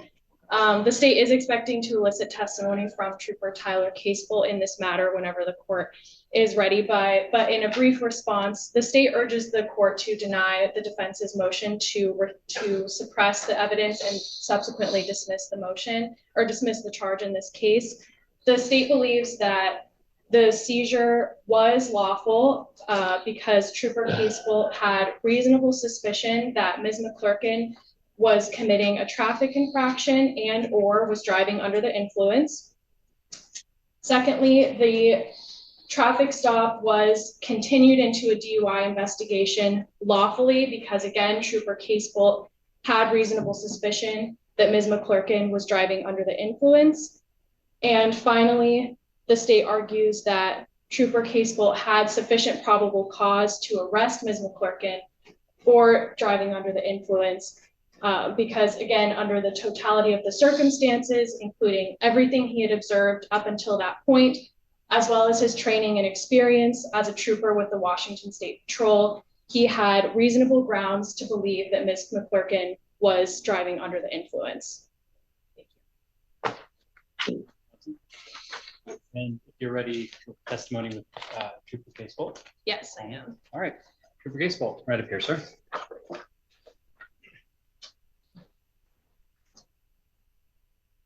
Please raise your right hand. Do you swear from the testimony you're about to provide in this matter is the truth and the whole truth? Seat.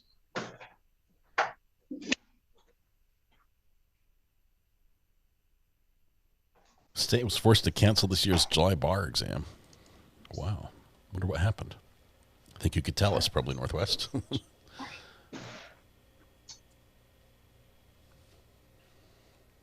Good morning, Trooper Casebolt. Morning. Thank you for being here today. Would you please introduce yourself and spell your last name for the record? Yes, I am Trooper Tyler Casebolt, spelled C-A-S-B-O-L-T. And how are you currently employed? I'm currently employed as a trooper with the Washington State Patrol. And how long have you been employed with the Washington State Patrol? I've been employed with the Washington State Patrol since June of 2023. And is that when you were commissioned as a trooper or when you started your employment? When I started. And when were you fully commissioned? I received my full commission in March of 2023. And before becoming a trooper with the Washington I'm so State sorry. Patrol, This is the interpreter. Sorry to interrupt. I just did not hear the year, the date. And I'm going to turn up my volume. Just give me one sec, too. Could you scoot a little bit closer to the microphone, please? How's this? And then I'll repeat the question. When were you fully commissioned? I received my full commission on March of 2024. And before becoming a trooper, did you have any other law enforcement type jobs? No. And what kind of training did you undergo to become a trooper with the Washington State Patrol? I attended and graduated the Washington State Patrol Trooper Basic Training Academy in Shelton, Washington. And I received 10 weeks of field training prior to receiving my commission. And how long did that training take with the academy? The academy took approximately 6 months, and then the field training took 10 weeks on top of that. And what kind of skills or what did that training entail? It entailed driving training, firearms training, criminal code training, motor code training, collision investigation, and impaired driving training. And could you elaborate a little bit more on the impaired driving training? Yes, I received over 40 hours of DUI and BAC training, including an 8-hour wet lab. And were you trained to recognize traffic infractions? Yes. And speeding? Yes. What about impaired driving? Yes. Did you also undergo training for standard field sobriety tests? Yes. And what did that look like? It included, as I said, 40 hours of the DUI and BAC training, as well as an 8-hour wet lab with subjects who had consumed alcohol.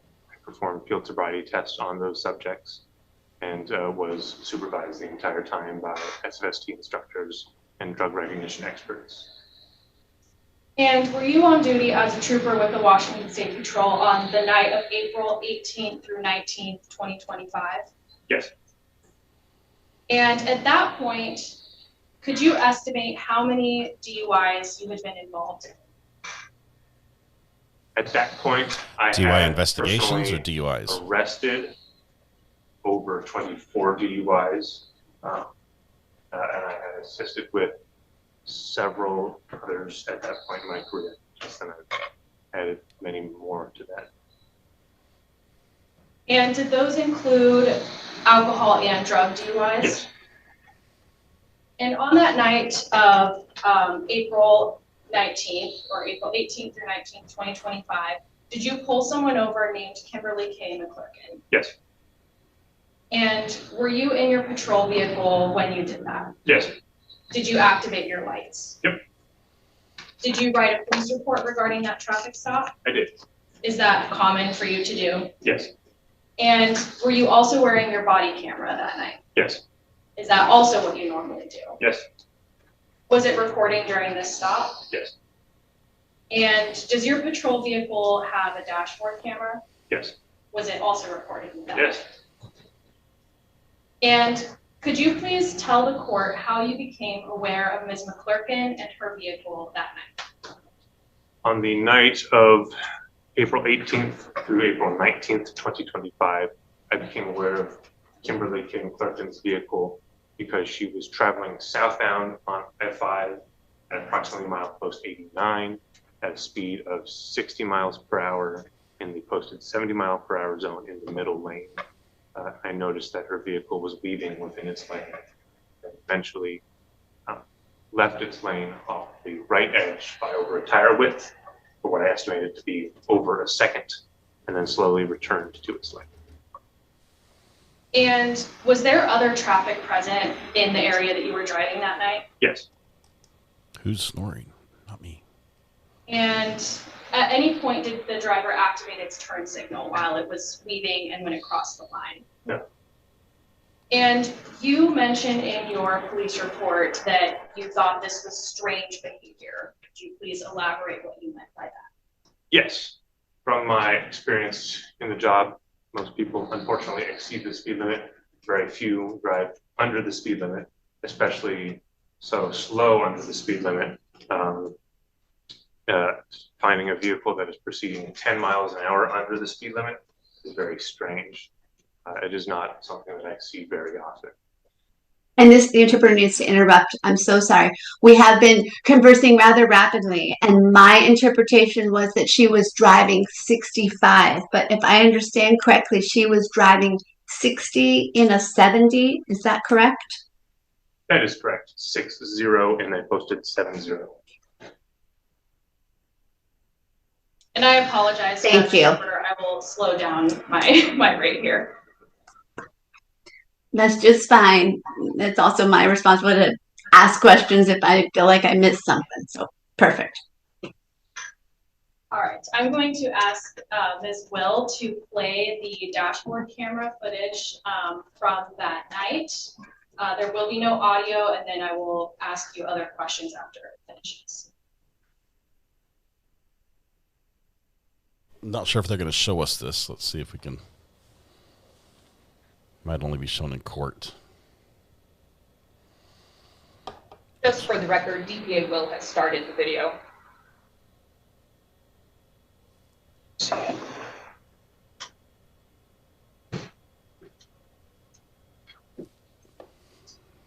And we're not seeing it, which means we're going to fast forward this part because we can.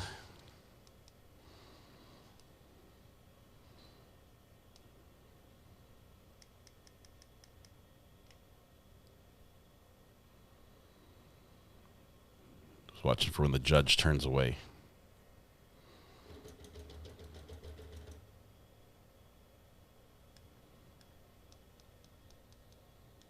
A couple of questions then. There it is. Right there.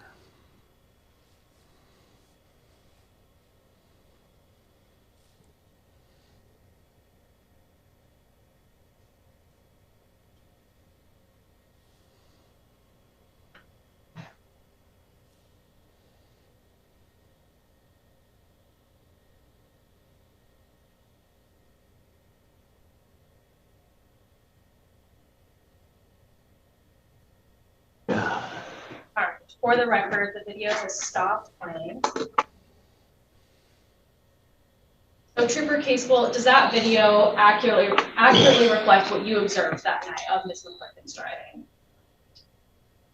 Video has a tendency, in my experience, to underrepresent a vehicle's lane travel, which is why I often narrate when I record a vehicle in motion, as I did in this case. The video underrepresents? Not play for the reasons I understand. So I will ask you a couple of questions then. First, did you observe while you were reviewing that video, did you observe other traffic passing Ms. McClurkin while you were observing her driving that video? Yes. And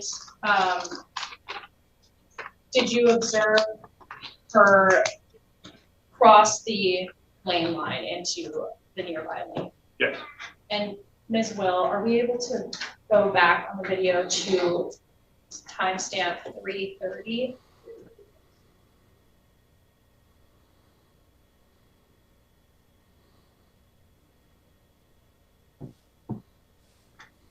And so Trooper Casewell, I will have you watch. All right, sorry. No, go ahead. I have the video paused at 3:27. And Trooper Casewell, feel free to narrate what you're seeing in this video as you would on that night. I am beginning the video now. The vehicle is proceeding southbound on I-5 at approximately milepost 89 in the middle lane at a rate of 60 miles an hour in the posted 70 mile an hour zone. It just left its lane off the right edge there by over a tire width, what I estimated to be over a second. Slowly returned to its lane. It did not activate its turn signals indicating the lane change. Thank you, Trooper Casewell. And Ms. Will, you can post it. And Trooper Casewell, as you understand the traffic laws to be, is the middle lane for slower traffic? No. What is the middle lane for? The middle lane is a passing lane. And as you understand the traffic laws, what are the rules for maintaining your lane? in Washington? A vehicle shall maintain its lane as centered as practicable. And I forgot to ask this earlier, were you driving in Thurston County when this occurred? I was driving in Thurston County. Thank you. Okay, and so after you initiated this traffic stop, what did you do next? I contacted the vehicle. And who did you encounter in the vehicle? I encountered Miss Kimberly K. McClurkin driving the vehicle. And how did you identify her? She was identified by her Washington State driver's license, which she had. And what did you observe, or how did that interaction go? I observed that Miss McClurkin made a motion to her ear and to her mouth, and was not speaking to me, which I later concluded was meant to convey that she was deaf or hard of hearing. I observed that she pulled up without being prompted her car insurance app, which had a message saying that it was expired, or something about her insurance was expired. And after she had already produced her driver's license, then she seemed to be motioning for her license back, as if it was going to allow her to log into her insurance app. I thought that this was strange. I've never had someone motion for their license back so quickly, and I knew that it would be of no value to accessing the insurance app. And how did you start communicating with her? I started communicating with her when she pulled up the Notes app on her phone. Was there anything you noticed about her phone as she started to pull that up? The last text on the Notes app was about beer.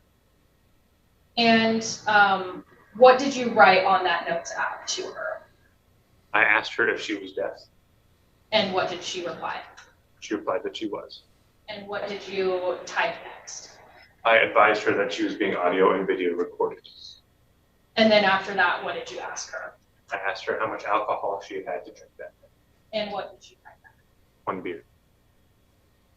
And so, Ms. Will, I will ask you to play the next exhibit.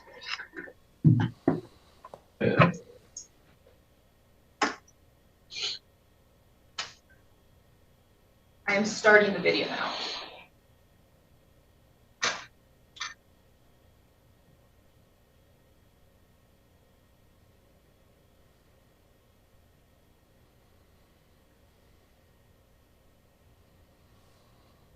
Gonna narrate this one.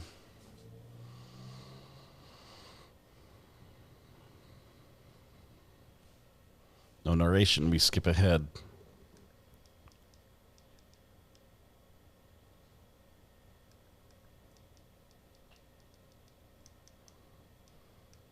What's just happening there in the video? She was motioning for her identification back.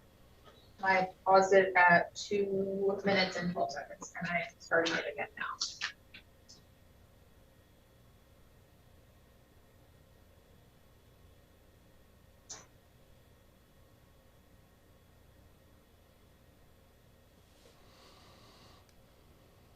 Uh-oh.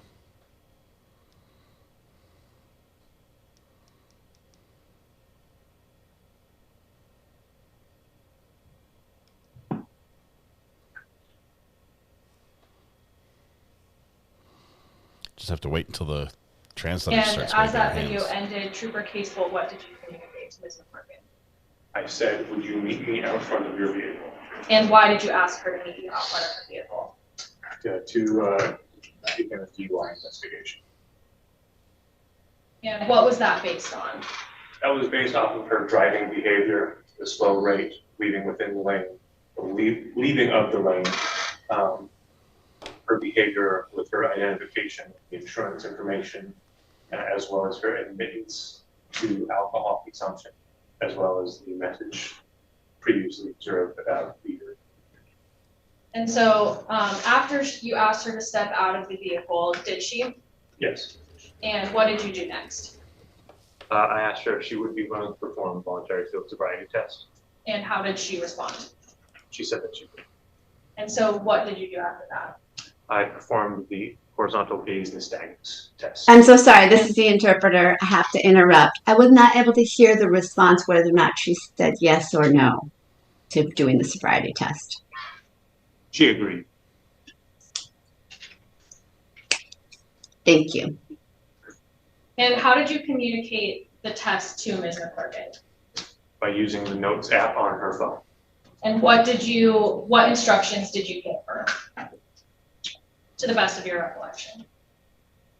I told her to follow the stimulus with her eyes and her eyes only. Which is a pen light? And or then a pen? how did that test go? I observed an obvious lack of smooth pursuit, which are the first two clues on the horizontal gaze nystagmus test. I observed that in both eyes. I was unable to observe a distinct and sustained nystagmus because of the way Miss McClurkin would move her head. She would not let her eyes go out to maximum deviation. And I observed a onset of nystagmus prior to 45 degrees, but I was not confident that I was observing that because I had not observed the distinct and sustained nystagmus at maximum deviation. And did you have to give her instructions, again, to not move her head during the test? Yes. And when you say clues, what are those clues of? The clues are part of the standardized field sobriety tests. The horizontal gaze nystagmus test is 6 clues total, with 4 of 6 clues being the standardized threshold for a valid arrest based off of that test. One clue is the observation in one eye. So if a person has if a person has a lack of smooth pursuit in their left eye, they most often have it in their right eye. So that is 2 clues for checking for one thing in both eyes. And to be clear, why were you unsure of detecting onset nystagmus? Through my training, I was taught that someone will not have onset nystagmus prior to 45 degrees if they do not have distinct and sustained nystagmus at maximum deviation. And so were you able to see whether or not Ms. McClurkin had distinct and sustained max deviation or nystagmus at maximum deviation? I was not. And why was that? Because of the way that she was performing the test. So what did you do after performing that test? I'd have to reference my report. Trooper Bonilla arrived on scene at one point, and a preliminary breath test was also offered after that point. In what order, I don't recall right now. And when you offered the preliminary breath test, how did Ms. McClurkin respond? She responded that she did not want to do it and mentioned a lawyer. And how was she communicating that? Via the notes app.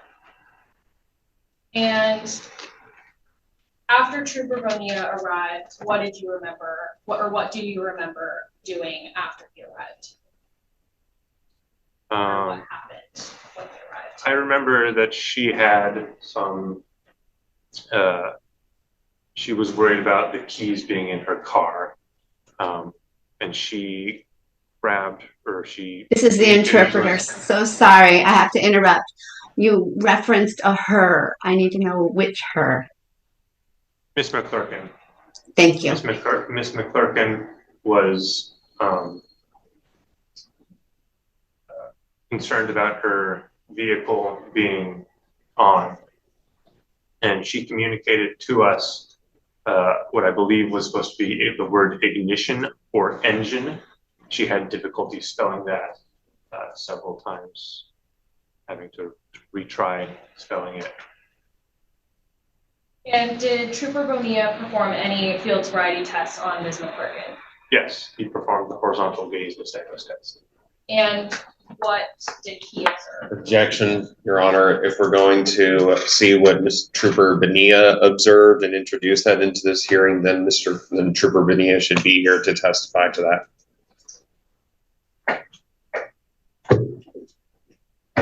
That's a this hearsay, being hearsay objection. Evidentiary hearing, will allow Trooper Casebolt to reference information for which he has personal knowledge, including materials referenced in his report. Okay, so Trooper Casebolt, based on the court's response to Mr. Holcomb's objection, based on your personal knowledge or what is in your own police report, what were the results or what happened during the horizontal gaze nystagmus test that Trooper Bonilla performed? Trooper Bonilla made the same observations that I did. He observed the distinct and sustained nystagmus. Pardon me. He observed a lack of smooth pursuit in both eyes, as well as a onset of nystagmus prior to 45 degrees. He and I discussed that we were not able to test for distinct and sustained nystagmus at maximum deviation because of the way Ms. McClurkin was performing the test. Were you watching Trooper Bonilla perform this test on Ms. McClurkin? Yes. Did Ms. McClurkin receive secondary instructions from Trooper Bonilla about how to perform the test? Would it help refresh your recollections for your police report? Yes. Your Honor, may I approach with a copy of this police report? Yes. So, put your attention to paragraph 3, report.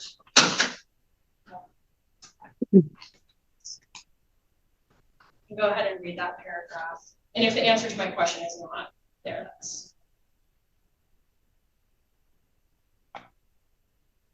Sorry, you said Paragraph 3. I believe it starts with the words Trooper Bonilla. Want me to read directly from my report? Not out loud, just review the paragraph, then I can re-ask the question.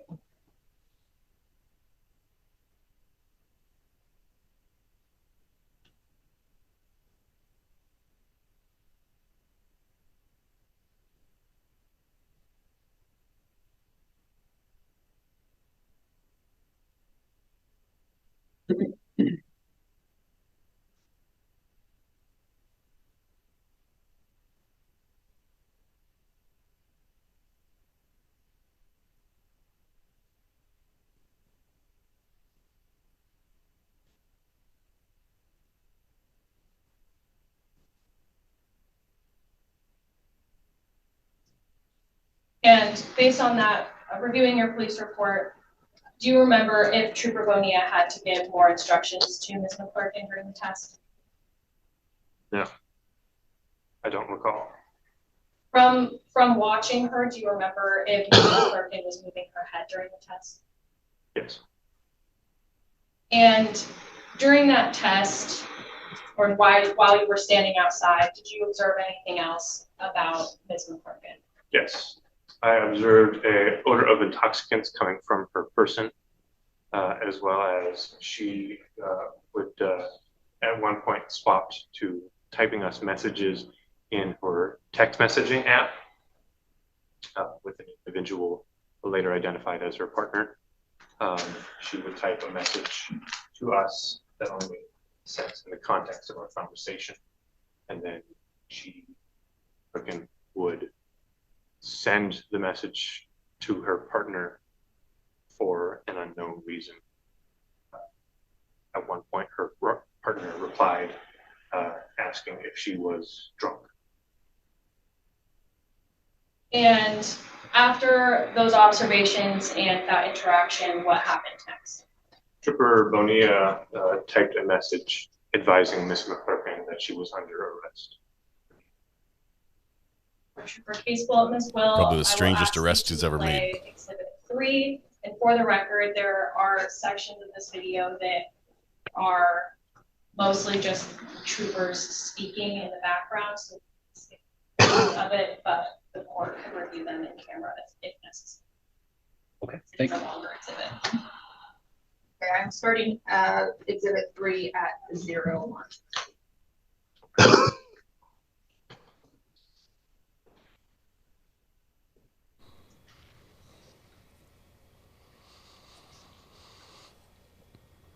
Okay, Mr. Holcomb was with the prosecutor's office, right?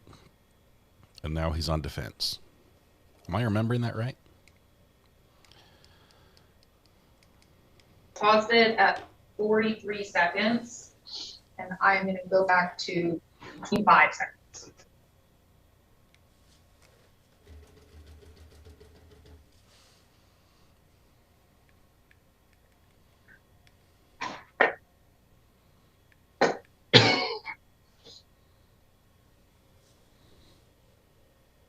Pausing it at 41 seconds.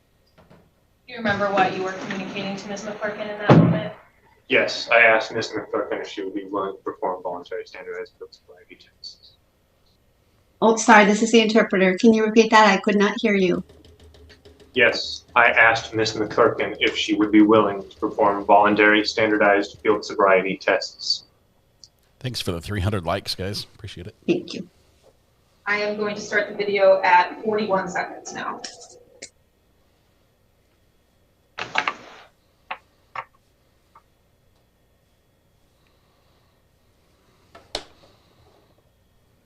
Because we can't see the videos, we're going to fast forward until the interpreter starts signing.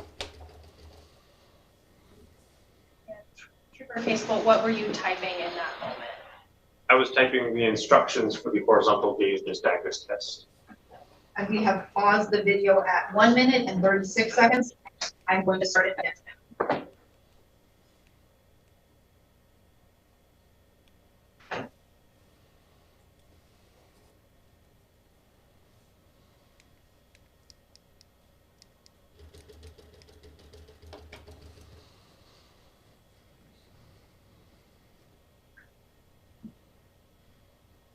And Trooper Casebolt, what did you communicate in that last message? I instructed Ms. McClurkin to not move her head as she followed the stimulus. And why did you do that? Because she was moving her head as she followed the stimulus. We have paused at 2 minutes and 27 seconds. And I'm going to start the video from there now. Yeah, they just keep pausing.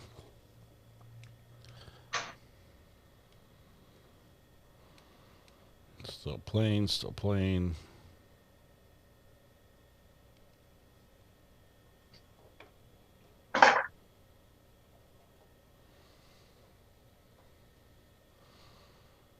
Just giving her lawyer a note. Just might have to tap him on the shoulder.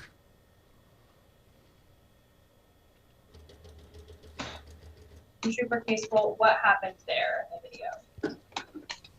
Ms. McClurkin wandered off from where she was communicating to sit.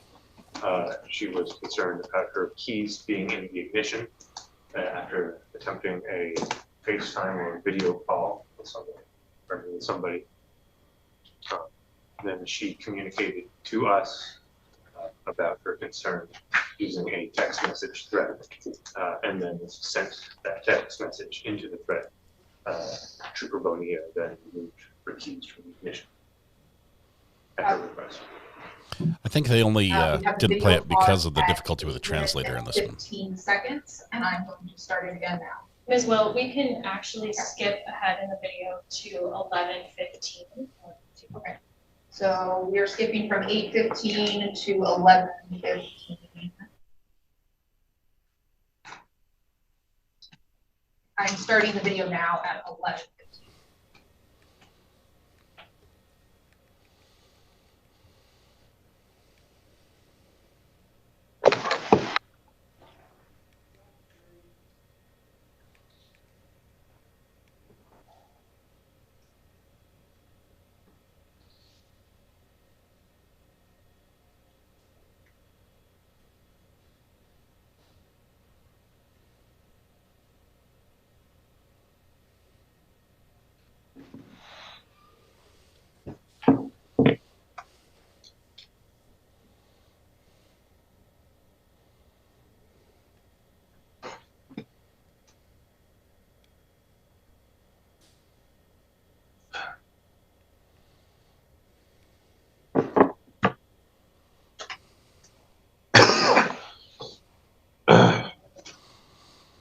It's a lot of coughing. It's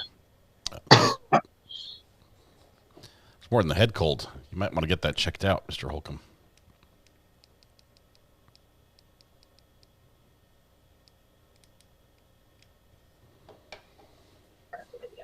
In that section of the video, Trooper Bonilla was administering the horizontal gaze nystagmus test. He made the same observations that I did. Ms. McClurkin repeatedly moved her head, especially during the while testing for distinct and sustained nystagmus at maximum utilization. And after that, what's not shown in the video, or where we pause the video, is the arrest of Ms. McClurkin. That's correct. And after you arrested Ms. We might McClurkin, jump to small claims court, guys. did you at some point later have to or apply for a search warrant for a blood draw? I did. And why was that?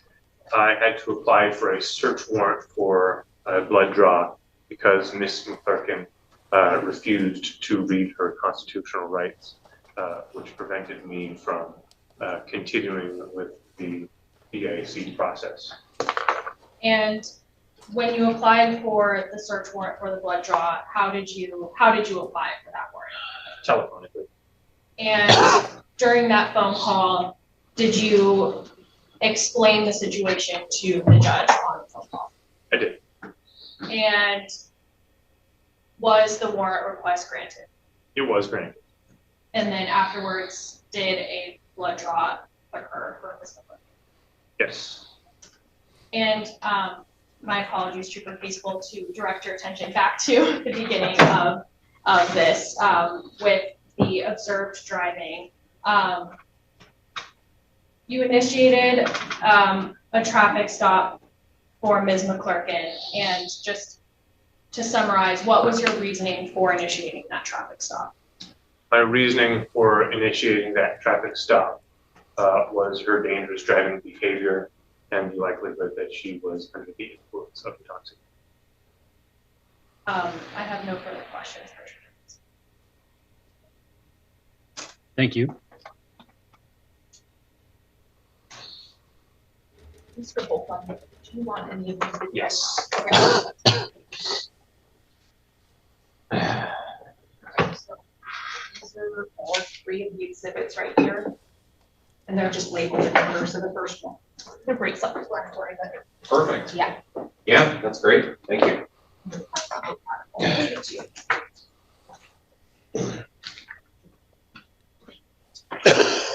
Mr. Holton is infecting all of us. There's the coughing signal. She's like, keep coughing. Thank you for being here, Trooper. I apologize. It's pretty bad. I'm going to cough around this. I'm going to try to.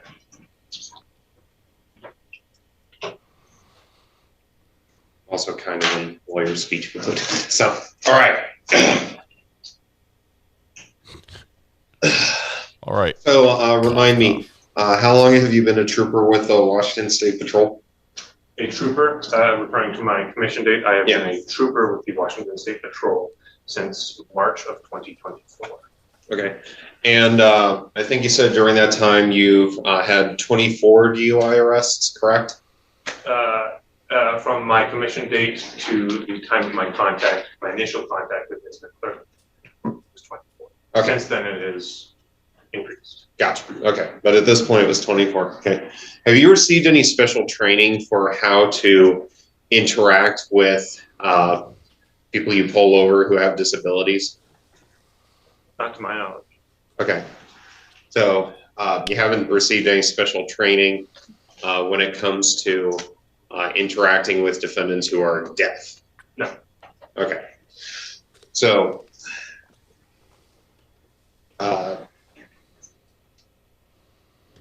did you, during your time at the academy, read anything about how people's disabilities can affect, like, how they interact with law enforcement? Not to my recollection. Okay. So Ms. McClurkin is deaf, correct? I believe so, yes. Okay. So the only way she knows if you are speaking to her is if she's looking at you, correct? I would imagine so. Okay. So if she's looking over in this direction, she is totally in the dark as to whether you are saying anything or not, correct? Because I'm not looking at you. I I presume so. I'm not specifically familiar with the extent of her condition. It's like for her to interact with the world. Okay. Do you have your stimulus on you that you use for traffic stops? Are you referring to the one that I used during the horizontal gaze? Or just the one that you use like now, just or like any stimulus? Do you have a stimulus you could use on you for HGN? Yes. It doesn't have to be the same one. Yes. Okay. On the point where you weren't able to see clues because she wasn't doing the test correctly, can you hold out your pen to where you had it at that point for the HGN test? When I performed the horizontal gaze nystagmus test, my stimulus is placed in relation to the defendant's or the person's eyes. Okay. So I wouldn't be able to unless I was doing it on a person. Okay. Would you, I know this is going to be a little unorthodox. Can you, let's say that there's a person who is standing right here and their head is here and their eyes are looking this direction. Like, could you hold out the stimulus as to where it would be if their head was here? I'm trying not to get in your face because I appreciate that. I would not be able coughing. to because I need to move the stimulus out to their eyes at the point of maximum deviation. Without the actual eyeballs, got it. I can't. Okay. Okay. Mr. Holcomb, just for the record's sake, are you able to approximate? Even you said if an individual's here, roughly estimate about how far away you are. Yeah. So then you can correct me if I'm wrong. I think that I was about like what 2-3 feet in front of you ish. Like distance. Okay, roughly 2 to 3 feet in front of you. Just a little bit above your eye level where you're sitting, right? Yes. Okay. No, we got that for the record. All right. Is it possible by design, when you're holding it out it was maximum deviation, correct? Correct. Is it possible for someone to look at the stimulus at maximum deviation and look at you at the same time if they're doing the test correctly? No, not that to my knowledge. Okay. So if she's looking at the stimulus at maximum deviation, and if she is in fact deaf, like completely deaf, she would have no way of knowing personally through her sensory of the world whether or not you are talking unless she is looking at you, correct? Okay.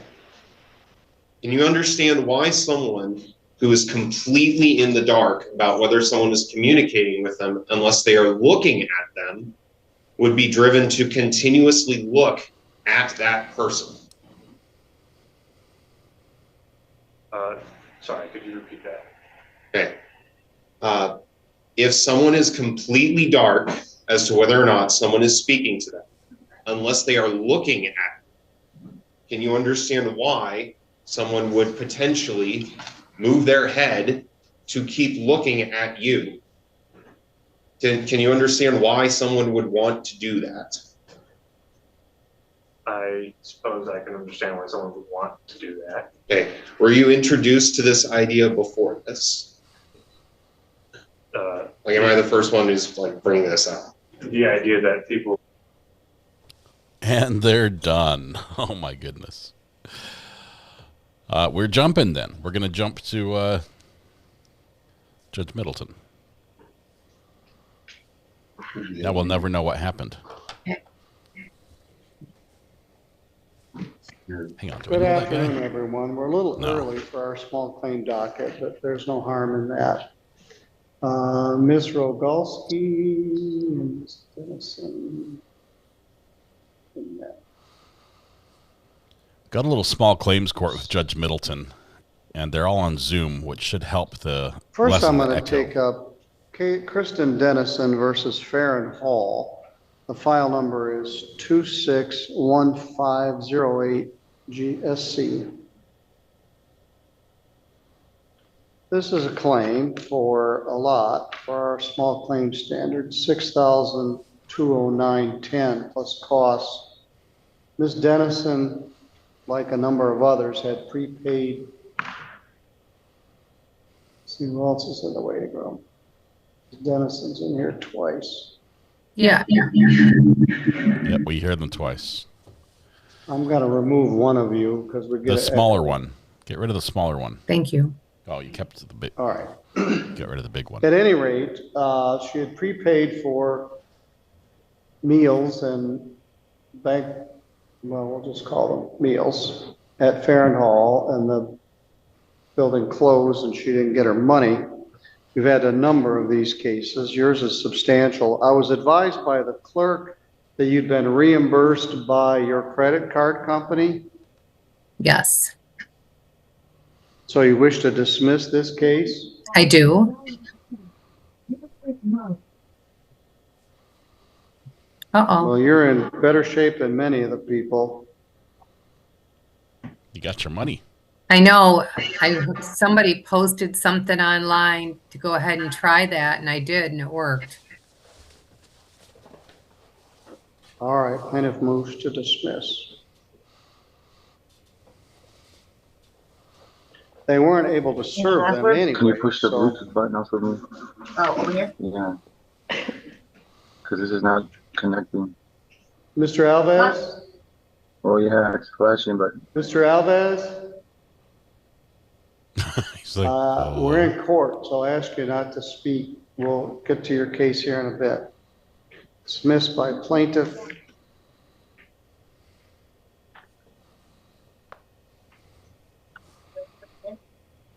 hold on. You have to assess All right. Bluetooth. Put him in the waiting room. Kick him out.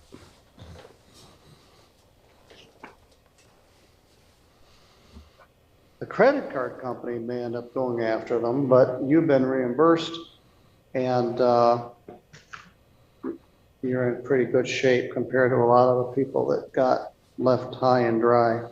Anyway, Ms. Dennison, you're good to go. Thank you. Your case is dismissed. Great. Thank you so much. Mm-hmm. So Camden has the audio foam on the wall back there. It's like in a studio. That was easy. Next, we've got a discovery matter. Again, we're a little early and there's no harm in that. Mr. Rogalski, would you unmute your microphone? Yes, sir.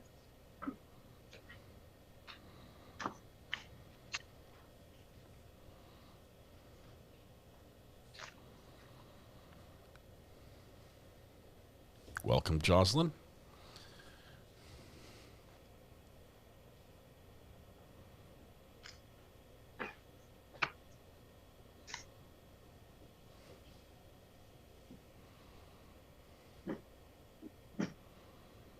Excuse me.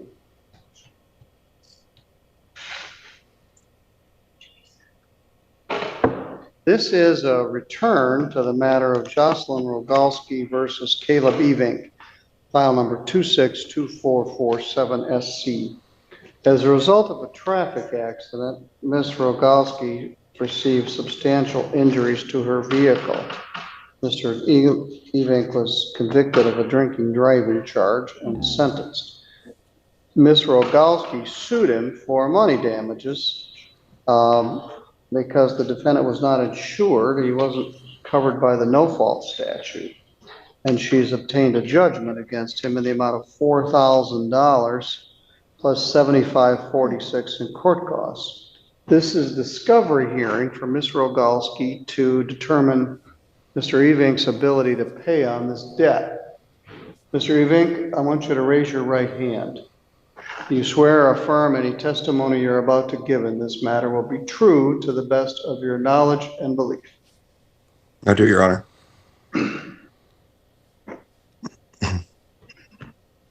You got a discovery subpoena which tells you to provide certain information. I would do this on the record, but I don't want to share your information with everybody on a live feed. So, Ms. Rogalski, I'm going to put you and Mr. Evink in a breakout room. You can inquire as to those things. I'll be here if you need assistance from me.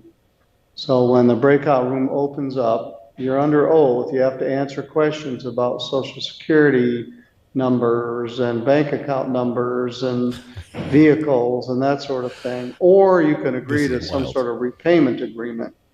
She actually suffered more than $7,000 worth of damage. The judgment was for $4,000. And that's what the result is when you're driving around without insurance. You sometimes get stuck with this. All right, when the button says join, you both join the breakout room and you're under oath, Mr. Evink. So they just get to deal with it together. No judge. If you need me, I'm right here. Just ask him the questions he has to answer. Let's see how well that goes. I don't think he made it in there. Mr. Evink, you need to actually hit the button that says, there he goes.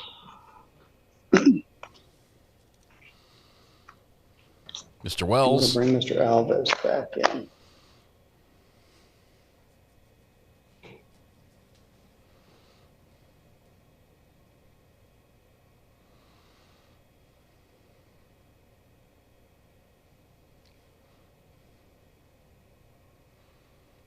Mr. Alves?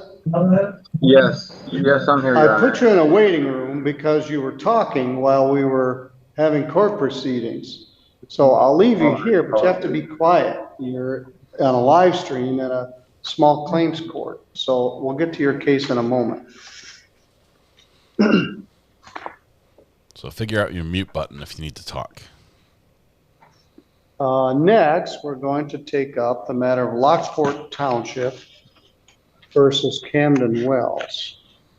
Oh, good. Roberto's like, yeah? Well, I'm going to have two of me then. And one of them's going to talk and one's not going to talk. Mr. Alves, I'm going to remove one of those because we're going to end up with an echo.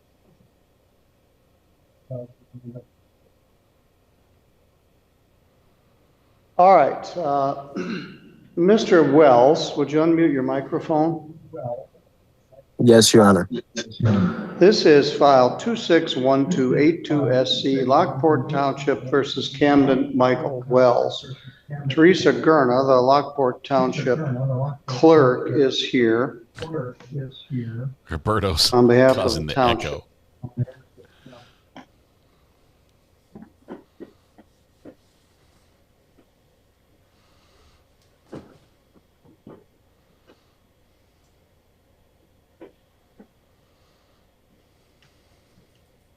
Mr. Wells is here by Zoom. I'm going to ask you to both please raise your right hand. You both swear or affirm any testimony you're about to give in this matter will be true to the best of your knowledge and belief. Yes, Your Honor. Yes, Your Honor. All right, let me explain. You're here in a small claims matter. And as such, the rules are different. They're more relaxed than regular 3B district civil court. The claim is limited to $7,000 or less. Neither party is allowed to have an attorney. There's no formal record being made of the proceeding. There is no appeal from a small claims proceeding. Either side has a right to remove the matter to the general division of the court, but if you do that, you have to tell me before we start. Once we begin here, any decision is final. Ms. Gurna, you understand? Yes. Mr. Wells? Yes. All right, this is a claim from the township because you tore up their parking lot while it was being prepared for construction. It's amazing that this is only as much as they're asking for. $387.50 plus cost is a total of $473.85. You did donuts? Mr. Wells, what do you say to that? I'm sorry. I had the chance to pay it in the past. I didn't take him up on that. So I'm here to do what I got to do. All right. So you acknowledge that you owe the money. Can you make some sort of payment agreement? Yes, sir. How much can you pay each month? I could do one payment in full if possible. All right. Can you pay that within 30 days? Yes, Your Honor. I think you did donuts in the parking lot while they were going to pave it. That would be I hate to even say this, September 2nd. Wow. Now, you Where did the pay year that go? directly to the township clerk at the address on the judgment. Are you still at Featherstone Road? Yes, Your Honor. I find that you owe $387.50. I'm going to show this as a consent. There's a filing fee of $46.25 and a service fee of $39.70. The total is $473.45. You're going to pay the matter in full by September 2nd, 26. Are you employed? Yes, sir. Yes, Your Honor. Where do you work? I work at a private doctor's office in Sturgis. Doing what? All right. Well, this was not your finest moment, but I appreciate the fact that you're here, you accept responsibility, and you're willing to pay it. Make that check payable to $473.45 to Lockport Township at the address on the judgment. We'll send that to you. You have any questions? No, Your Honor, I do not. All right. Well, sometimes when you do something dumb, the best thing you do is accept responsibility and move on. That's what you're doing here. I respect that. You make that payment and this matter's over and done with. If you don't make the payment, we'll have further hearing in the matter. Yes. All right, you're good to go. Ms. Gurney, if you go out to the counter, the clerk will give you a copy of that. I expect he's going to be true to his word. You're going to get paid for this within 30 days. Okay. Very good. Thank you, Your Honor. All right, here's the other one. All right, Mr. Wells, you're good to go. Oh, yours just looks better than mine. No.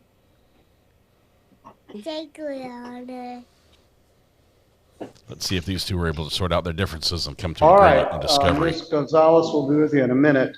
The parties are back on Rogalski and Eving. Thank you. See you around. Ms. Rogalski, how did you guys do? We didn't go through the whole list of required documents, but we did work out a possible payment plan here that I can let Mr. Eving share with you. All right, so the payment plan was starting Thursday, I'll do $150 per paycheck, which is twice a month or every 2 weeks, up until I get caught up. So I'm behind 2 months, so that's $200. So the first 2 months, I'll pay an extra $200, and then I'll do the regular $100 every 2 weeks until I'm done. My dad owes me money from the car accident because I gave him part of the insurance check because I did have insurance. He hasn't paid me back, so if I get more, I will pay more on it through time. All right. Ms. Rogalski, what's the current balance? $4,000. I have received nothing, so it's still the full balance. Still balance is still 4,000. Your Honor, also, I did try to pay on it a few weeks ago when I went up to because there was construction or whatever, I went and talked to the clerks. They said it was $7,000, so it wasn't the correct amount, and I didn't feel comfortable paying on something that wasn't the correct amount. The claim was for 7,000, but I had Correct. a trial and I reduced it to 4,000. So Correct. you don't pay the court, you pay it directly to Ms. Rogalski. Okay. All right. So do I? All right. Make Well, then, those is there a payments way to her that? at the- Say that Is there a way to again? get her information to be able to pay her, like maybe a Yes, cash I'll app send or you. something? Well, I'll put you back in the breakout. There's some way to room. pay. All right. Well, you could just send her a certified check each month at the Dowagiac address, but I'll put you back in the breakout room. Okay. So just join again and you can talk to each other. And you give him the information you want him to have to make the monthly payment. Thank you, Your Honor. All right.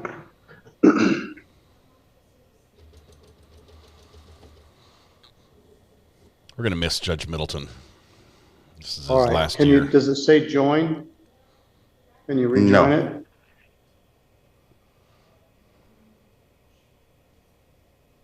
I don't see it anywhere it says join. There it goes. Gotta go. What's your PayPal, lady? Yeah, that's just Venmo me.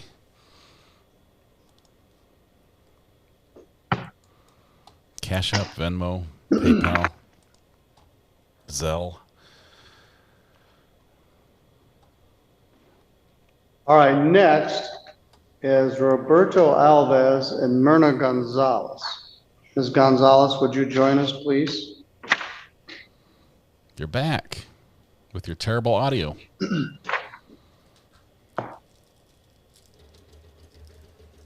Mr. Evink didn't make it into the breakout room. He struggled. He is on the struggle bus.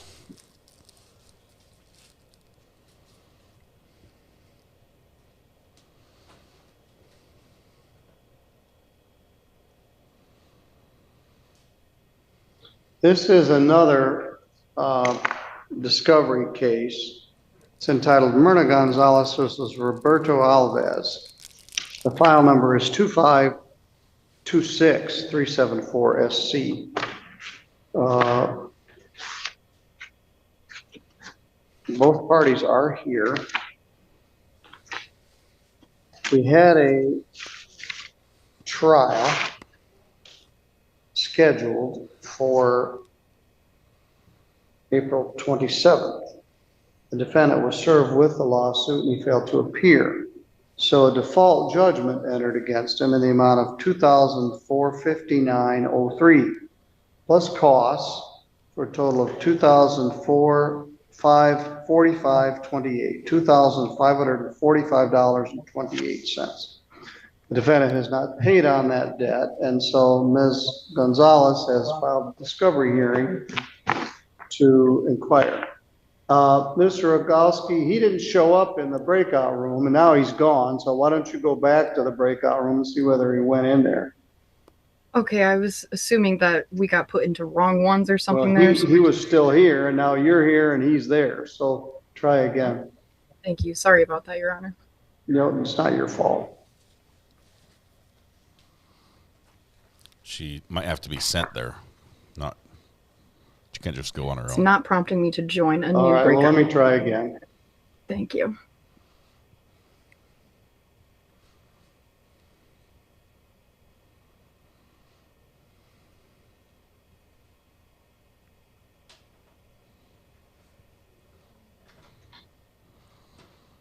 Mr. Evink, you didn't both end up in the breakout room at the same time, so join now and you can exchange information.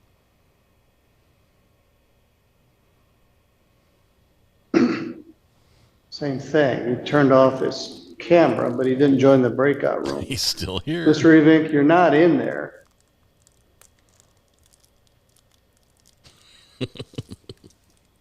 Mr. Evink. Now he is, I guess. All right, this is similar. It's an automobile accident, money damages, judgment entered, the defendant didn't pay. Mr. Alves, would you please raise your right hand? You swear or affirm any testimony you're about to give in this matter will be true to the best of your knowledge and belief? Yes, Your Honor. Ms. Gonzalez, would you unmute your mic?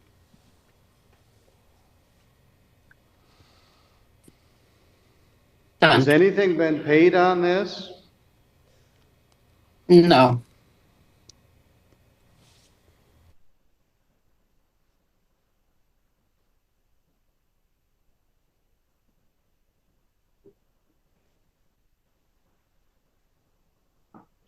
Mr. Alves, this is a hearing for them to determine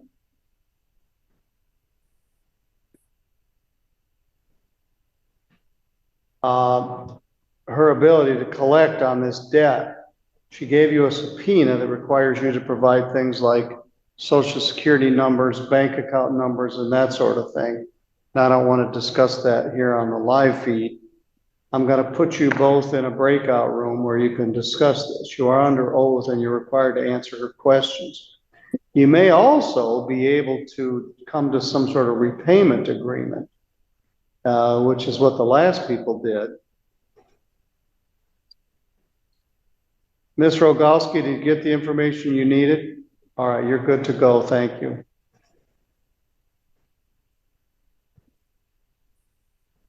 She gone.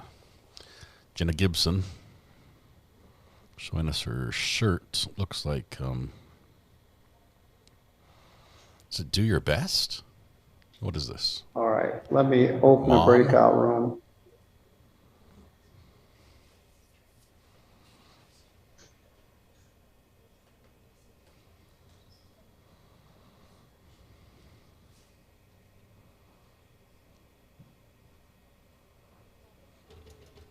All right, you guys can talk.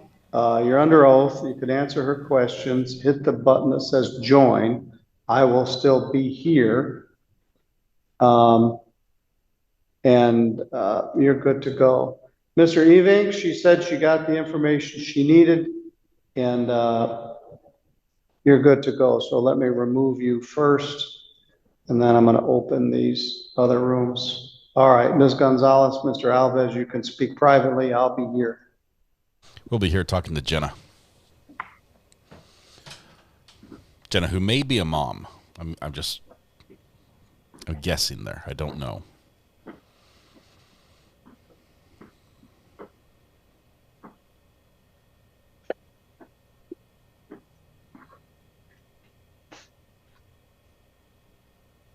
All right, Jenna Gibson is here. Ms. Gibson, your matter's set for 3:30. As soon as the attorney shows up, we'll return to that case. So let me put you in a waiting room while we wait for him. Are you at work right now? No, I'm at home with kids. All right. She's a mom. Let me put you in the waiting room. Okay.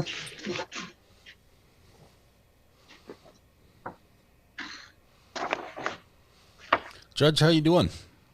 How's your day gone? It's just us, so we can talk.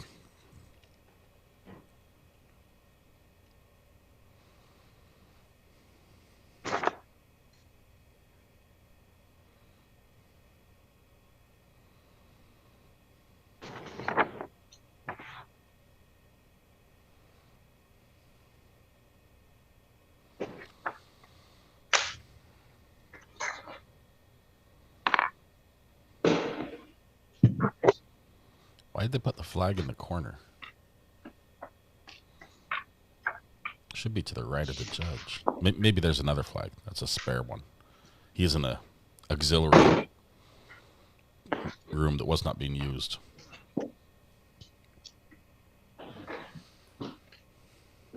Oh.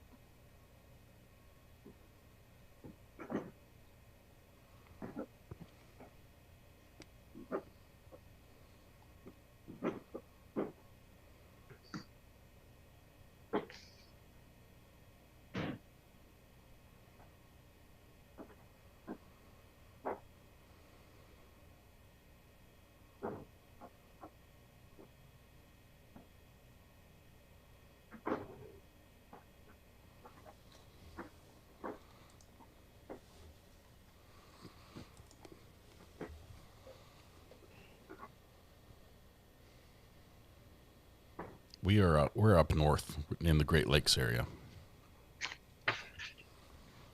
not far from Judge Simpson, the great state of Michigan.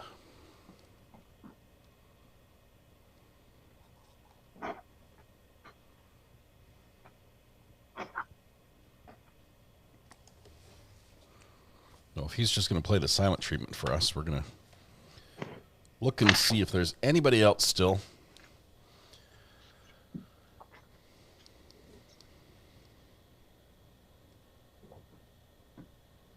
Here's one. With Mr. Cooper prior to waiving your right to preliminary hearing here today. Yes, Your Honor. Judge Court Charles does Hart. find Ms. Inkthavansa that you are knowingly and voluntarily waiving your right to preliminary hearing, and the court does accept the same. Subsequently, the court does find probable cause to believe that you did commit the crime or crimes as alleged, and I do bind you over for trial. And Mr. Cooper, did you say that you wanted a separate and distinct arraignment date? Yes, please.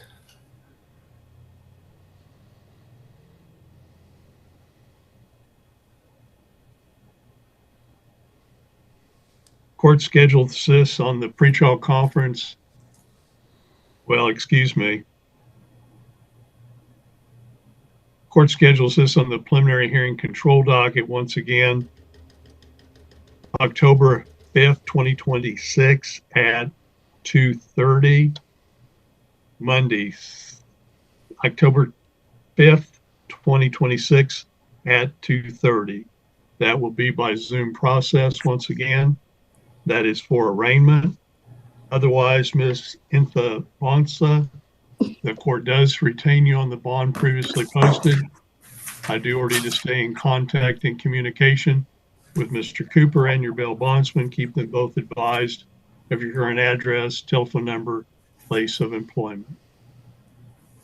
Okay. Anything further, Mr. Storr? No, Your Honor, thank you.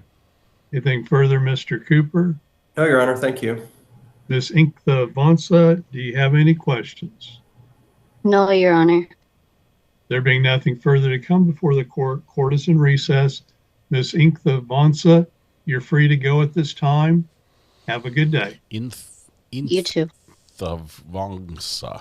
Your Honor, I have a couple of more cases, but they're at the detention facility. I'd like to have a breakout room with the detention facility just for a few minutes, if I could, please. Okay. And I'll ask Belen if she can try to attempt to accomplish that. Thank you.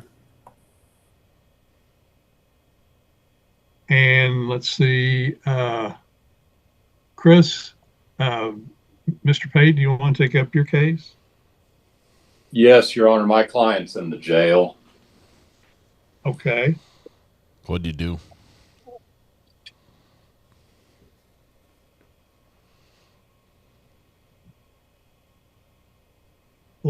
We'll come back to you once we get the jail coming into the Zoom hearing.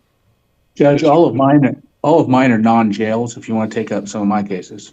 Mr. Okay, Favre? Joe, we'll take up, Favre? and we'll get back with you, Chris. Mr. Joe, what your client's name? Judge, Mr. Hinderleiter is at court security.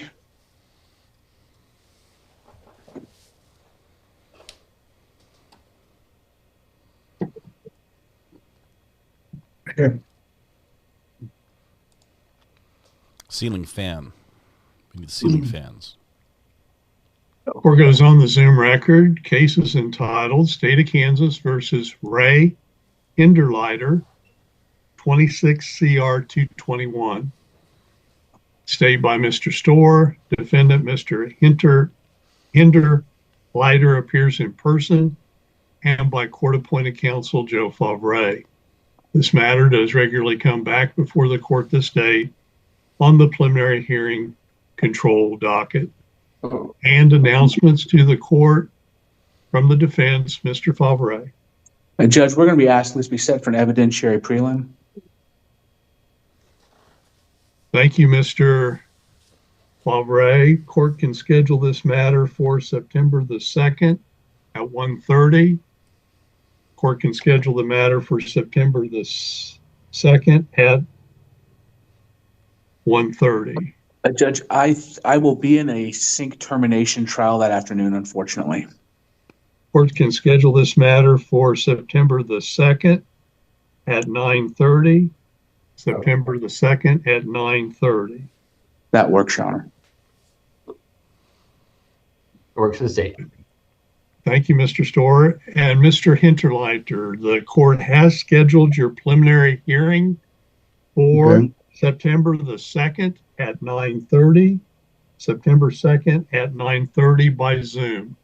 The court does order you to be present back at court security as you are today for that preliminary hearing. Otherwise, the court does continue you on the bond previously posted. I do order you to stay in contact and communication with Mr. Favre and your bail bondsman. Keep them both advised all times. Current address, telephone number, place of employment. Okay. Anything further to come before the court, Mr. Storer? No, Your Honor, thank you. And for the defense, Mr. Favre? No, Your Honor, thank you. And Mr. Hinterleiter, do you have any questions? No, sir.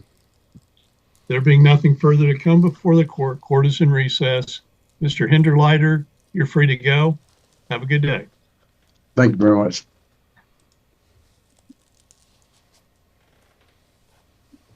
And Joe, your next client? Judge, I also have Mr. Joel Edwards at court security.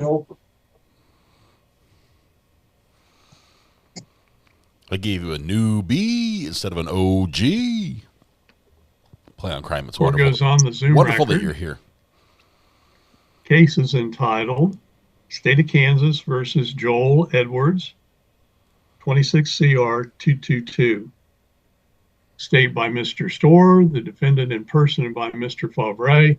Matter does regularly come back before the court this date on the preliminary hearing control docket. And announcements to the court, Mr. Favre. Judge, I have spoken to Miss Pierce. This is her case, and we're going to ask for a continuance to your next PHC docket. The state needs time to talk to the victim, and we're going to work on a plea agreement in this case. Thank you, Mr. Favre. Do you wish to waive the preliminary hearing at this time and set it over to pretrial conference plea docket?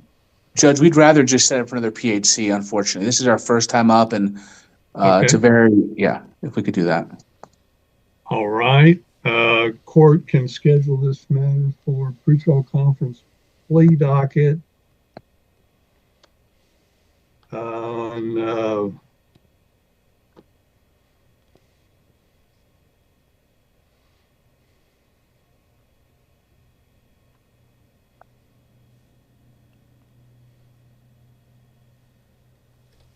Okay, hang on. We're back.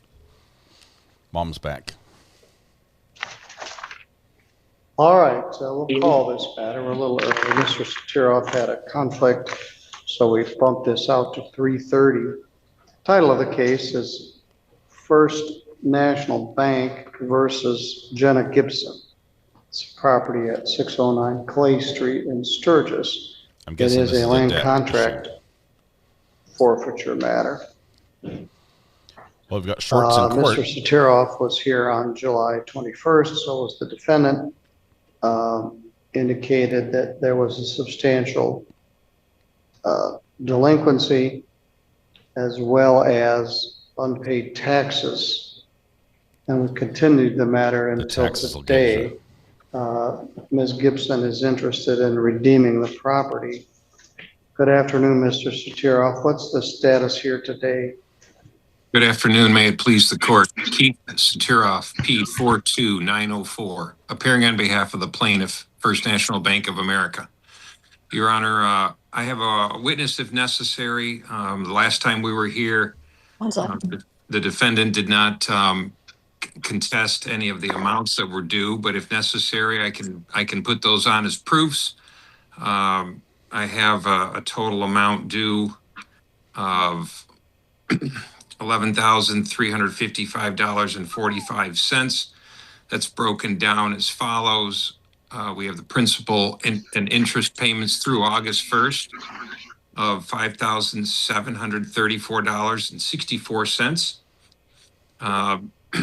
The other damages due are $5,464.02.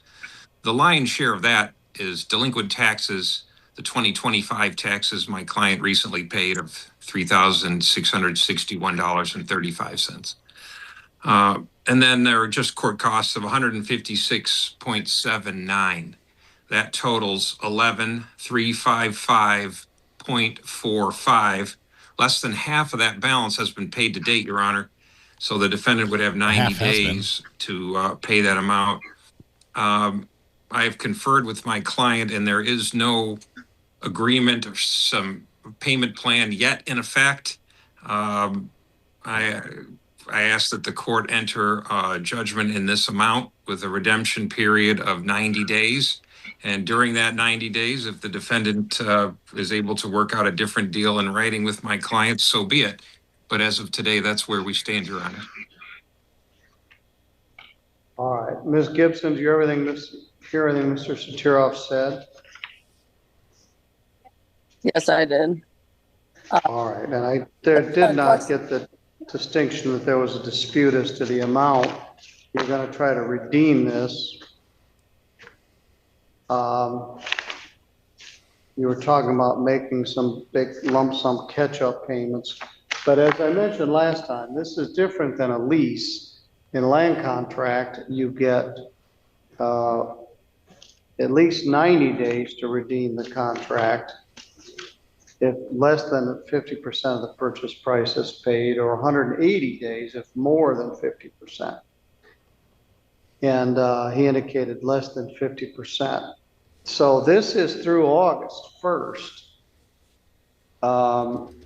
In September, October, the payments will continue to accrue, but you would have 90 days from today, which would take us to September, October, November 2nd, November 1st. Yes, the first, Your Honor. November 1st. What's your response to that?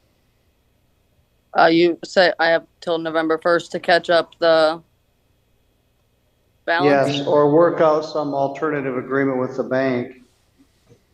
Okay. Yeah, like I've told them, I've been waiting on my taxes. I'm not giving excuses, but that's what I've been dealing with too. Taxes. So, all right. Get this caught up hopefully in 30 days. So, Mr. Satiroff, I didn't find an order in here. I would ask that you email me one. Okay. Did you show that you sent one? I do not show that I sent it. I was going to send it after today's hearing. All right. With those terms, that amount, those numbers, and that date, November 1st, if you email me that at 3bcivil@stjosephcountymi.gov. That's a terrible email address. It's terrible. Okay. I will email that. I'll check the box on a hearing, and then I'll send it. Very good. All right, Ms. Gibson, I hope you can work this out. You seem like a lady with a lot on your plate.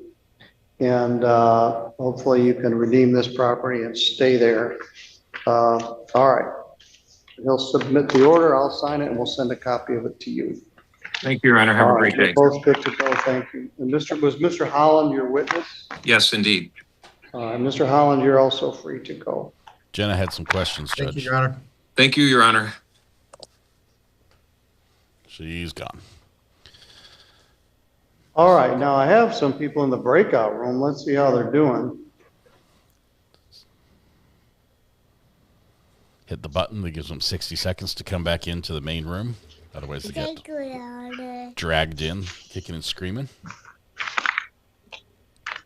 That's how Zoom works.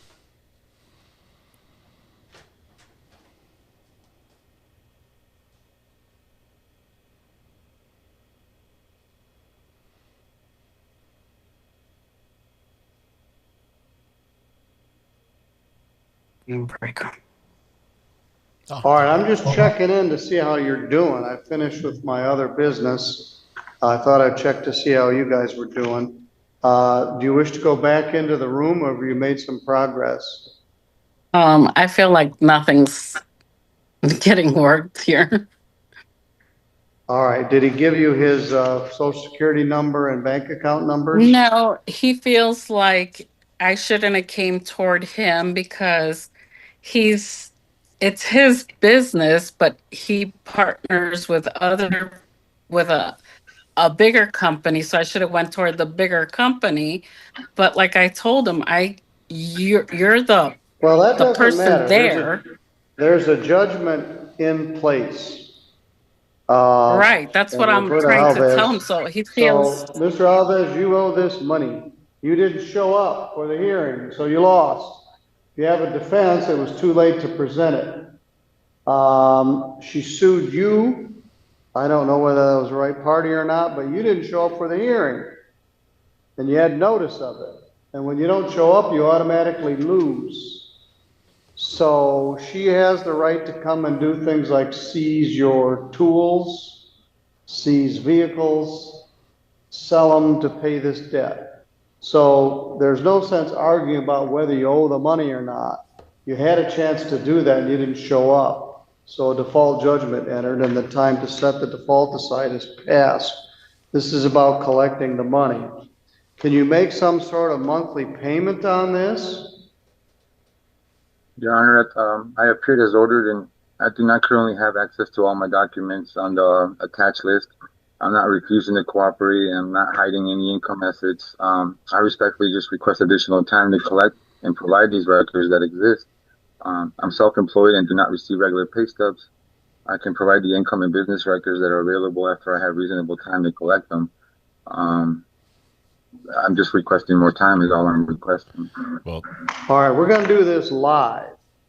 That way, if I find you're in contempt, I can just have you taken into custody. So we'll continue the discovery hearing for a live date. So let's set this out a couple. How much do you need? Is 30 days enough? I surely hope so, yes. I don't see why it would take that long. All right.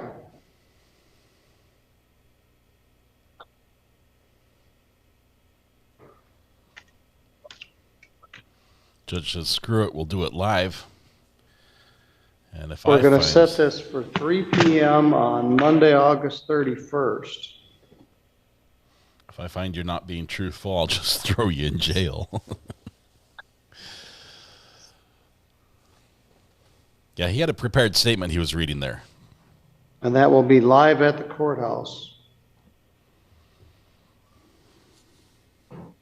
And if you don't show up, bench warrant shall issue. What you should be thinking about is trying to see if you can make some sort of payment plan. As I indicated, the time to move to set this aside is passed. So when she gets this information, let's say you've got a generator worth $5,000. She could seize that generator and sell it, pay this. She could seize your work trucks. She could seize money directly out of your bank account. In an effort to collect on this. And so bring the information. You'll be here live. She'll be here live. I'll be here. We can talk about it. But the time to move to set it aside is past.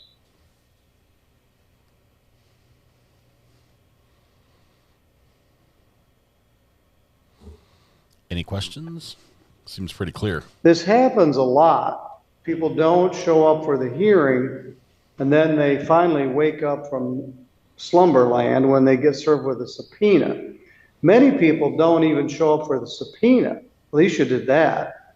If you don't show up for the subpoena, you can go to jail for contempt. We don't have debtor's prison. We can't put you in jail for not paying a debt. But we can if you fail to provide the information or fail to appear for the hearing. So I'll give you 30 days, give or take. It's actually about 27 days to gather the information. And we'll have the hearing live at the courthouse at 3 o'clock.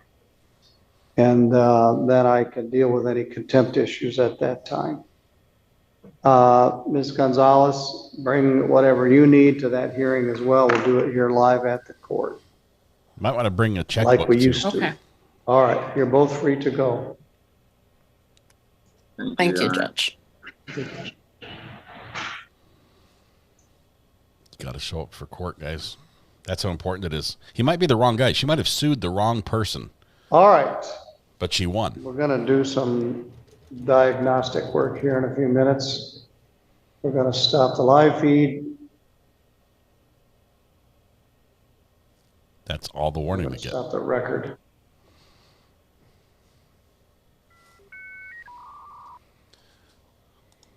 All right, we've got a Canva. I'm on Canva. Just 1 second.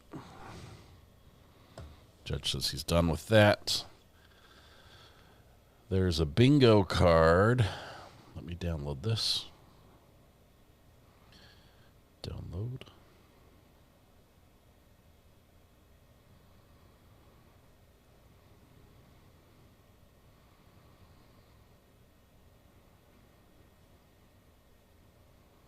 We're ready to do it over here. These two computers, this one and the one over there, are on different networks. And this switcher is on that network, and this switcher is on that network. So I can work them separately, and chose poorly. Here we go. Download the other one. Red has built this list of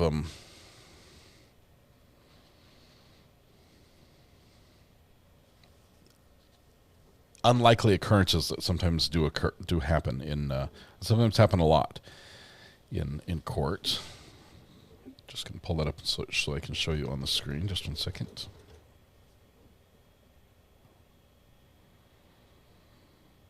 Let's see. I need.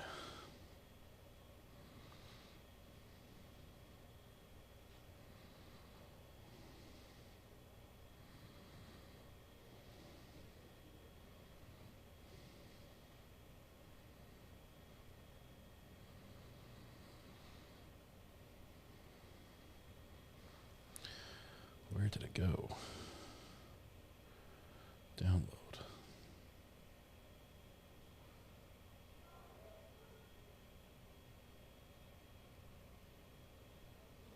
Found it.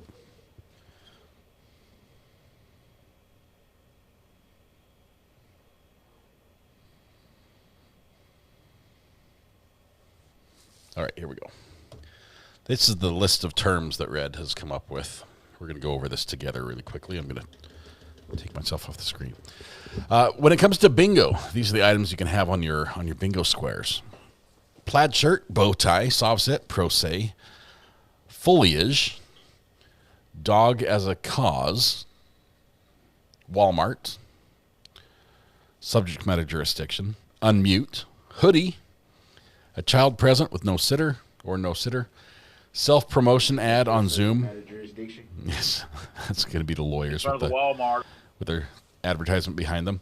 A hat, cap, or a do-rag. Eating during court. Fences. Driving. A ceiling fan. The need for an IT assistant. Shorts or underdressed for court. Coughing excessively, as we just had earlier today out of Thurston. Bedtime. That's when we stay late. Judicial break needed. Not a camel. Walking around. Translator or interpreter. A bench warrant shall issue. Jail attire stripes. Snow. Interrupting the judge. The phone name instead of legal name on Zoom. That's when you come in as Samsung or iPhone. Missing attorney. Competency evaluation order. PJ pants. Breakout room. Judicial speech moment. The don't talk over yourself or over each other, instruction. Remand or bond revoked, ordered, taken back into custody. 8675309. You'll hear that one a lot. Verdict music. Just not answering. Hoblob signage. What is hoblob signage? This is the first one I don't understand. The Ricky Watson water trough spot. That's when there's a bit of thirst in chat. And there's thirsting towards a witness or something. Resisting arrest or body cam. Face tattoos, never a good idea if you're trying to go under the radar. And ceilings without face. That's when you set the camera down and show your ceiling fan. And a cat or dog roaming in Zoom. There we go. These are the terms. Now, live, laugh, love, or eat in the kitchen, for example. Hoblob signs in people's... Oh, Hobby Lobby. I didn't know what hoblob was. So like the signs in the background, like the last one, the lady had a sign that says, today is a good day, or something like that. It's a good day. Googling, how can I monetize court bingo cards? Oh, it's big business. It's big business. I think they should be handed out at all courts to keep people focusing on what's going on. What's in the lower left corner? Me. But fences, driving, ceiling fan, eating during court, hats, caps, do-rags. I've always called it Hobby Lobby. I didn't know there was a short version. I've wasted all those extra syllables all these years. Had no clue. Red, is there a chance we could post that over on Facebook so people could have it on Facebook? And I think there's a way we can actually make these cards happen. Like the Bingo Baker In front of thing. the Walmart. Lois says I'm not alone. My address should be Hoblob. There was a time when my paychecks should have been written out to Radio Shack, so I understand how that goes. You could do that on Facebook. Okay, well, I will ask someone else. I think I will. I'm not sure how to do it either. That's why I was asking. Amanda H., member for 39 months on the jury. Been over at Melanie Little's channel watching the class trial. Oh, my goodness. Wanted to stop by and show some love. More power to you. That is a tough trial. That is so tough. I've read a lot of online comments about it. It's difficult. I'm glad I'm not on that jury. Oh, my goodness. Thanks, Red. I appreciate that. Red says send it to me. I'll get it over there in a few. Amber, thank you very much. I take back all those things I said about you earlier today. Already made a print screen. If your sister works at Hobby Lobby, do you get like a family and friends discount?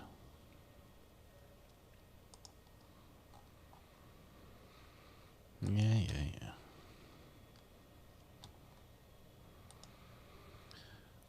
I'm pretty sure you didn't say okay, doc. It says okie dokie on my screen. But then why does YouTube do this? Why does it say here, let me take this off here. Why does it say okie dokie right here?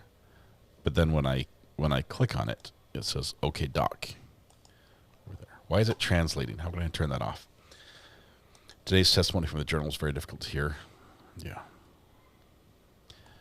This is that case, that Clancy case is so, it has issues that hit so close to home that a lot of people have had a degree of experience with, because I've heard it's quite common for a lot of mothers to have some sort of depression, postpartum depression, whether it's extreme or not, is different. There's a little bug flying around me, a tiny one. I'm about to inhale it if I take a big breath. I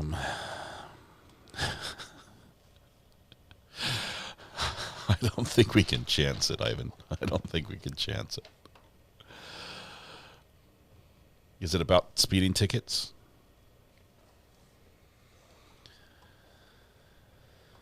Yeah. New YouTube issue for me. Some of my comments on videos, and I have seen other people's comments get posted multiple times daily.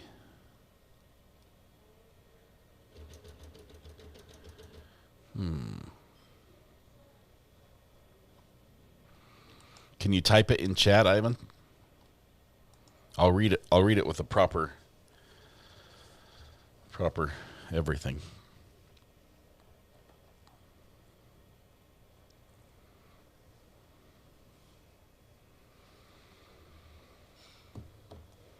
After the video we watched in Detroit, Ivan's fine. Can't. It's a story, 90 seconds, I promise.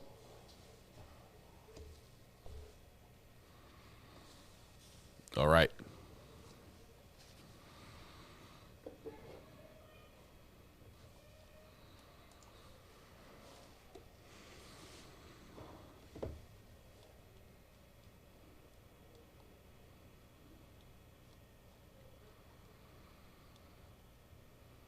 If you log out and use another browser, they disappear. The comments on the channel?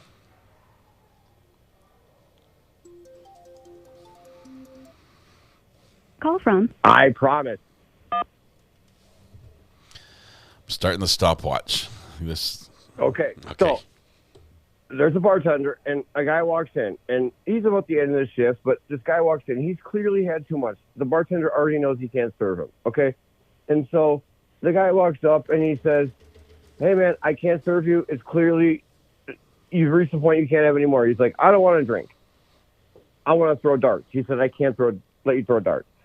Like, you've clearly had too much." He's like, "I want one dart." He's like, "Fine, I'm going to give you one dart." The guy lines up, throws it, bullseye, first try. The guy's like, "Man, well, you don't see that every day." The guy's like, "What do I win?" He's like, "What do you win? Like, I didn't anticipate this event. I didn't plan for a drunk man trying to throw a dart. So what do I say to him?" "Well, it just so happens," stay with me, guys. "It just so happens this man has a turtle in a box that he was going to give to his nephew. And then he realized halfway through his shift, this is a silly gift to give to a nephew. But now this man wants a prize. So he just gives him his turtle in a box. 3 months later, doesn't see him any time in between, never happens again. He almost forgets about the interaction. Guy strolls in. He's clearly, obviously been overserved. He's had too much. Guy's like, "I can't serve this guy again. I didn't serve him last time. I'm not going to serve him now." Guy says, "Hey, I can't give you anything. I don't want it. I want to throw darts. Look, man, that was a one-time deal. You're never going to do that again. It was clearly luck, blah, blah, blah." Doesn't let it go. Finally gives him one dart. Bullseye. Well, holy smokes. Guy says, "What do I win?" He's like, "What do you win?" He's like, "Well, what did I give you last time?" Guy says, "Well, last time you gave me a roast beef sandwich on a hard roll."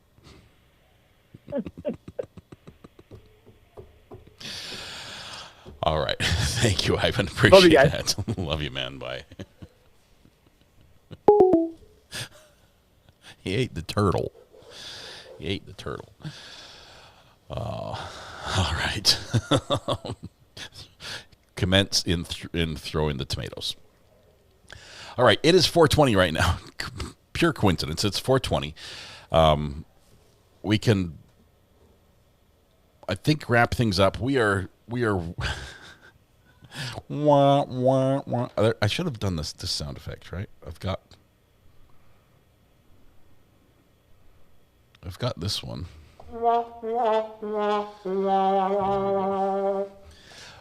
Anyway, we are trying really hard to get a full court case for y'all. We're not following Clancy. You guys know why. But Sarah Grace Patrick just pushed. Supposed to have started this morning. Just pushed out. That was a bit of a bummer for us. We've got a couple more that we're working on. There's Austin Drummond in Tennessee that we're waiting for a date on. That got pushed as well. That's a quadruple murder. We're trying to get that one. We've filed for that. Just haven't heard back from the court. They haven't set a date for that. We've got the Microsoft murder. The two people doing Mario and Shannon, who are being tried for that separately. Mario first, and then Shannon, I believe. That's coming up here in the next 30 some odd days. Keefe D is starting next week. We'll be filing some paperwork for that right now. I've got some stuff in the works for that, and that's probably going to be our next one, but it's a week out. So in the meantime, if you see any of our small courts we like to hop to that have a case on the docket or something coming up, maybe it's some of the courtrooms we've been to with court watchers before, let us know. Let us know. We'd like to fill this week up with something that you guys would enjoy to watch and would fill our days with some court watching. So that would be great. Until then, I'm going to go check on everybody and see if they're all, how they're feeling. Mrs. R.A. is nodding. She's like, I'm good-ish. Good-ish. All right.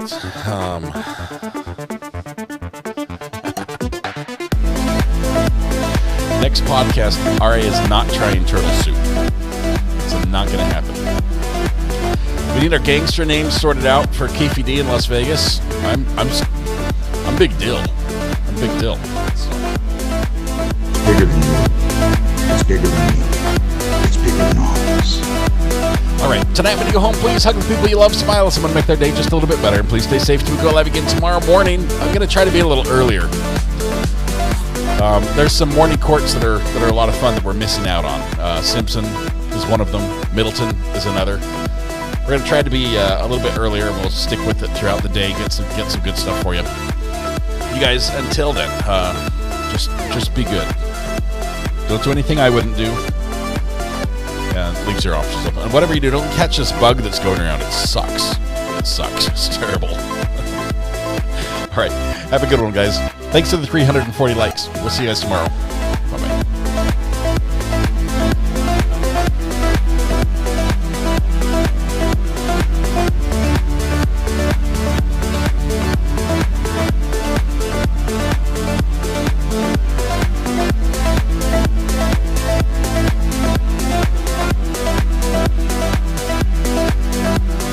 I forgot. I'm driving to the airport early tomorrow morning. We'll probably start around 10.